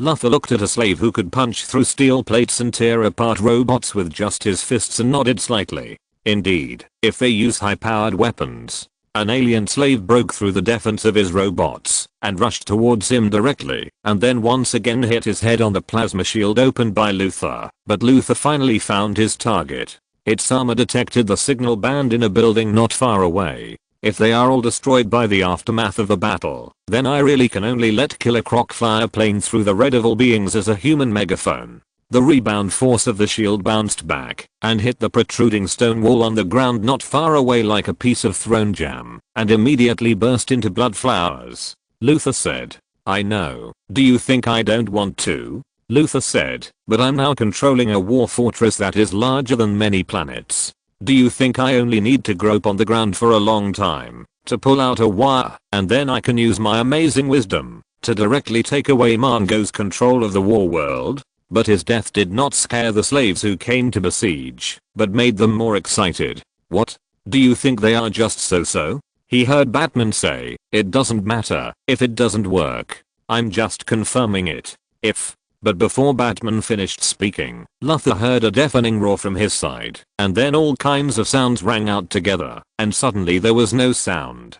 Taking advantage of this gap, Luther ordered the robot army behind him to block the pursuers, and then the device on his shoulder opened with a mechanical sound and simply arranged a defensive energy shield on the building in front of him, and then walked in. "Let me see, how is this machine supposed to work?" Some mechanical cables flew out from his armored chest. That was the technology he got from Brainiac. These small metal tentacles quickly connected to the instruments in the building in front of him, and then reflected in the three-dimensional image projected on his chest. "Batman, restore the communication." Batman's voice came to his ears. "Metal spirit can't work on this huge thing. War world contains too many non-metallic substances. The metal spirit of the earth is not strong, at least compared to the other three natural energies. The help I can give you is limited." Luther did not speak. He concentrated and studied the specific operation methods of War World. The overall structure of War World was reflected in his eyes. He said, "Interesting. The attack system of War World is another system independent of its navigation system. I can connect to the navigation system through this secondary control tower, but I have no control over the attack system." He quickly operated on the three-dimensional image, and a large number of three-dimensional windows appeared in front of him, all showing red controlled by Mongo. Luther operated for a while, and one of the windows turned green, but soon changed back again. Luther frowned. Besides the conventional counter-control, Mongo has given himself the authority to control everything in this war fortress. This authority is above all else. No one can break through him. Even if it is deprived for a short time, it will be corrected immediately. Mongo has released the Parallax monster. You don't have time. I will prepare the vortex of the speed force as much as possible, but this... Luther turned a deaf ear to what Batman said. His eyes were full of these messy data. The metal tentacles learned from Brainiac connected his brain to the armor, and then indirectly connected to the entire war world. "I got too little time," he said. "I have only been on this planet for a few hours, and for most of that time, I was escaping from the pursuit of those troublesome slaves. In fact, it has only been 20 minutes since I actually started to operate the invasion of War World." He said, "In this world, no one can successfully invade such a huge alien fortress as War World in just 20 minutes, especially when they don't know much about the other party's technology before, or even know nothing at all. So now you'd better retreat quickly." He heard Batman say, "Originally, this plan was proposed by you. It's normal even if it fails. I have fully prepared plan B. What you have to do now is to leave decisively." He paused, then said, "I will let Killer Croc take over. No one can do it in 20 minutes. Luther said, and then his hands left the three-dimensional projection window that he had been constantly controlling just now. Then he slowly raised his hand. With his movements, the windows that were originally marked as red also followed his movements and instantly turned green. No one can do it unless that person's name. It's called Lex Luthor." He tilted his head slightly. "I think you remember my name. Right, Bruce?" he said. "You know who I am. Although Mongo still has control over the attack system, the power system of War World is under my control." He said, "I deceived the system and made it think I was Mongo. Therefore, Mongo can still mobilize War World to fire, but the coordinates of the attack." Bald Lex chuckled. "I have the final say." He whispered, "Don't think of me as a third-tier figure, Bruce." Then he heard Batman pause on the other side of the communication. "About Deathstorm. You can see the specific effects with your own eyes," Luther said. "Yeah. Anything else?" "No more." "Then end the communication. One more thing." "What is it?" Chen Tao smiled on the other side of the communication. Well done, Luther. Idiot. Deathstorm thought in his heart. Mongo is just a fool. He had clearly vowed to himself that, even if he did not have the ability to control fear, he had made a yellow lantern ring for himself, specifically identifying the host as Martin Stan, the Deathstorm himself. He did not need to know anything about fear, and could use it in a foolproof manner. The ring contained the fear yellow lantern energy that Mongo had infused with the help of Corona. He, the Deathstorm, only needed to give orders to the ring, and he could pretend to be a member of the Yellow Lantern Corps and sneak into the Yellow Lantern Corps, and then assassinate Sinestro. But what was the truth? The fact was that this Yellow Lantern ring turned against Batman the first second it saw him. Not only did it not obey its own orders, but it directly became Batman's Yellow Lantern ring. And now he was also held hostage by Batman, carrying a copy of the Yellow Lantern ring that could be controlled by Batman at any time, and was forced to appear on the battlefield. The forging method of the Yellow Lantern ring was the same as that of the Green Lantern ring, and naturally it had the same ability to copy itself as the Green Lantern ring, but also the degree of control of the copied registration by the Lantern ring itself was even greater than that of the Green Lantern ring. But I have appeared in front of you, Mongo, with a duplicated Yellow Lantern ring. Although there are many people on the battlefield, you didn't even know that the Yellow Lantern ring you prepared was taken away by Batman, and you still ask me to assassinate him. And the most important point is, wasn't my target for assassination Sinestro in the plan? Why did it change to Batman now? Oh. Before, you thought Sinestro was the most threatening to you, so you ask me to assassinate him. Now you find Batman more troublesome, so you change the target on the spot, right? Pa. Under such circumstances, you, Mongo, still have the nerve to ask me to assassinate Batman. Are you kidding? You are contradictory when doing anything, and your preparations are a mess. Just you. Deathstorm just thought halfway and suddenly felt something was wrong. In any case, he knew too little. He wishfully thought that there was no problem with his cooperation with Mongo before, but now thinking carefully, there are many doubtful and unreasonable places. He wanted to move, but the next second he suddenly felt that his whole body lost control in an instant. Our deal is limited to these, Mongo. You must return the power that was taken away from me first. What? Deathstorm didn't have time to react, and his consciousness fell into chaos in an instant. Then his body began to tremble violently, and a large amount of black air came out of his body. Anton Arcane, I have returned half of the power that the Dark Lord took from you. After the task is completed, the remaining half will also be given to you, and the conditions I promised you before will not be reduced in the slightest. So now, do it. Mongo's voice rang in the mind of Anton Arcane, who had already controlled Deathstorm's body. Batman has put on the Yellow Lantern ring that was taken from Deathstorm. I deliberately let him take it, and he was stupid enough to take it. He whispered to the Master of the Black of Decay, and this is all planned. Does he really think that a Yellow Lantern ring that I made specifically for Deathstorm will directly abandon its host and choose him? He is too arrogant, and this will also cause his death. When you take action, the Yellow Lantern ring will restrain Batman's actions, and you will be killed in one blow. He looked at Batman in the distance, who seemed to be unaware of what was happening, and he thought he had controlled you, and he thought your target of assassination was Sinestro. And when you stabbed the blade stained with death into his chest, he didn't even know what was happening. Mongo stared at Batman closely, and not far away, Chen Tao, who was disguised as another Yellow Lantern, was also looking at him. He stared at Mongo, and fixed his eyes on his Clayface clone who was wearing a Yellow Lantern ring. Chapter 393. The best thing is to play a good show. Puff. With a light sound, Mongo saw Batman lower his head, staring blankly at a hand, wrapped in black energy piercing his chest. He blinked and looked at the person behind him in astonishment, as if he had not expected such a sudden attack at all. Then blood spurted out of his mouth and his whole body began to tremble. But despite this, Mongo was not in a hurry to celebrate. Half of the corrupted death power quietly climbed up one of his ears, allowing him to talk to Anton Arcane, who had stabbed Batman from behind. Although the other party was not really here, but launched the attack, By manipulating the body of the Deathstorm, Mongo believed that he must have injected enough death power into the other party's body, which was definitely enough to kill him.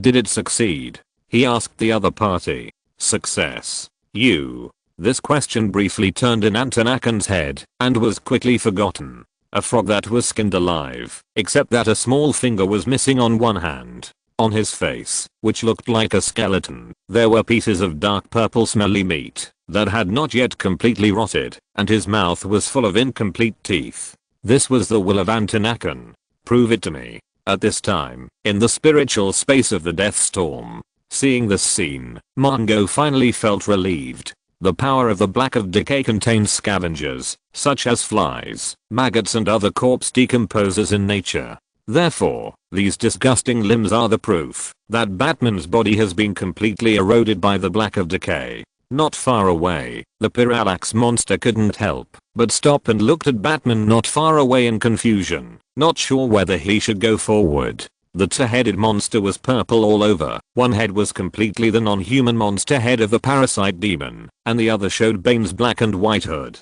There is no good looking when using the power of Black Decay. Among the three natural energies, I'm afraid that only the user of red of all beings can maintain a human form. Animal Man, Queen of Life Maxine. The representatives of green of all beings also look evil and weird in their own ways.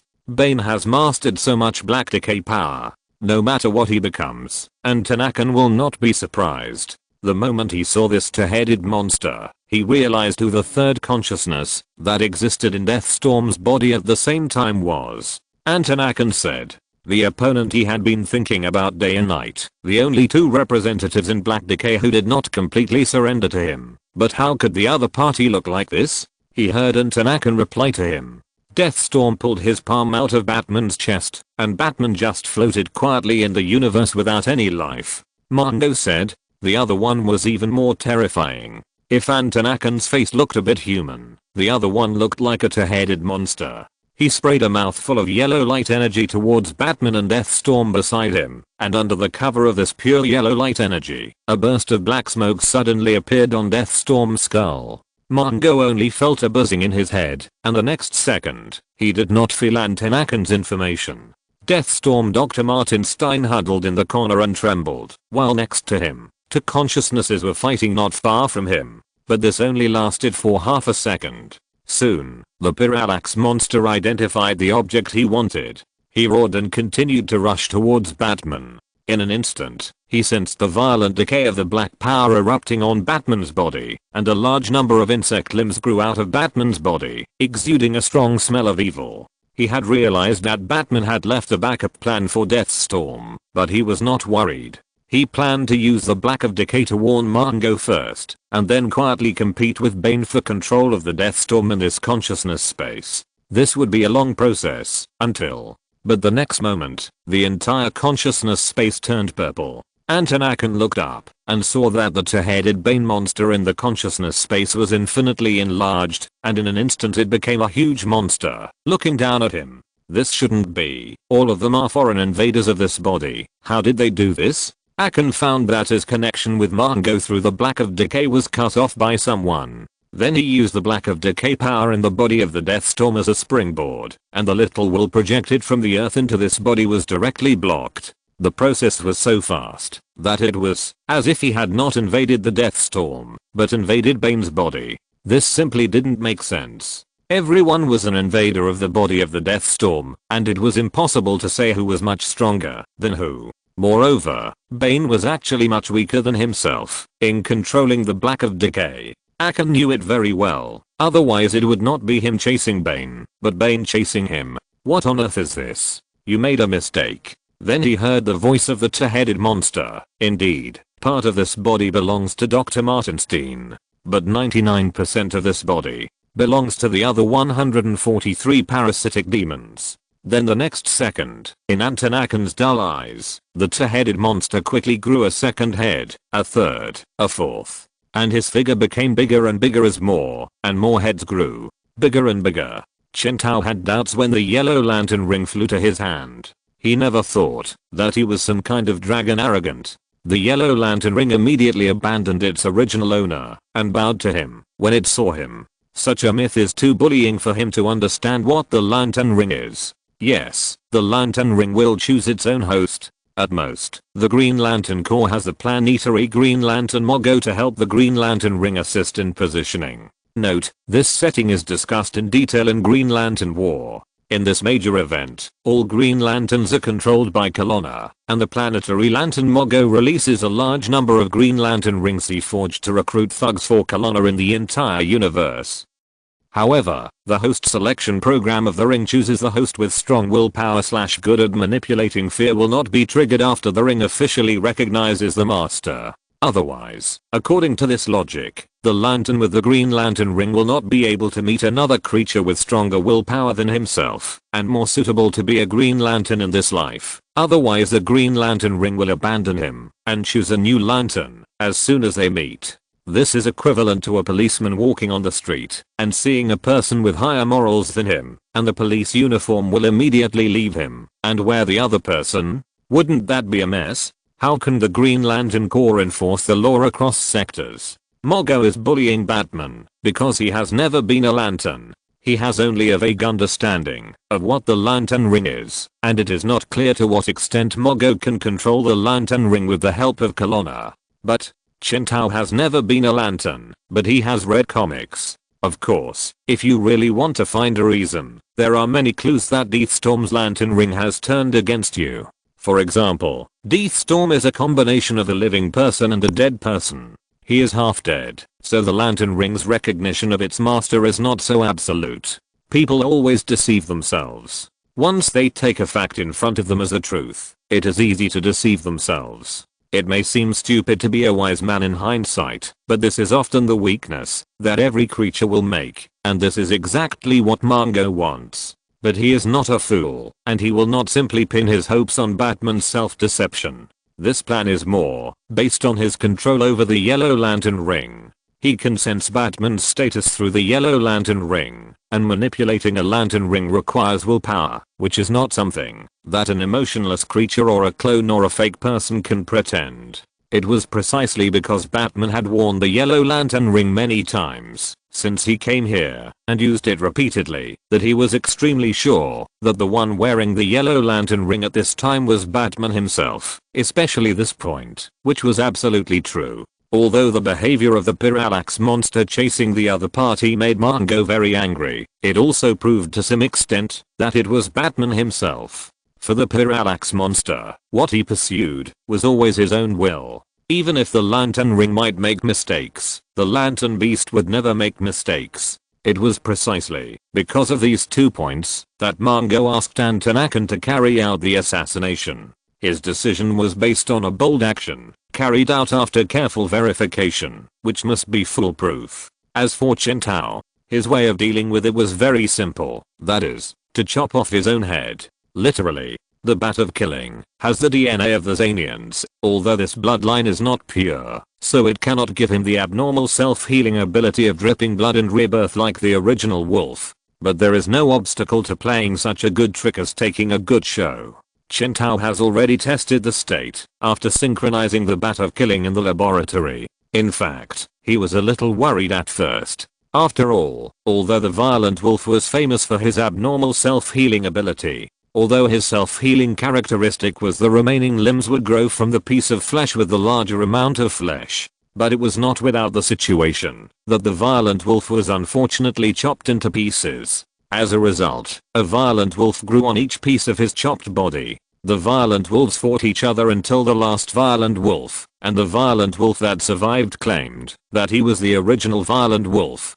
In theory, the self-healing ability of the real Violent Wolf must be stronger than those Violent Wolves that grew from his body, so when a group of Violent Wolves fought, the one that survived must be the real Violent Wolf. But from another perspective, which one is a real Violent Wolf? The Violent Wolf that grew from the fragments of the head, or the one that grew from the fragments of the heart? He is just an earthworm, and two will grow from where he is cut into 2 pieces. There are some philosophical questions that the Violent Wolf himself never cares about, but it does not mean that Chen Tao can accept that he accidentally created a little Chen Tao one day when he was killing the bats synchronously. Even if he created little Chen Tao, the killing bat would be reset after he finished syncing, and when he synchronized next time, little Chen Tao would be reset back to him, but it still felt a bit weird. And now it was just syncing. What if it was loaded later? However, subsequent experiments proved that Chen Tao thought too much. I don't know what happened. Maybe the killing bat didn't have a strong bloodline like the violent wolf, or maybe it was other reasons. In short, Chen Tao found that, even if he was cut into several pieces, he would not have two minds, but the two corpses would obey the control of one consciousness. He only needed to cut off his head and put it on a large piece of mudface flesh and blood tissue containing Xanian DNA, and then use ordinary mudface body tissue to attach to the outermost layer as a drive and cover up the Xanian. This arrangement was enough to deceive Mongo. In particular, he also asked Mudface to actively disconnect the other Mudfaces from the pile of Mudfaces under his head when Deathstorm's palm was about to pierce that body. It was like a gecko cutting off its tail to survive.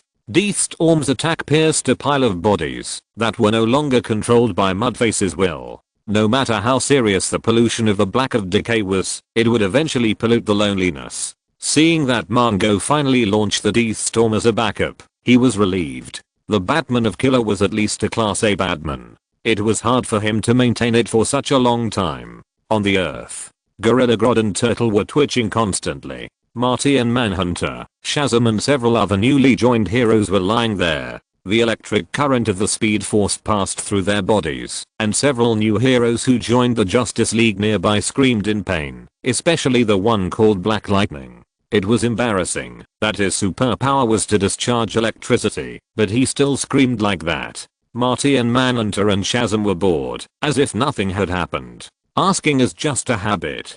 Compared to the loads they need to bear when synchronizing those S-level Batmans, these are just a drop in the bucket, not to mention that there are others to share the load. On the other side, in Mongo's view, after Deathstorm pierced Batman's body, he grabbed Batman's body, sprayed fire from his feet, and flew towards Mongo. Although there is no oxygen for combustion in the universe, Deathstorm is a living nuclear reactor. He is a supervillain of the nuclear energy system. The fire is just an external appearance. It is fundamentally different from the flame-based villains such as Firefly, Heatwave, and Flame Man. The Deathstorm Matrix can infinitely merge other creatures. This is why Arthur can stuff more than 100 parasitic clones into his body. These parasitic versions of Martin will also become part of Deathstorm. If they don't fight for control of this body, it's fine. Once they start fighting, the result can be imagined. Raw. The Parallax monster was furious.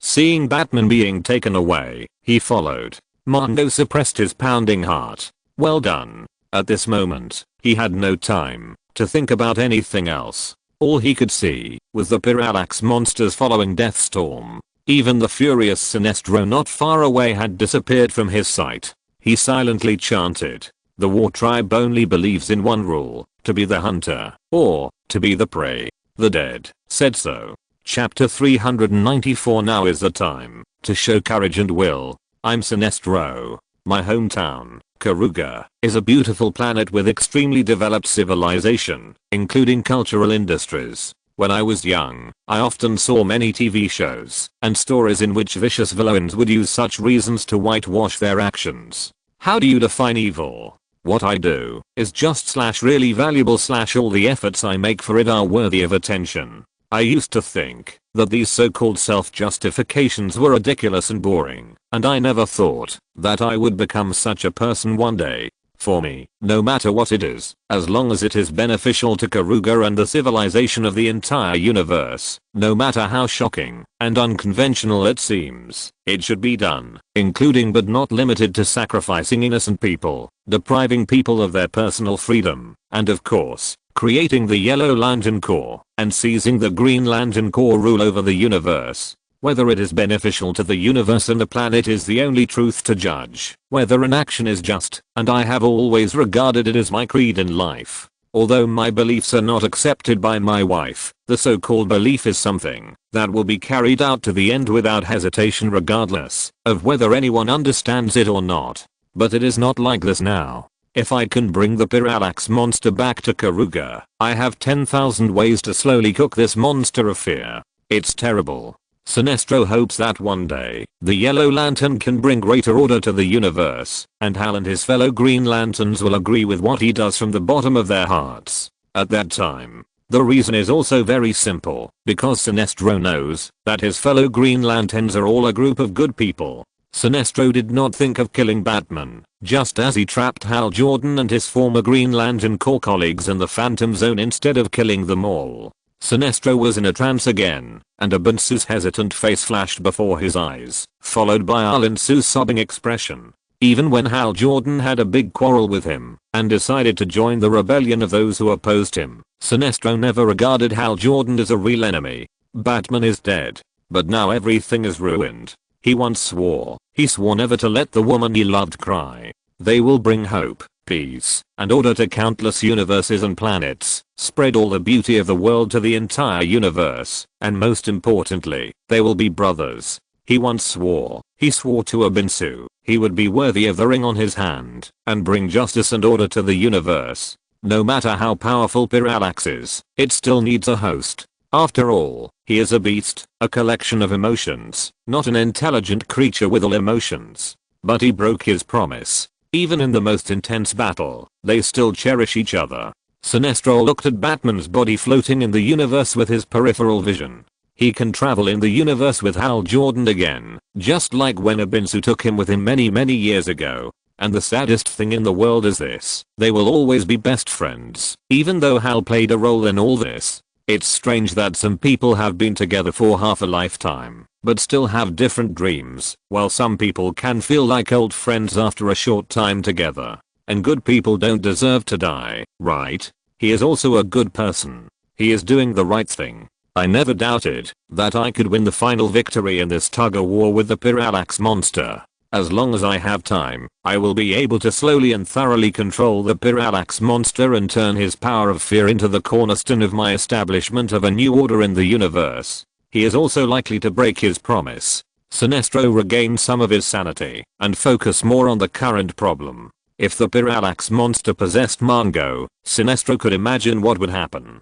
In order to absorb more fear, the Parallax monster will actively create fear. For example, let a planet with intelligent life fall into a situation where it will be destroyed at any time, and then slowly harvest the fear of everyone on the entire planet, kill some people from time to time, and finally destroy that civilization, and then destroy the next one. Unlike the blood slaughter bull, the intense anger from the heart is not something that can be seen everywhere.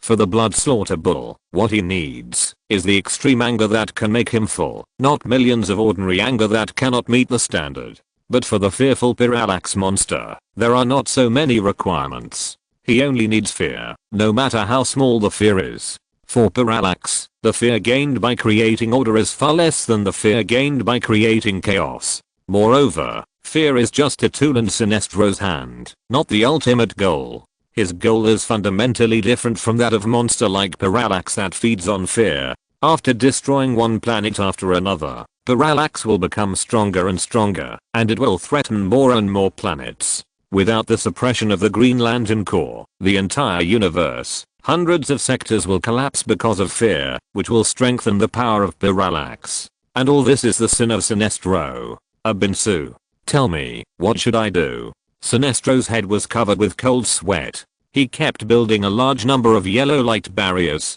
to try to block the footsteps of Parallax, but it was useless. The beast rushed towards Mongo like crazy. Whether Mongo could control Parallax or not, it made no difference to Sinestro. What Parallax would do, Mongo would do too. He loved watching slaves fight each other in the Colosseum until the last drop of blood was shed. That was what Mongo would do. Mongo turning the entire universe into a giant Colosseum was no better than Parallax turning the universe into a farmland for harvesting fear. It was too late. Things were moving too fast, far beyond his control. His previous preparations for Mongo were a countermeasure to Mongo's plan to assassinate him. But now Mongo simply didn't assassinate him. Sinestro created another yellow barrier to separate Mongo and Parallax. The Death Storm was now beside Mongo, with Batman's blood on his hands. Sinestro was determined to kill him. Anyway, Batman was a good man. Although he was despicable and shameless, used dirty and evil means, had mental problems, and was crazy. But he knew that Batman was a good man for the time being, and he protected his planet, just as Sinestro protected Karuga. He shouldn't have died, and Sinestro didn't think about killing Batman. He was ready for Mongo and for Batman. As long as Batman doesn't show up here, everything will be in order without any problems. Abinsu. What should I do? Sinestro whispered. He has already removed Mongo's Yellow Lantern ring, and he can easily control every Yellow Lantern ring in the entire Yellow Lantern Corps. However, a huge amount of green energy gushed out from Mongo's palm. At this time, he was wearing a green glove, and a green energy conduit connected the glove directly to the green backpack on his back. Sinestro didn't know what it was. The only thing he could realize was that this thing could use Green Lantern energy more easily than all the Green Lantern rings he had seen. Although Mongo had lost his Yellow Lantern ring, he was now like wearing a dozen Green Lantern rings. That was the power glove forged by Kelowna. When Kelowna had just defected, he made that thing to deal with the pursuit of other Guardians of the Universe. The power glove can help Kelowna use the green will energy more easily, and it is a weapon that culminates Kelowna's understanding of the emotional spectrum. When he massacred Sector 666 and was eventually captured by the Guardians of the Universe, the Guardians of the Universe also obtained Kelowna's power gloves, and based on the technology of the power gloves, they invented a method for forging a Green Lantern ring. Therefore, the power gloves can be regarded as a large Green Lantern ring, and it is an enhanced version. In the comics, Hal even used the power gloves to forge a Green Lantern ring with his willpower. Boom. The violent impact hit the barrier created by Sinestro with the Yellow Lantern ring. He knew very well that he could not hold on for long. If it were not for a killer not far away, who did not want Mongo to get the Parallax monster and become the owner of the Parallax monster and quietly tripped Mongo from behind, Sinestro might not be able to hold on for so long. But he must think of other ways, otherwise defeat is only a matter of time. You will be controlled by the Parallax monster, Mongo. He told the other party, neither you nor I have strong willpower to conquer the Parallax monster directly. We don't need to do this. We can take the Parallax monster back and slowly study how to control it. Sinestro himself couldn't say anything more, because he knew that Mongo would never compromise. Tell me, Abinsu, what should I do? Sinestro turned his head and looked at the Parallax monster. At this time, he already had his own answer in his heart. Sinestro, you can't choose to give up a few people to ensure the interests of the majority. He remembered a conversation with Abinsu. You said the minority obeys the majority? What if one faction happens to have more people than the other? You can sacrifice one person to save thousands of people, but can you sacrifice 100 people to save 101 people? This is not the way to do things. There is always a choice. You must think of ways to solve the problem besides sacrificing others. Human life is not a simple addition and subtraction problem. Even those evil races should not be. What? Value? Do you think that kind races are more suitable to survive than evil and aggressive races by nature? Come on. Or let me ask you a more pointed question. If sacrificing your planet Karuga can save the entire sector, will you do that? You say you will, but when such a situation really arises, you can't do it at all. Come on, Sinestro, your idea is problematic, you have to admit it. Value, you measure it with value. What if you sacrifice yourself? This will inevitably lead to selfishness, Sinestro. You will feel that your value is greater than that of the entire civilization, but in fact it is just an excuse you find for yourself. That's right, Sinestro, just give up. I don't deny utilitarianism, but absolute utilitarianism is as harmful as absolute duty. People are not numbers, and cannot be put on the scale to weigh their value. We are Green Lanterns, we have no right to decide who lives and who dies. Abinsu, look at the policies I implemented on Karuga. I have eliminated crime. The fact is, I did it. Do you still think what I did is wrong? I have created happiness for more people, and I have cut off those evils like corrupt abscesses. Sinestro lowered his head. Many years ago, Abinsu once accused him of putting his own value above many people. There have been countless quarrels between the master and the apprentice, but generally they have maintained a result of mutual understanding. But this is the only thing that Sinestro has always been worried about. Therefore, this moment is the time to implement courage and will. If the Parallax monster is allowed to merge with Mongo, it would be better to let me do it. Sinestro tightened his yellow lantern ring. This was the best outcome for everyone.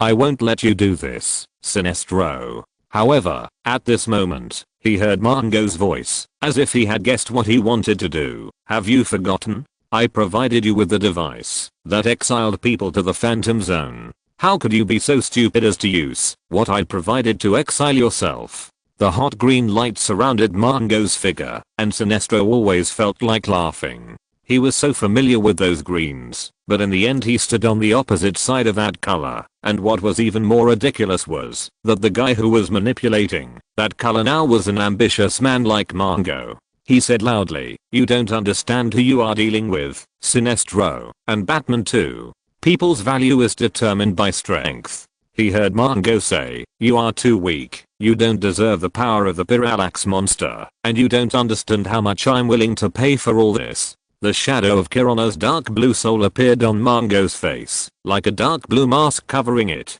He looked down at Sinestro through the yellow light barrier. "I want you to remember this day, remember this time, remember now. Remember your wife and children, remember that you are vulnerable, remember that you may die here." Mongo wanted to continue to say something. "You didn't." However, at this moment, Mongo suddenly lowered his head, and he stared blankly at a hand piercing his heart from behind.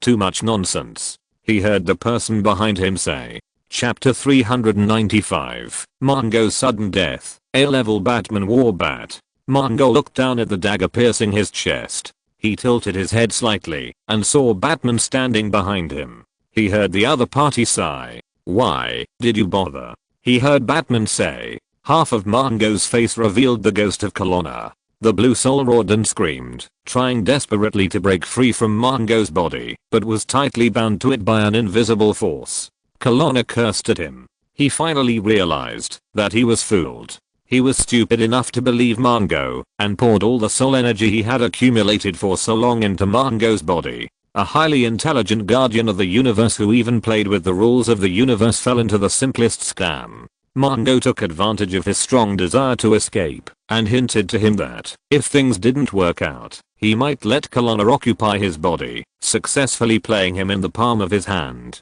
Kelowna thought of what he had said to the other party before, and he felt angry. In the blue ghost state, his face almost turned red. He tried to struggle, but at this moment, it was too late. Mongo came prepared, and had planned for a long time. Kelowna had dealt with the Black Death Emperor before. If it weren't for the immortal soul of the Guardian of the Universe, which prevented the Guardian of the Universe from dying in the true sense, he would have been forced to stay in the world of the dead by the Black Death Emperor. The Parallax monster thought that this guy was blocking it. Literally. They will all surrender to fear. From the moment of chaos in the universe, when the first life struggled to survive and fled, fear was born. The Green Lantern Corps was also destroyed, and now there is nothing that can force control. He has no choice now. Sinestro wanted to rush up, but the death storm exploded directly. Then came the death energy, strands of black. No, not the black of decay, but something more lifeless growing on his body, like E. Carly dancing on a room temperature Canadian steak. He would never give up. So many souls that were injected into Mongo's body. You know, he thought he could take over Mongo's body before, so he used more than half of his power to give Mongo. If he completely lost these powers, Kelowna would never be able to come out of the cosmic egg again in his life, at least not for tens of billions of years. Just thinking about such a long time, Kelowna was almost mad with anger, and he himself was unwilling to admit that behind this anger, there was a deep fear. Under such circumstances, even if Kelowna was unwilling, he had to fight against the Black Death Emperor. That was the death power belonging to the Black Death Emperor. Although the Black Death Emperor was blocked outside the material universe, and seemed particularly rare and weak, it was still enough to make people feel their hair stand on end. Then the Parallax monster lowered his head, and saw a small skeleton man blocking him. Sinestro could no longer stop Parallax. The huge monster roared, and hummed as it rushed towards Batman. Before the arrival of the Darkest Night, everything that the Dark Emperor did was to promote the development of the Blackest Night, which meant that everything he did could only be delayed and could hardly be changed, just as the Blackest Night was bound to happen. He wanted to get into Batman's body and then completely control that body, just like the countless people that the Parallax monster had controlled before. But it did not take the death storm in front of it seriously. He tried to push the obstacle aside directly, but soon found that he was wrong. Since then, Kalona has been avoiding intersections with the Dark Emperor. It's not that there is no way to fight against him, but there is no need. Kalona also knows the prophecy about the Blackest Night, and knows what the Dark Emperor will do in the future. With Kalona's personality, it is almost impossible for him to fight against the Dark Emperor of this period. The strange little skull was still burning with red flames. He stood there confidently, even though the expression on his face did not look like he was willing. But in short, this was the symbol of life and death, the end of the darkest evil in the universe, and the ultimate nightmare that even the guardians of the universe were unwilling to face. The Deathstorm Matrix, which was almost identical to the Firestorm Matrix mastered by the superhero Firestorm in the positive universe, opened in an instant, and a huge suction force filled the large area of the universe where everyone was. Chen Tao reproduced everything that the criminal Newtiger did to the Justice League in the history of comics. In the comic Eternal Evil, they used Firestorm as a prison to seal all the heroes of the Justice League and the American Justice League into Firestorm's body, causing Lex Luthor to be forced to save the world. And Chen Tao now just replaced Firestorm with Deathstorm. If Parallax Monster had his own host, he would naturally be able to easily break free from such a degree of attraction, but he was alone, and for Deathstorm, he was just a wisp of smoke that could quickly roll into the Matrix. The Parallax Monster finally found something wrong. He wanted to turn around and struggle to leave, but his situation was almost exactly the same as that of Kalona, who was trapped in Mongo not far away. Amid the deafening roar of the Parallax Monster, Mongo heard the voice of Batman. "Why bother? You have a choice, Mongo," Chen Tao said. "You let Kalona possess you before, and you were waiting for now, right?" He slowly pulled out the palm that pierced Mongo's body, and the hand was dripping with blood. Then Chen Tao also desynchronized the Red Death and the Speed Bullet. It was precisely because of the Kryptonian physique and the speed force from the Red Death that Chen Tao was able to penetrate Mongo's body, which was as tough as a planet, with one blow. He examined Mongo at a close distance, with some fear. Kalona's ultimate goal must be to completely seize your body through possession, and then hope to release all his soul through this body, Chen Tao said. And the purpose of the Black Death Emperor must be to use your body as a springboard to detonate the Blackest Night in advance. You actually know about the Black Death Emperor? Mongo smiled reluctantly. Chen Tao knew that he must have made thorough preparations and thought for the current situation, but from the twisted expression on his face, he could imagine it must be very painful.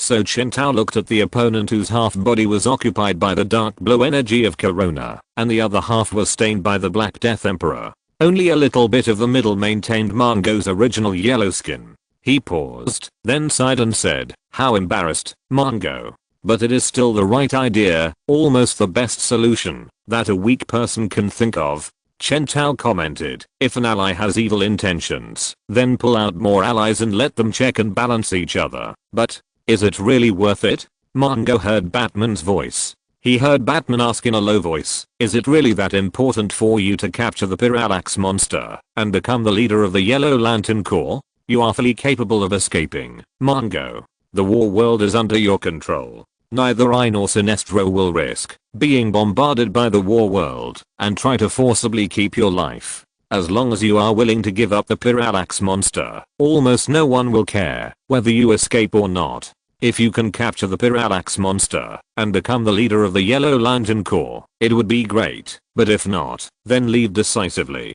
With the Yellow Lantern ring in your hands and the information and power about the emotional spectrum, even if you are not controlled by Sinestro, it will be enough to greatly enhance your strength. You have gained a lot on this trip," Chen Tao said. "What are you asking for? What are you fighting for? You want to become stronger? Is it really that important?" His eyes were a little complicated. "You are already a famous tyrant in the universe. Even if you are not as powerful as Darkseid and do not have the ability to make the Green Lantern Corps ignore you, as far as I know, you have more wins than losses in the many conflicts with the Green Lantern Corps. What else are you not satisfied with? You have a large group of slave legions at your disposal. The entire war world has been marked by you.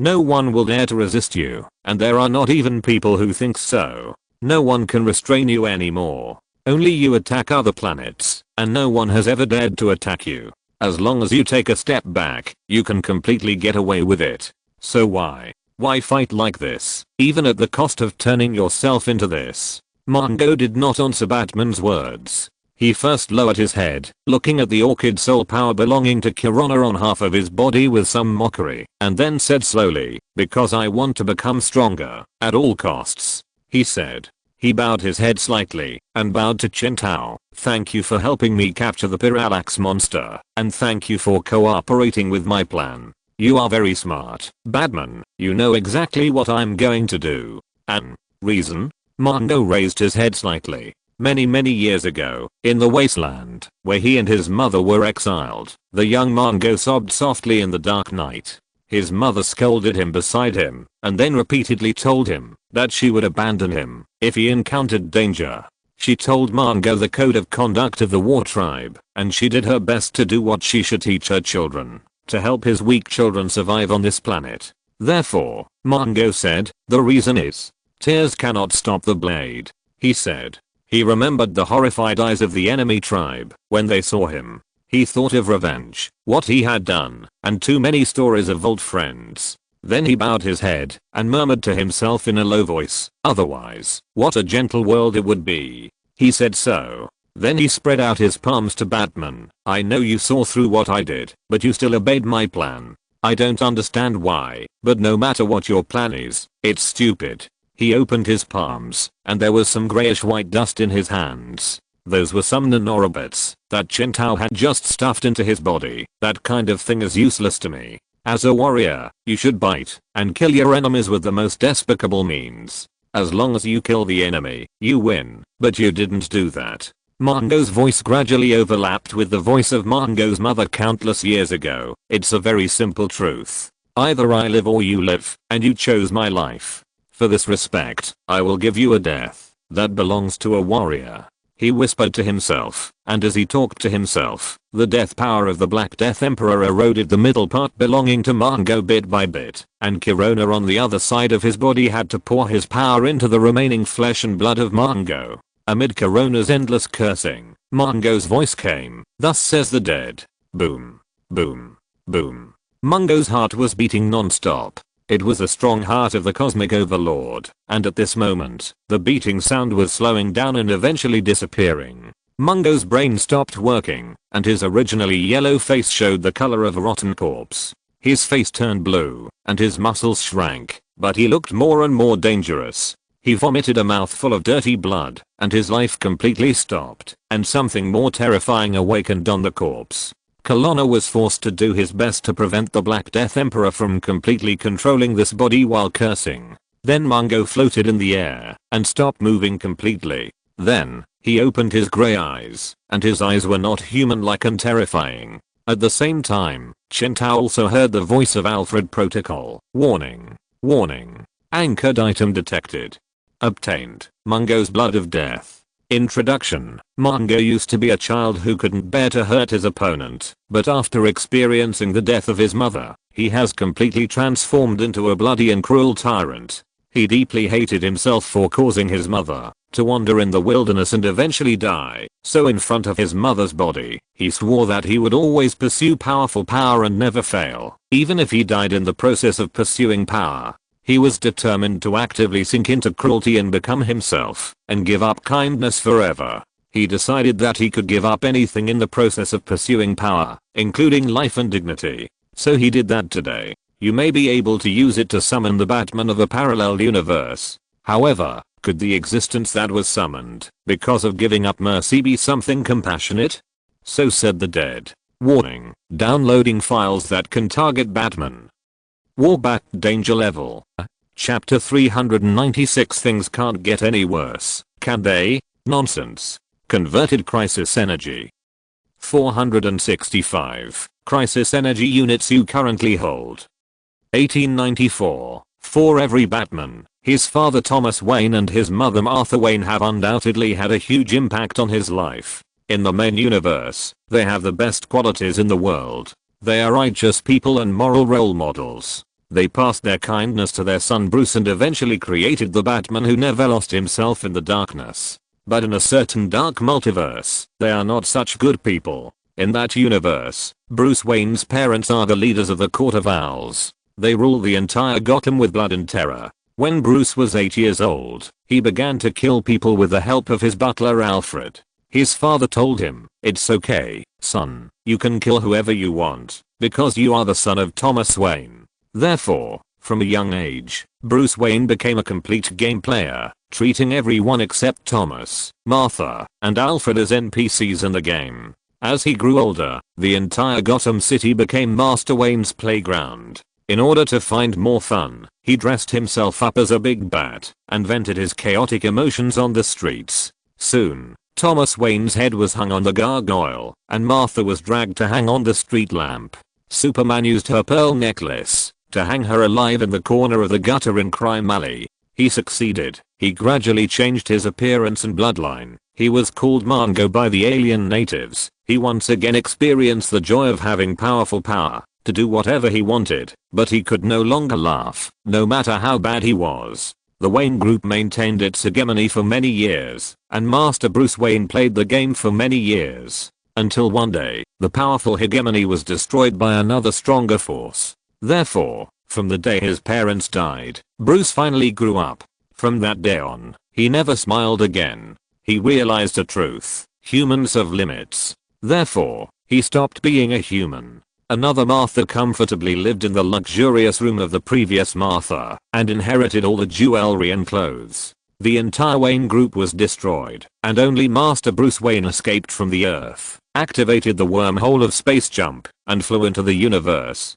A monster who called himself Superman flew from the sky, and the blade of the claw assassin could not even cut his skin. Those once powerful superpower criminals, Mr. Freeze, Poison Ivy, and the Lightning Demon. He forced the people to dress up as clowns in front of him, forced them to laugh, and then stabbed them to death again and again with his special bat darts. When Superman walked out of the nuclear explosion, the whole world surrendered to the new overlord. There was once a man named Lex Luthor who tried to rebel against the Wayne Group, but the next day his address was flooded with a large number of villains. It only took them a few hours to chop off his head and put it on Thomas Wayne's desk.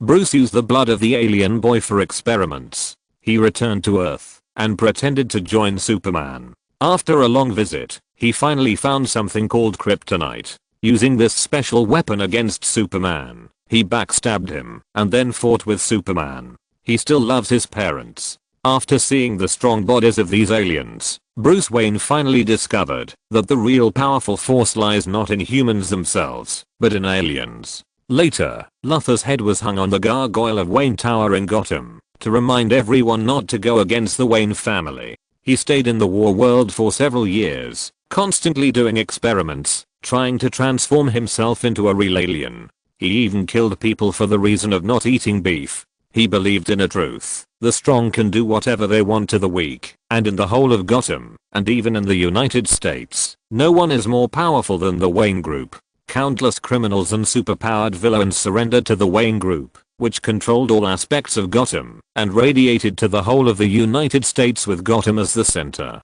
No matter what means, Superman could not be stopped. He just broke through the defenses of the superpowered people around Thomas Wayne again and again. Finally, he forced the Waynes into a desperate situation in a place called Crime Alley. He kept failing, and no alien bloodline could be successfully transplanted into his clones. The experiment was deadlocked until one day, he found an alien teenager and his mother who killed the bull mammoth. They lost the protection of the tribe, and were exiled to the wasteland. The program in the spacecraft that automatically searches for planets with life brought him to a place called War World, which is desolate and full of savage aliens. They were defeated by the monster called Superman. Even Thomas Wayne finally activated an Amazon woman called Diana Prince who was brainwashed and controlled by them, and an Atlantean called Arthur Curry, but they still couldn't defeat the devil called Superman. Their battle stretched across the entire Eurasian continent, causing trillions of casualties.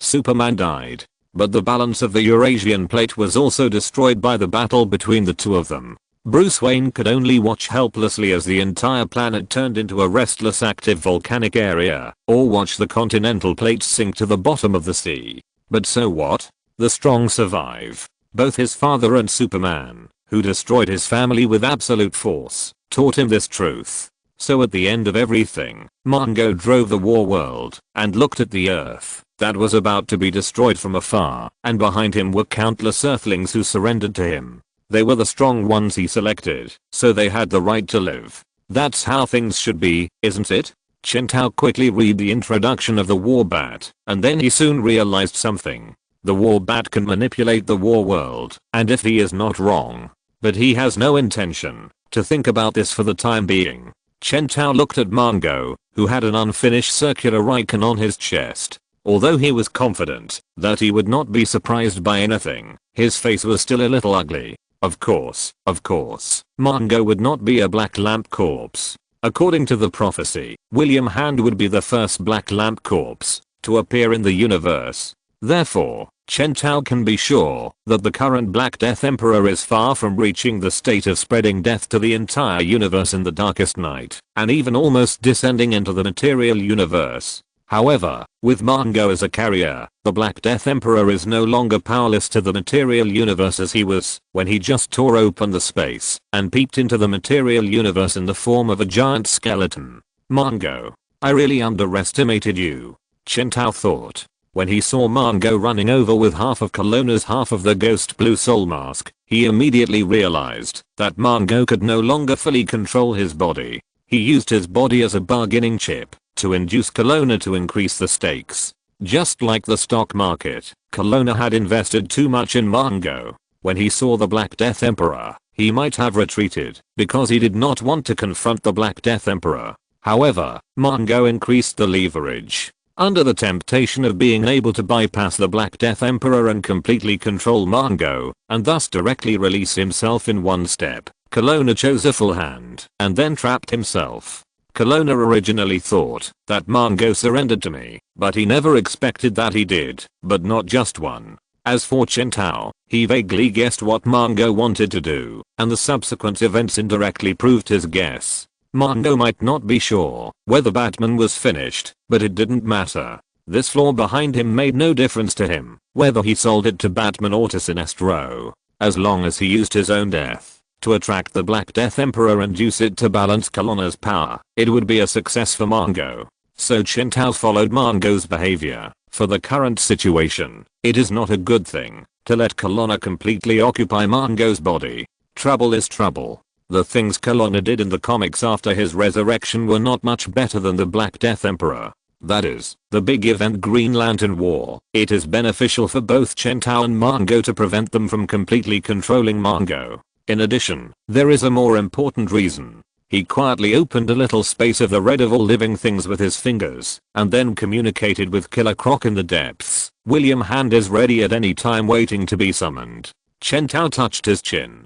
Kelowna is really good at keeping a low profile. Even though Kelowna knew that the Black Death Emperor might pose a threat to reality when his immortal soul was driven into the world of the dead by his colleagues, he still saved his life by describing the material universe to the Black Death Emperor and arousing his interest in invading the material universe. People like Kelowna don't fight for anything. For example, if Lantern number 1 knew that Blackest Night was going to happen, he might be persuaded, but for a character like Kelowna, as long as his vital interests were not harmed, he would never go all out. Therefore, we must force Kelowna into a corner where he can't retreat, and then force him to accept our conditions. Compared to Sinestro, your talent for manipulating fear is unparalleled. I could have killed you, Batman, but because of your previous performance, I can still give you a chance. Not far away, Mongo was still talking nonsense. While he was talking nonsense, he carefully observed the positions of Batman and Sinestro.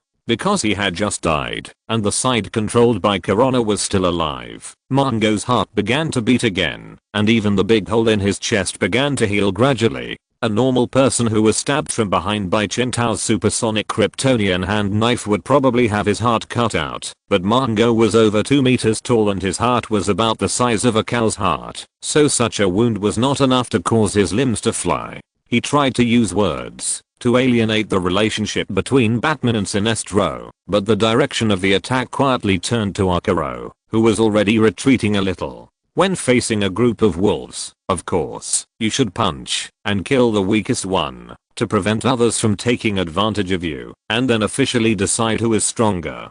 Damn it. Sinestro groaned beside him. Although his understanding of the Blackest Night basically came from Abinsu, and Abinsu's understanding of the Blackest Night came from the riddles of the Riddler of Atrocitus, so many of the contents were unclear and ambiguous, but no matter how stupid Sinestro was, he would not fail to recognize the death power of the Black Death Emperor. What are you talking about?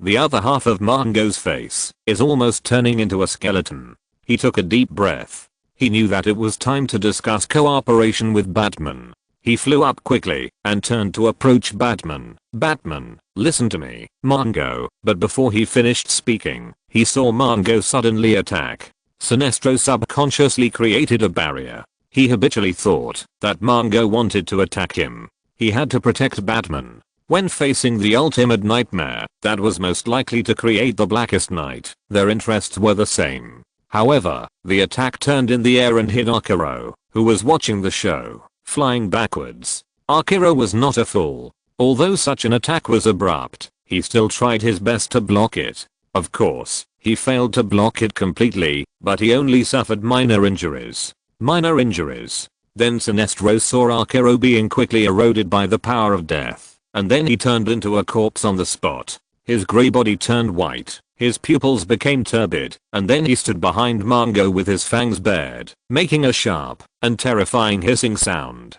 Sinestro's face turned ugly. Damn, that power of death controlled them. Sinestro took a deep breath. That was the Blackest Night in the prophecy. Then he paused, realizing that he seemed a little panicked, so he forced his voice to calm down. But as far as I know, if the Master of Death wants to come to reality completely, he needs a host to spread his will, and in the prophecy, that host is an Earthling, and Mongo is not qualified. So the situation is okay now, he said. Without a host, things shouldn't get worse. Nonsense. Then he heard Batman's voice, and then with Sinestro's face full of question marks, he saw a living person being pulled out of the space door opened next to him by Batman. This is William Hand. The Black Death Emperor killed him, and the Blackest Night is about to begin. Sinestro. Chapter 397 Batman. I'm a cute little kitty. You know what? Sometimes when you stand in front of the fire, you suddenly have an idea. You want to reach out and try whether the fire is really as hot as the book says. Of course, this is a dangerous behavior, unnecessary and irrational. But if you know that one day you will inevitably be burned by the fire, there is no room for negotiation. You will definitely want to try the temperature of the fire first. You are Batman. You never trust others. When Superman faced Brainiac, you never thought that Superman could defeat him without you. So you made sufficient preparations and destroyed Brainiac. When the Justice League faced Darkseid, you never thought that, if you didn't lead them, could they join forces to drive Darkseid back to Apocalypse like in the main universe. So you decided to give it a try. Chen Tao whispered to William Hand. You never express this feeling, but you know that a great fear often grabs you. Although he is far away, he is very real. You trust yourself more than anyone else. In the past, Hand liked to deal with corpses. Because he would hide in the morgue for corpses and not see the sun for a long time, he always had an incredibly white skin. After the transformation of the Xanian DNA, the skin became even whiter. Mongo didn't even look at Sinestro who attacked him. He turned his palm and a blue lantern ring flew out of his palm. The ring made a sound as it started to float. He was only here for a while. In a short period of time, Sinestro's heart had jumped up and down several times. The ups and downs were so scary. Huo Rang. Look at you, and the hateful Kelowna. Two rats in the gutter, 1,000-year-old antiques who dream of resurrection. As a color light close to the left and right poles on the emotional spectrum, the distortion of King Deng's emotions is also extremely huge. He said, I know you are all hiding here. Is there anyone who doesn't know the consequences of the arrival of the Black Death Emperor? With such a rare opportunity, it's time to let William Hand see the Black Death Emperor who is destined to make him the first Black Lantern Corps in history. Sinestro opened the barrier of the Yellow Lantern ring, as if to prevent the Blue Lantern ring from flying into his hand, but it was completely like paper. Soon he put on a Blue Lantern tribe uniform, and the Blue Lantern ring also covered the effect of the Yellow Lantern ring, making a mechanical voice, "Welcome to join the Blue Lantern tribe." However, for the first time, you encountered something you can't control. He must launch an attack while Margot is not yet stable, so that he can have a chance to save William Hand. As Sinestro flew over to attack, he felt a little nervous. On Sinestro's side, his purple-red face was almost green. He didn't dare to rush towards Batman, for fear that Batman's hand would slip and directly pierce William Hand's back from behind. You want William Hand to try to face the Black Death Emperor first. There was no reaction. William Hand. Damn Batman, you lunatic. Well, it seems that not everyone has heard of the prophecy and read the book of OA. He muttered, "I never thought I would have to do science popularization work."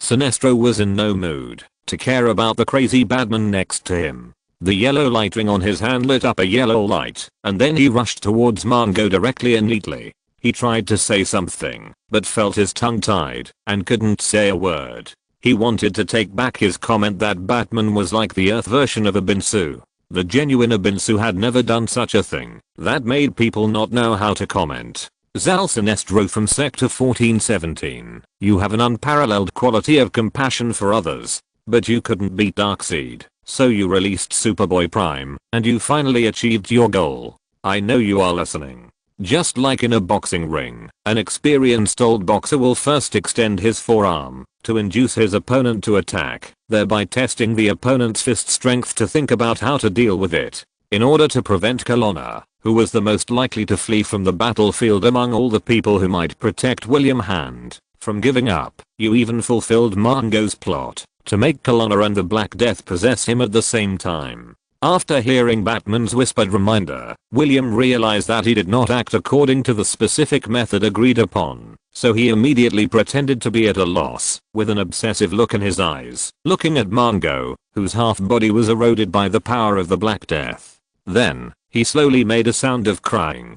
But, he is a destined host chosen by the Black Death. You can teach him morality by words and deeds, scientifically modify his body, and temper his martial arts. You can dress him in divine clothes, forge weapons, remove obstacles, and do everything a heroic mentor can do.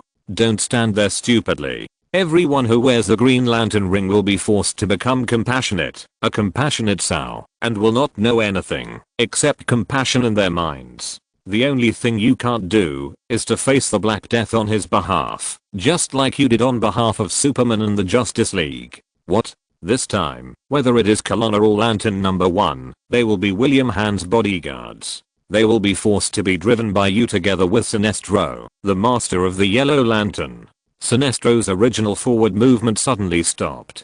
He was wearing a thick spacesuit uniform and floating in the air blankly. Although William Hand has the ability to survive in the universe after being transformed, especially their current location is still within the gravity range of the OA star, which is even safer than the real universe, but Chen Tao does not intend to expose this. These are all things you can deal with and control. Although you don't say it out loud, the fact is that, although you pushed Supergirl to the leader of the Justice League, you can always seize the initiative of your teammates, and then promote the development of things according to your own ideas. Because your teammates trust you, because you can do that, because you firmly believe that, only by doing it yourself can you be foolproof and more assured. However, before becoming Green Lanterns, most of them were murderous criminals. So every Green Lantern would fall into a moment of intense self-blame and lose their ability to move in a short period of time. When they got the ring, they would stand there and immerse themselves in the sins they had committed in the past, deeply repenting for what they had done, and in this state, they were basically defenseless.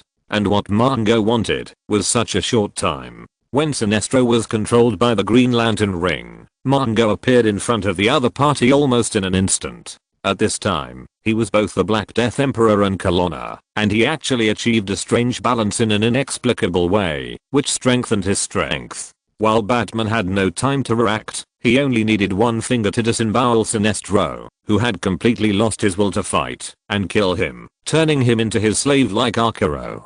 This was Mongo's original plan. In order to face Sinestro, he deliberately let the Green Lantern ring that the cyborg Superman got was to play a role at this moment. However, just as he approached Sinestro, he saw a person standing in front of him. It was Batman. Mongo saw him grab his arm, not caring at all that part of the death energy from the Dark Lord was transferred to him. He just turned his head and looked at Sinestro. Kirana on the other side of Mongo's body groaned. He was fighting against the Dark Lord. In principle, he didn't want Batman to get into trouble, so he tried his best to stop Mongo from attacking Batman. Once Batman was also eroded by the death energy of the Dark Lord. Oh, this certainly can't be considered a Black Lantern corpse. The honor of the first Black Lantern corpse will always belong to William Hand, but even if it becomes a close temporarily eroded state, it is enough for the Dark Lord to use it as a springboard to project more energy.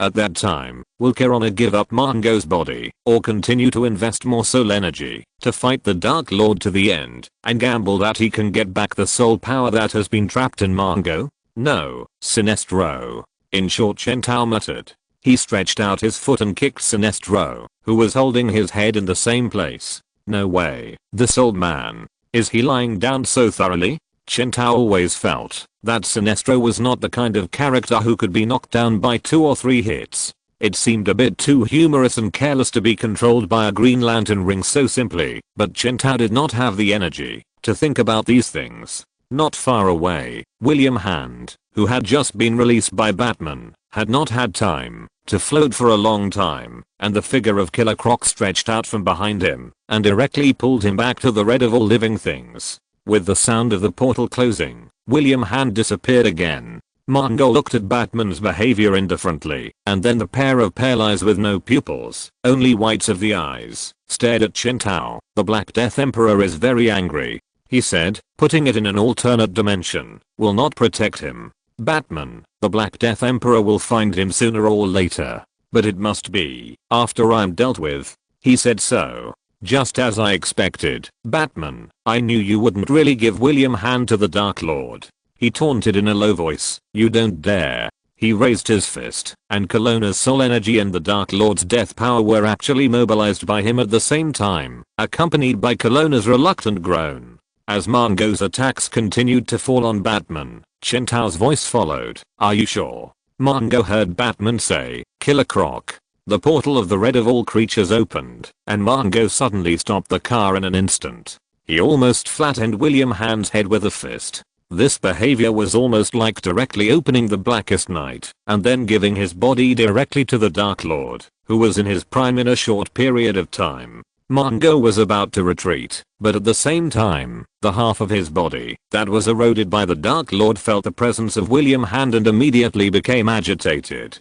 He began to change the target of his attack uncontrollably. Mongo hurriedly tried to stop him with his other hand, and then Batman's voice came again like a death sentence. Warren, why don't you do it? Then, Mongo heard a sigh from behind him. A huge green light creature stood between the two of them. The power ring, which only had one hand and one foot, opened up the hidden space and appeared between the two of them. No, no, no, no, I will definitely die if I don't participate in such a battle. Let me go, I don't want to, help me. Shut up and listen to me. The ring on his hand made a sound of scolding the other party, and then in the voice of the power ring shrinking, he turned his head and looked at Batman. I have read the memories you shared with me, he said, strong mental power. I didn't expect you to be able to find me like this. Mongo punched and broke the green barrier. He looked at the power ring and Batman standing side by side.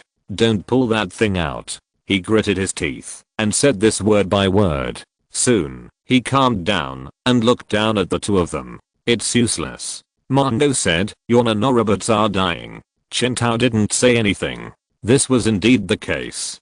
He had just tried to apply some of the nanorobots that had entered Mongo's body, but at this moment, these nanorobots were all dead in the air. He meant death. These nanorobots were dead. Even though they were lifeless substances, they were still part of Chen Tao's body and could have the concept of death. Mongo, who was not far away, felt relieved. This showed that the death force he had applied to Batman had taken effect. It worked. Batman didn't understand the nature of the force he had applied to Batman when they were fighting. He mistakenly thought that he could avoid the death force by transforming himself into a biomechanical state, but he was wrong, very wrong. The most troublesome part of fighting Batman for Mongo was that Batman seemed to be able to transform into different things at any time. When it sees a green light, it turns green. When it sees a yellow light, it turns yellow. Sometimes it turns into a state composed of nanorobots, and then in an instant it turns into a Kryptonian, and has super speed. It seems that Batman can always show an ability that you didn't know before, and then beat people to a pulp. But now, finally, he can make the final decision and completely solve. Then the next moment Mongo saw Batman's skin turn white, and after a flash of fluorescent light, a skull-shaped bat hood appeared on his head. His body was muscular, and he had chains on his hands. Then, the death power that had begun to spread to Batman's body was metabolized in a short period of time, just like metabolism. Just now Batman was still eroded by the death energy, and looked like he was about to die, and then in an instant, he was fine. "You monster," Mongo said. "No, no, no, I'm not a monster." Chen Tao said, "You have to know that the concept of monster is relative. To a canary, a cat is a monster. You're just used to being a cat." "So, now," Mongo heard Batman say, "tell me, who is the cat?" Without waiting for Mongo to respond, the Corona soul power in Mongo's body began to stir constantly, and then the first lantern took action, and Sinestro floated close to Mongo in a corpse-like state, and then suddenly jumped high, seemingly not affected by the Green Lantern at all. "Who is the cute little cat?" Then came Chen Tao's voice. "Obviously, I am." Then he said in a low and hoarse voice, "Meow." Chapter 398 Parallax Demon Batman. "Hey, listen." Gulp. It felt like something heavy falling into water, and the world was in chaos in front of Mongo. Thoughts rolled in Mongo's mind, constantly merging and separating, like Robin's underwear without anti-adhesive in the bat washing machine. He tried to open his eyes wide, like two red spots on a yellow potato after peeling. Although Mongo didn't know what kind of creatures cats and canaries were, he could roughly understand what Batman meant. Mongo was not surprised or angry about Batman's counterattack. Many years ago, Mongo knew that he shouldn't hate his enemies. It was unnecessary and would reduce his judgment. However, he was still extremely angry at this time because of Sinestro. He found the Green Lantern and recruited the Cyborg Superman, and the only explanation for all this being useless to Sinestro was. However, he concealed the most crucial point from Mongo regarding the question of whether he would indulge in emotions after wearing the ring. What he did was not a fixed generator that would produce results, but a remote control switch controlled by it. "Get out of here." The Yellow Lantern Lord now used the Green Lantern instead of the Yellow Lantern. He made a disgusting, ridiculous, sincere, motherly sound, like a dog before vomiting. "You are so pathetic." Woo woo woo. Chen Tao moved his body slightly and stood between the power ring and William Hand. He cursed the original name of the first lantern.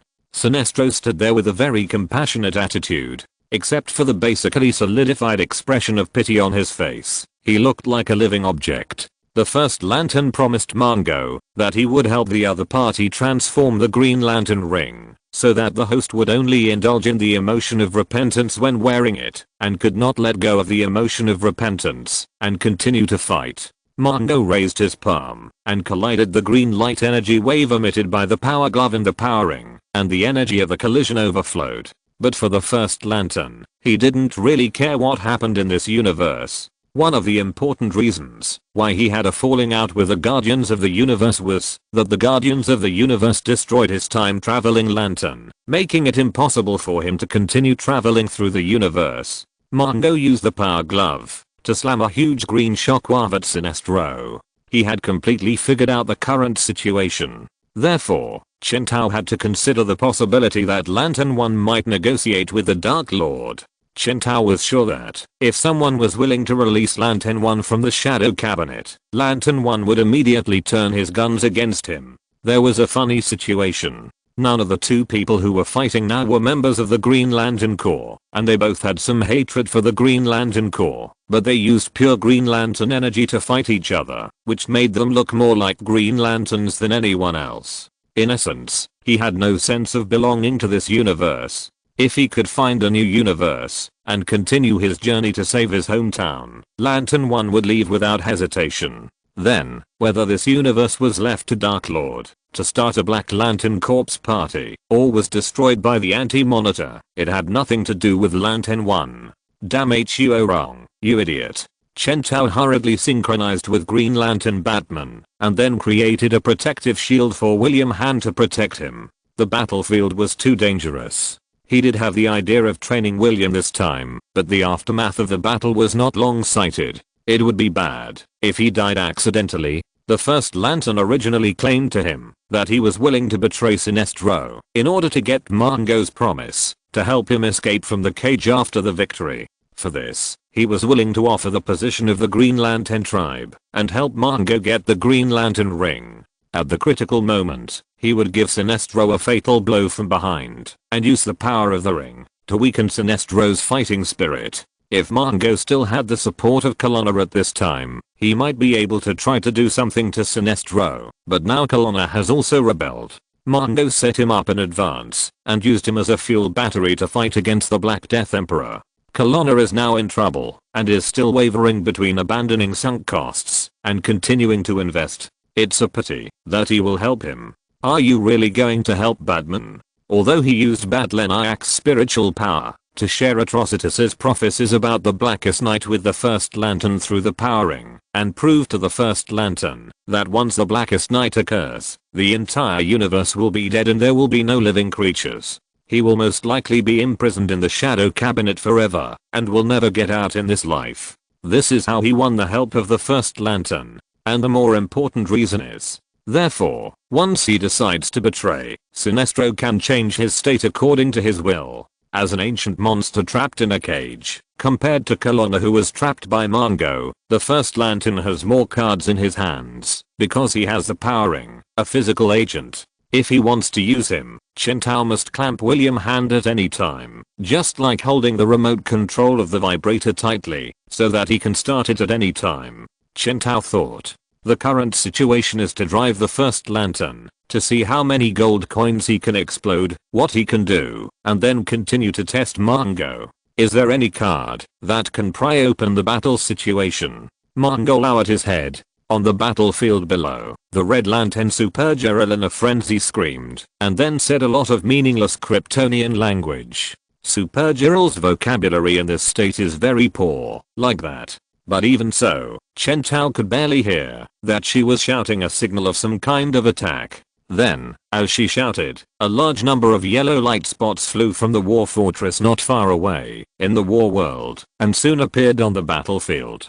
It was a large number of creatures with stiff expressions and S icons on their chests. They looked somewhat similar to Superman Clark. Chen Tao knew that kind of thing. It was the crystallization of Kryptonian technology, a robot called Annihilator. In the Fortress of Solitude in the Arctic, Clark also had such a robot. In the history of comics, after the event of the death of Superman, the Annihilus robot was activated due to Superman's death, and finally automatically used the regeneration matrix to resurrect Superman. As a bodyguard of the Kryptonians, the mission of that thing is to protect the Master from harm, or to eliminate impure Kryptonian blood. For example, it has beaten the Fruit of Luthor and Superman's love, the hybrid Kryptonian Superboy Connor many times. However, at this time, there are more Annihilus robots appearing on the battlefield. Compared with the single robot bodyguard in the Fortress of Solitude on Earth, these Annihilus robots are like an army. How did Marngo get these humanoid weapons? Chen Tao looked at the Supergirl below who was entangled by the angry energy of the red light, thinking, what exactly did Supergirl experience in the universe to make her so angry? Although he was just concerned about the battle on Marngo's side, he was also distracted by the battlefield below. As the Lord of Red Lanterns, Atrocitus was no match for Supergirl. Even without using the Red Lantern ring, to spray out Red Lantern energy like a flaming fluid. The frantic Supergirl still pinned Atrocitus to the ground and beat him. After losing her mind, the shame of Krypton looked like something no one had ever seen before. Her fists were like spikes, hitting Atrocitus' body, and the intense pain was like nailing her tongue to the wall. Although Atrocitus could deprive Supergirl of control of the Red Lantern ring at any time, the Red Lantern ring would empty all the internal organs of the organism. If she did so, Supergirl would die on the spot because of the loss of her heart. Batman wanted Supergirl to live, and Atrocitus was forced to pinch his nose to guarantee this. He was beaten to pieces with Grievance, and then hid next to some small meteorites flying by in the universe to avoid Supergirl's attack, like a dog hiding behind a fire hydrant with Grievance. Of course, there was a more important reason. Atrocitus did not dare to guarantee that he could really take Supergirl's ring. He is indeed the creator of the Red Lantern, but if there is a Red Lantern stronger than him, can she really be as powerless as other Red Lanterns when their rings are taken away? Atrocitus did not dare to gamble, nor did he intend to. As long as he did not really try, he would be 100% able to take it away. However, Atrocitus was able to fight Supergirl evenly before, and even cleared out the group of Yellow Lanterns under Sinestro, while being beaten by her. But the situation is now different after the group of Annihilator robots entered the scene. Atrocitus held his head, and was kicked by a large group of robots. The energy of the Red Lantern continued to repair his damaged body. The good news is that he is a Red Lantern. So these attacks, that are almost fatal to other members of the Color Light, cannot cause any fatal damage to him. The bad news is that Atrocitus is in great pain. Batman. He held his head and screamed. The Yellow Lanterns looked at each other in bewilderment. They didn't know who to attack. The situation was changing too fast. In the chaotic battlefield, few people could tell who their enemies were. Originally, Atrocitus and the members of the Green Lantern Corps joined forces, and one person swept the Yellow Lantern members below. The situation was simple and clear, and then he was dragged by Supergirl. Everything was clear, but now the entry of the Annihilus robot caused the battle to directly turn into a big melee. After Mongo used the Annihilus to attract the attention of several people, he immediately seized the time and stretched out a palm in the air. Whether it was the Annihilus or Supergirl, these were just Mongo's tricks. For Mongo, if he wanted to break the deadlock now, he had to do. Then Chen Tao's communication system immediately rang, and the anxious voice of Killer Croc came. Oh no, Batman, the death storm you sent into the red of all creatures to protect is probably going to vomit. The Parallax monster is going to run out. Chen Tao looked at Mongo suddenly. How the hell did he do this? Mongo has no ability to manipulate Parallax monsters. He has no knowledge of the emotional spectrum. At best, he has some affinity for the fear of yellow lights. Manipulating light beasts should be Colonna's specialty, unless you add.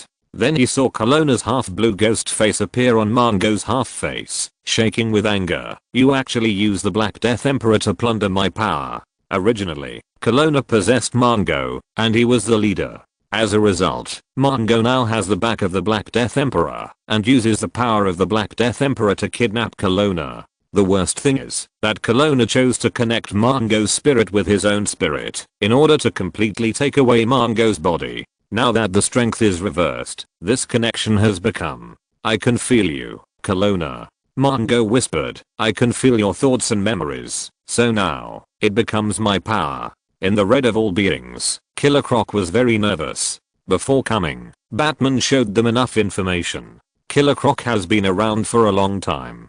He is no longer the beast in Gotham, who would rush into things and not stop until his head was broken and bloody. Now he has entered Hollywood and used the $200 million salary capital he advanced to start Jones Film and Television Company. He is already a boss. He already knows a lot of things. The Parallax monster must not escape from the red of all creatures. Not to mention tearing the space. It is like playing for this monster. As long as he comes out, all of us will die.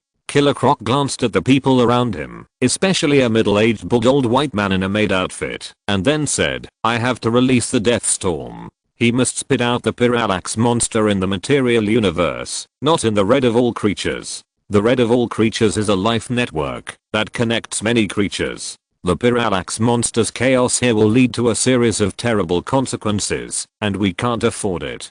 Chen Tao took a deep breath and nodded. Killer Croc was right. He would not be stupid enough to oppose the other party under such circumstances. He tried his best to get rid of the negative emotions in his mind, and within a few seconds he immediately accepted the fact that the Parallax Monster that he had sealed in Deathstorm's body with great effort might be summoned by Mongo and come back again. This is the calmness that a qualified decision maker must have: accept everything that will happen and be prepared at any time. Even if Mongo has now turned into a rolling and twisted sock, Chen Tao must accept this immediately and then think about whether he can use his big hairy legs to insert it to stop the opponent. So Deathstorm was carried by Killer Croc and appeared next to Chen Tao. Mr. Skeleton looked like he was about to die at this time, and his whole body was twitching like he had epilepsy. The Deathstorm Matrix trapped the Parallax Monster inside, but at this time, through Mongo's summons, he was ready to break out of the body at any time. Mongo, who was not far away, grinned. Sinestro was still trying to attack him. Mongo turned his head while confronting him head on and looked at Deathstorm with a piercing look. The power of the Black of Decay erupted in Deathstorm's body, but it could not stop the Parallax Monster from escaping. The Black Death Emperor cut off a small section of the thumb of Antonakon, the Lord of Decay, and Mongo used this as a fulcrum, and through the power of the Black Death Emperor, he could also pry the power of the Black of Decay. Soon, the Parallax Monster would escape and then surrender. Then a hand pressed on the top of Deathstorm's head. It was Batman. He sighed. Boom. A very low loud noise, like a Tyrannosaurus Rex crushing a car on the moon. Fluid yellow energy gushed out of Deathstorm's 7 orifices, and he screamed hysterically. Whether opening or closing the Deathstorm Matrix, releasing such a powerful yellow light energy entity as the Parallax Monster was a severe torture for him. But he finally released the monster, the huge monster, that looked like a yellow giant worm with ferocious teeth. Then Deathstorm saw Batman looking up at the Parallax Monster. Then he stretched out his hand to him and said in a coaxing tone, "My dear Happy Fruit, come here." If you're listening to this novel on a channel other than Fanfic World, it means they downloaded and uploaded it without effort. We cordially invite you to visit our channel, Mundo Fanfic Novelos. There you'll find the original version of this story and you can explore many other novels of various genres. We're waiting for you to immerse yourself in a world of incredible novels. Chapter 399, The Black Death Emperor's Call. I will never become a laughing bat.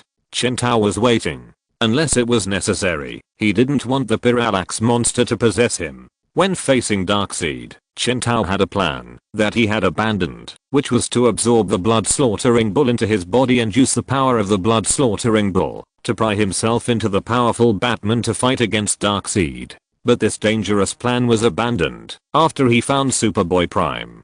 Compared with forcing Darkseid to fight together with him, the danger of absorbing the light beast into the body was too great. This danger was not for Chen Tao himself, but for everyone except Chen Tao. The worst problem of absorbing the light beast is that the willpower will be eroded by the light beast. Even Hal Jordan, who is known as the DC with the strongest willpower, has been controlled by the Parallax Monster. You know, he is the one who forged the Green Lantern ring with his bare hands. Before he really absorbed it, Chen Tao didn't know what would happen, and he was not sure whether his preparations would be effective. Hal Jordan showed a sunny and cheerful smile after absorbing the Parallax Monster. Batman also showed a sunny and cheerful smile after absorbing the Joker's poison gas. Parallax Hal caused a multiverse crisis. DC Event 0 Hour, and the same is true for the Batman who laughs.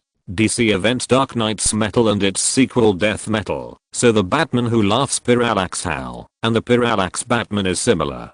Living in the Dark Universe, Chen Tao has always been worried that he will accidentally lose himself and become one of the Dark Universe Batman's thugs summoned by the Batman who laughs from the Dark Multiverse. So there are some things that I can't do just because I think I have a high probability of success. If something goes wrong, there will be no place to cry. Superboy Prime seems to be unaffected by the Blood Bowl because he is Superboy Prime. But even so, Superboy Prime, who is possessed by the Blood Bowl, still did many things that he would not do when he was calm in a rage, such as beating up Darkseid. At least it is a twisted Batman of a dark multiverse. He believed that Mongo would never let Parallax Monster fall into his arms. Although Parallax Monster was coming over with a look of "brother, you smell good," Mongo would never let himself be bullied. And there was another very important reason. The Green Lantern tribe was secretly established by Abinsu, and Abinsu was Sinestro's teacher and brother-in-law.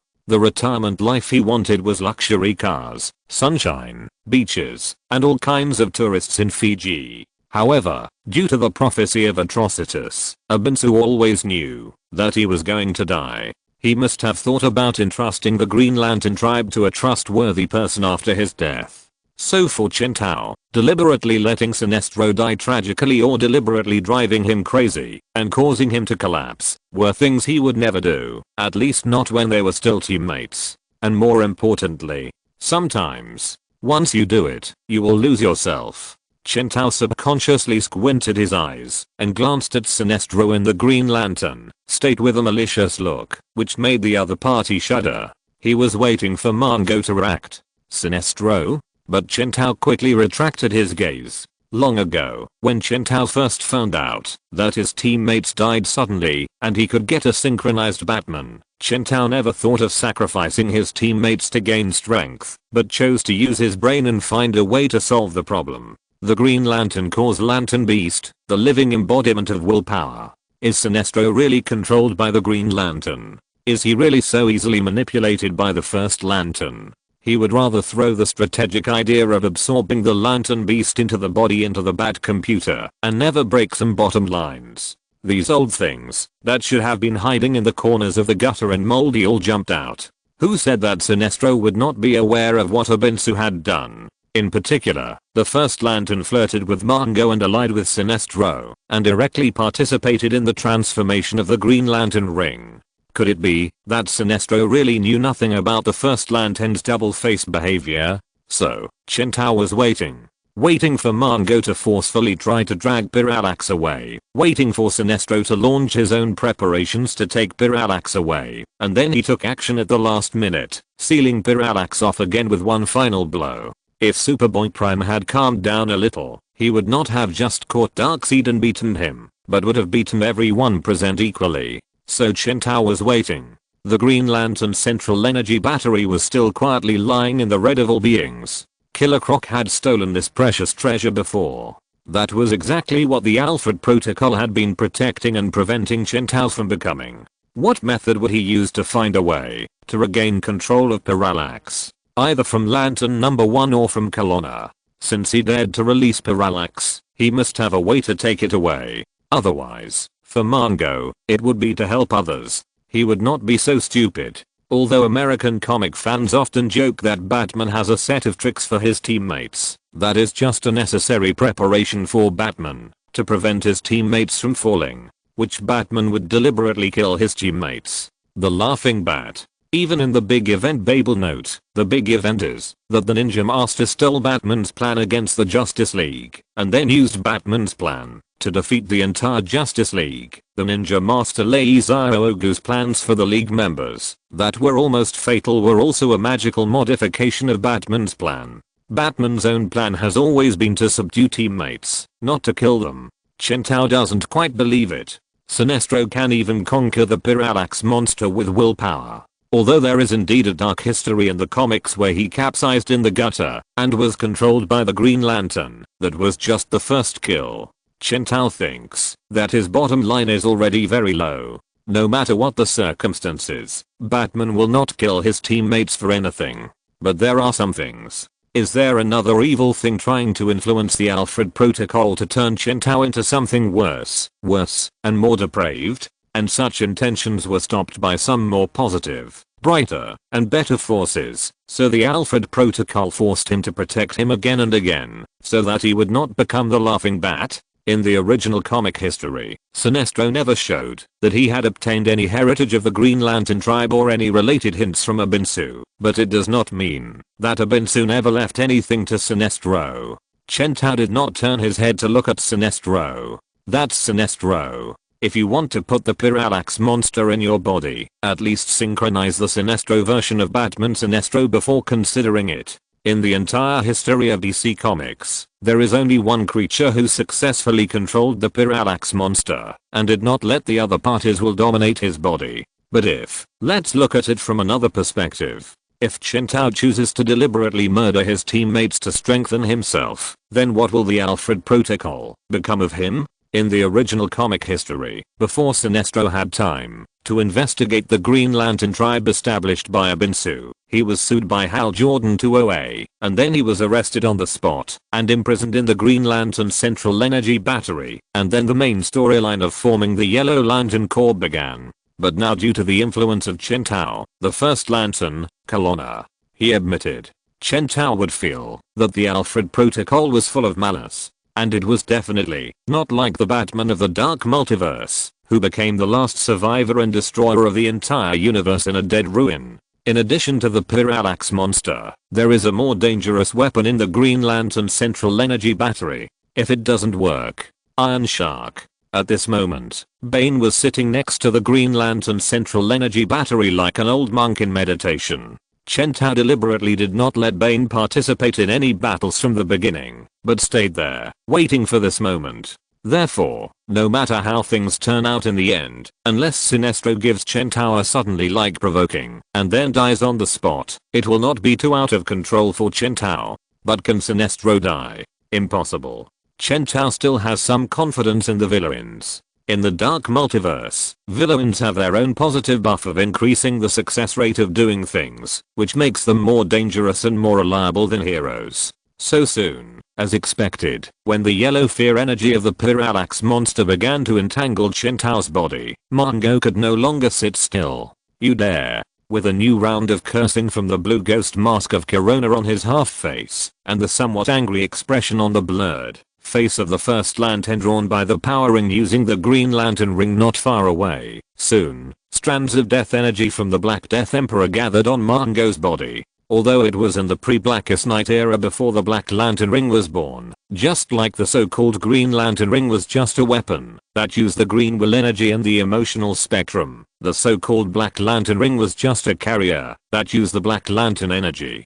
The fact that the Black Lantern ring had not yet been forged did not mean that the power of the Black Death Emperor could not be projected to Mongo in large quantities. It was just that it was impossible to create a creature like the Black Lantern Corps that was purely controlled by the Black Death Emperor. Just as the Guardians of the Universe could use the green will energy to fight long before the birth of the Green Lantern ring. Therefore, at this moment, black chains flew out from Mongo's body, quickly wrapped around the body of the Parallax monster, strangling the huge yellow monster and making it roar. This was not the yellow iron chain that Sinestro had previously materialized using the Yellow Lantern ring, but a willpower chain that was condensed in a special way and had some strange effects specifically targeting the Lantern Beasts. However, at this time, the chain was filled with a large amount of the Black Death Emperor's death power, which increased its power several times. Chen Tao looked familiar at this time. Isn't this Kelowna's move? In the big event Green Lantern War, Kelowna had to escape from the cage and lead the colorful 7 Lantern Beasts back to the hometown of OA Star. When he killed the little blue man colleagues of the Guardian of the Universe, the chains of green will energy were put around the necks of those Lantern Beasts. Kelowna held them in his hand like a dog. Now in Mongo's hand, these chains changed color and achieved the same effect. Damn it. Lantern number 1, who controlled the power ring, reacted immediately. He immediately controlled the power ring and flew towards the Parallax monster with a scream of no, brothering.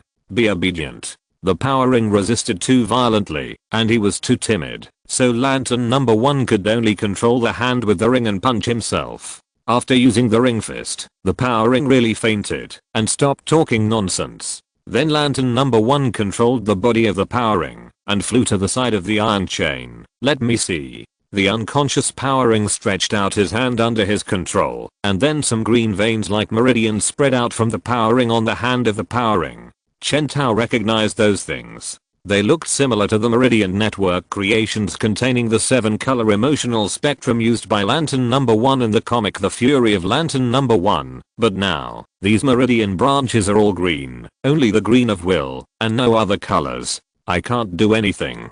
Lantern number 1 tried to use his own methods to stop Mongo's behavior. However, although Lantern number 1 mastered the emotional spectrum, only the Black Lantern was completely the domain of the Black Death Emperor. Those iron chains made of the power of the Black Death Emperor and made by Corona's means were indestructible to Lantern number 1, at least indestructible to his current condition. So he could only let his Green Meridian network wrap around the body of the Parallax monster, trying to pull him back, but the Parallax monster was still controlled and kept being pulled towards Mongo. For a moment, the field actually showed a weird tug-of-war state, and it was completely deadlocked. Chen Tao just stood there quietly, doing nothing, allowing Mongo to pull the roaring Parallax monster back, indifferent like a cold-blooded emperor who saw his favorite concubine being dragged into the cold palace by eunuchs. And Sinestro played the role of a pitiful sow for a long time, and after seeing that Batman was still indifferent, he finally couldn't pretend anymore.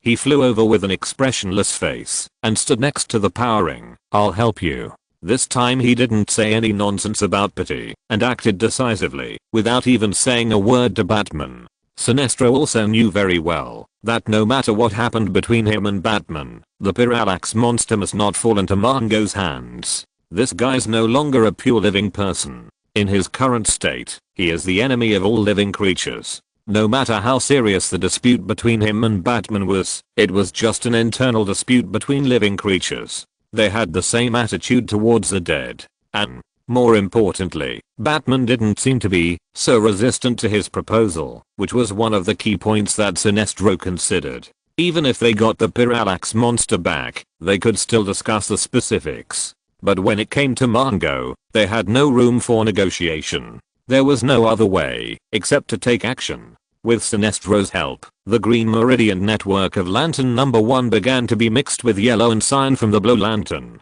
Although it was not as strong as the real body of Lantern number 1 when it was resurrected, which contained a 7-color emotional spectrum, it still made the whole drag force a whole circle. At this time, Sinestro also turned his eyes to Batman, which meant, "Brother, I've already taken action. Is it appropriate for you to watch now?" So Chen Tao finally moved. Not far away, the Parallax monster had just been spit out from the Deathstorm matrix. The half-dead Deathstorm floated quietly in the universe, weak in the literal sense like a dry bone. He originally planned to float quietly in the universe, and then quietly fly out of the battlefield to save his life, but soon he saw Batman's serious face appear in front of him. Then Batman smiled at him. Deathstorm saw Batman rub his hands shyly. "That, Dr. Stan.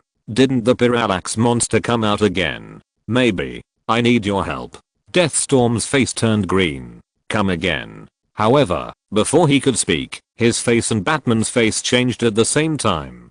Sinestro and the blurry faces drawn by Lantern number 1 using green light energy also changed their faces in horror. Because at this time, a voice sounded in everyone's ears. Just hearing this voice was like a basin of cold water poured from head to toe, and it was like hearing the sound of some large beast rubbing its teeth in the shadows in the darkest night. William Hand.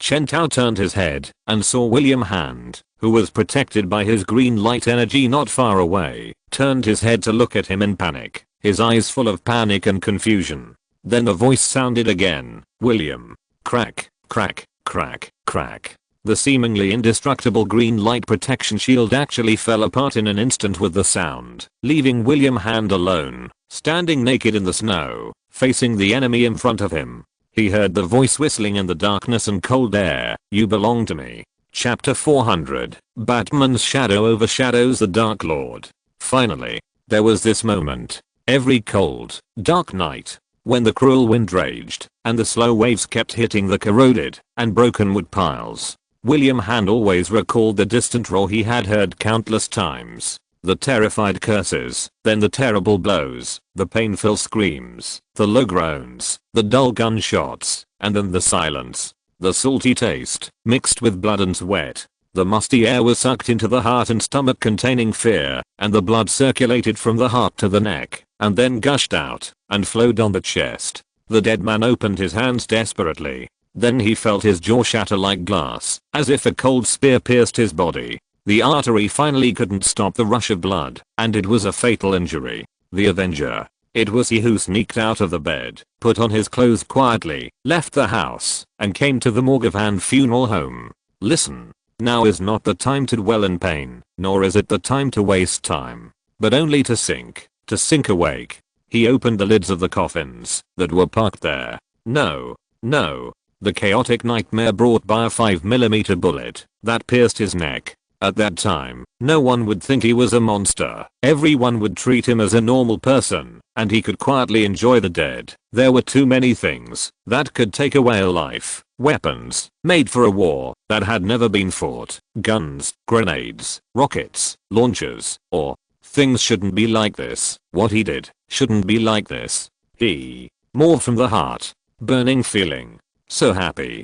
Then the feeling of falling. He couldn't leave the dead. It was not just the indoctrination of the Black Death Emperor. Fear was always lingering in his heart at the moment of life passing away. And the most painful thing in the world is this. William Hand even began to miss the time when his hobby was not discovered by everyone. The defender. The planner. Batman. Obsessed every day. The laugher. Like drowning in flames. Because he came here by himself. William heard the voice, and in his spiritual world, the footsteps were as deafening as an earthquake. The walking giant. No, this is not normal. Then he finally felt the coldness of the end of life filling his body. Then, the coldness turned into an obsessive, climaxing, like taking a drug, overflowing from the heart to the soles of the feet. It was like swimming in the warm amniotic fluid of his mother, and couldn't extricate himself, but not like his real mother. Everywhere he went was deadly warmth. William Hand knew that it was fatal. This was simply a great joy for him. Every day was attracted. When he grasped those cold hands, he could see the scenes of those who died before they died. No one could take him away from here. It was his own choice to grasp his own destiny. It was him who embraced, he loved, he merged with it. He had to leave. It was too warm. But no one. Then, the eternal winner. And in the distance, surrounding Batman, were countless blurry shadows. Some had black rock-like skin, some had green appearances, 3 pink spots on their heads, or all kinds of monsters. They roared, hummed, made inhuman sounds, hummed, and swore their power to Batman. They thought they could defeat Batman. Fatal stupidity. But they were inhuman opponents, and there was no chance against these guys. No chance. Unless. Move slowly. Focus. Forget the pain. Focus your willpower. Then, without hesitation, when you lose your defensive position, attack. Wrestle with giant beasts. The ground shakes, the air burns, and the echo ripples, rises, and disappears into the darkness. Genius begins to work. Such a brilliant mind can bring revolutionary and humorous new changes to the field of tactical design. Such skilled hands can complete a concert piano solo, or easily solve a puzzle, or when it can't be solved, violently smash the puzzle with a hammer. Batman. The laugher. The defender. The savior. The eternal victor. And now he is determined to pull you into the light. What the hell? The Black Death Emperor frowned. Well, as a huge skeleton man, a colored light that has not broken through to the material universe, a lantern beast of the Black Lantern Corps, and a part of the concept of true death, the Black Death Emperor actually does not have the concept of brows, but he should indeed frown and open his mouth, because everything he found was somewhat beyond his expectations and violated his understanding. What is this again? In William Hand's spiritual world, the Black Death Emperor, who had transformed into a skeleton man, looked up at the huge bat as huge as a mountain, and for a moment he didn't know what to do. The existence of everything in the spiritual world is a projection of William Hand's impression of something. And such a huge Batman means. Listen to me, William Hand. In my journey to get rid of the shadows cast by countless guys who call themselves gods, I have experienced the light of thousands of sunrises. One picture after another appeared in the image of William Hand's spiritual world. That glorious time. Batman and Superman flew together across the sky of Metropolis. Countless people looked up and cheered for the superheroes who left. And countless times of the darkest midnight when there was no way forward, Brainiac's robots destroyed the city, and the huge skeleton spaceship hovered above the city. Everyone stared at Batman, who was confronting Brainiac on TV. And then, from then on, it was only Batman who flew over Metropolis. I'm very fortunate that I can still stand intact in the darkness of my homeland and bathe in its glory. The voice was stirring. I have seen new buildings rise from the ruins. There is always reconstruction after a disaster. People will soon forget the destroyed buildings and the people killed by Brainiac's robots. The world is always moving forward and always changing. Maybe people don't want to admit it, but the fact is, we always forget those who leave. I have witnessed the peak and darkest moments of our world. Various images are constantly presented. The Justice League besieging Darkseid, and then the scene of their tragic defeat. The Justice League being controlled by the Eclipse, and then the Flash returning like a god, and these quickly blurred, like rippling water drops, turning into a huge, terrifying figure standing in front of Batman, holding a ball of blurry matter in his palm. Anti-monitor. And now, it feels much safer than when Batman was first born, at least as safe. Because of Batman, the world has its protectors. I know this, but I also realize that Diana, Hal, Barry, Ron, Billy, and their friends can do far more to protect our home than I can do alone. So, I have realized that now is far better than before. I'm ready to accept help to expand and complete my mission. I'm ready to spread the shadow of the bat to the entire earth, William, and I sincerely hope that you can be a part of it. So, prove it to everyone. Then William Hand raised his head. The huge Batman image began to become a blur, and finally gradually turned into William Hand's appearance. He announced to the Black Death Emperor, as if he was announcing to his life, that had been fooled for more than 10 years, I will never go with you, and I will never succumb to my bestiality. I hereby accuse you of manipulating my life and clearly reject it. The voice became louder and louder, deafening William Hand's entire mental space. I spit on you, Black Death Emperor. He cursed, howled, and cursed hysterically. William Hand had already felt that the Black Death Emperor was forcibly invading his world. The Master of Death didn't say much nonsense. William Hand was his chosen host, the destined first Black Lantern Corps. No one in this world could control William Hand better than him, not even William Hand himself. If he could do something to William Hand, there was no need to consider the other party's thoughts, just as the butcher would not consider what the pig on the chopping board thought, and would not show mercy because of the pig's wailing before death.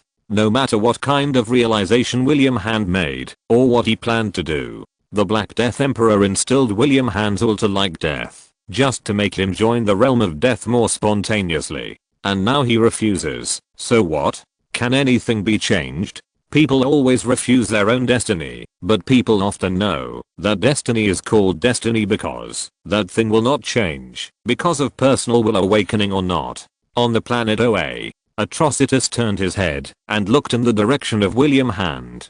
Damn it, Batman, what have you done? A huge sense of fear began to brew, search, and then filled his heart. The yellow lanterns beside him also felt the fear in Atrocitus' heart and laughed at him unpleasantly. Impossible. The blood prophecy didn't tell me that the Blackest Night would happen at this time. The spectral war has not started yet. The War of the Seven Lanterns has not yet broken out, so the Blackest Night cannot come. The colors of light that appear now should only be green, yellow, red, and blue. Atrocitus thought so, but this still couldn't stop him from feeling the deep breath of death, which was getting stronger and stronger on William Hand's body. What are you doing, Batman? The Black Death Emperor was invading William Hand's territory. The world was getting darker and darker, and the desperate resistance seemed insignificant in the face of such changes, and even made people feel a little ridiculous for not knowing their own strength. Some cells with the ability to reproduce themselves can resist part of my power. The Black Death Emperor lowered his head. Nice joke, he said. Then, more Black Death power spread to William Hand's cheek. He stretched out a hand and then pinched his neck fiercely. Theoretically, it is impossible for a person to strangle himself to death, but at this time, William Hand pinched his neck so hard that it creaked. A feeling of suffocation, a feeling of failure, a sense of imminent death. And at the end of everything, it's done. William Hand heard Batman's voice. Well done. He opened his eyes and saw Batman in the spiritual world with his hand on his shoulder. He was dressed in black, emitting a glowing warm light in the dark spiritual world, as dazzling and warm as the darkness surrounding people. Well done. He repeated his words again, and then William Hand heard him look up and shout loudly to the people around him. So what are you damn bad guys waiting for?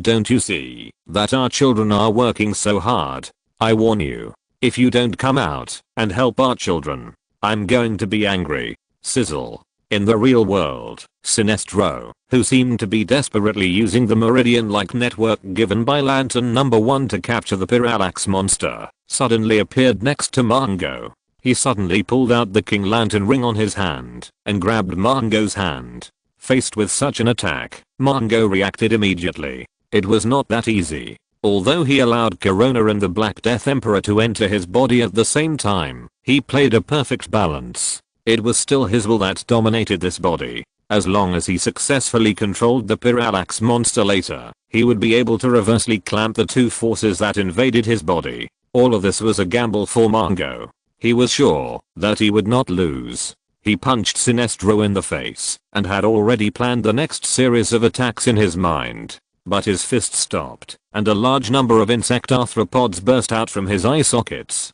It was the power of the Black of Decay. The Black of Decay that Mongo controlled came from the Death Storm, and the power of the Death Storm came from another senior spokesperson of the Black of Decay besides Antinakan. His name was Bane. Bane. So, you made a mistake, Mongo. At this time, there are not only 2 powers in your body, but 3. Here, Mongo screamed. The Green Lantern ring was put on his finger, and the huge Green Lantern energy enveloped his body. I repent. Mongo was repenting, and he was actively cutting off the connection between the Black Death Emperor and him. In William Hand's spiritual world, the Black Death Emperor also discovered this change.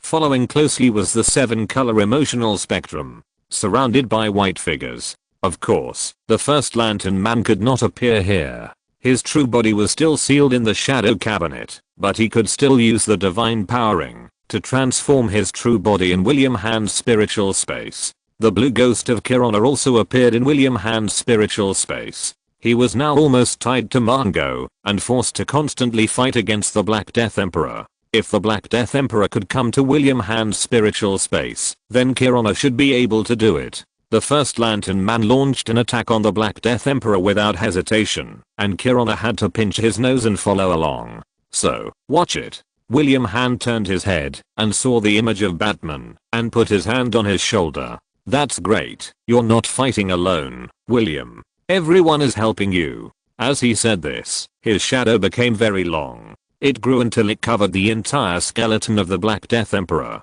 It was all in it. End of this chapter. Thank you very much for reaching the end. Don't forget to like. Looking for more exclusive content and immediate access? Subscribe to our Patreon. Remember, every like, subscription, or donation encourages us to continue. Thanks to everyone. See you in the next video.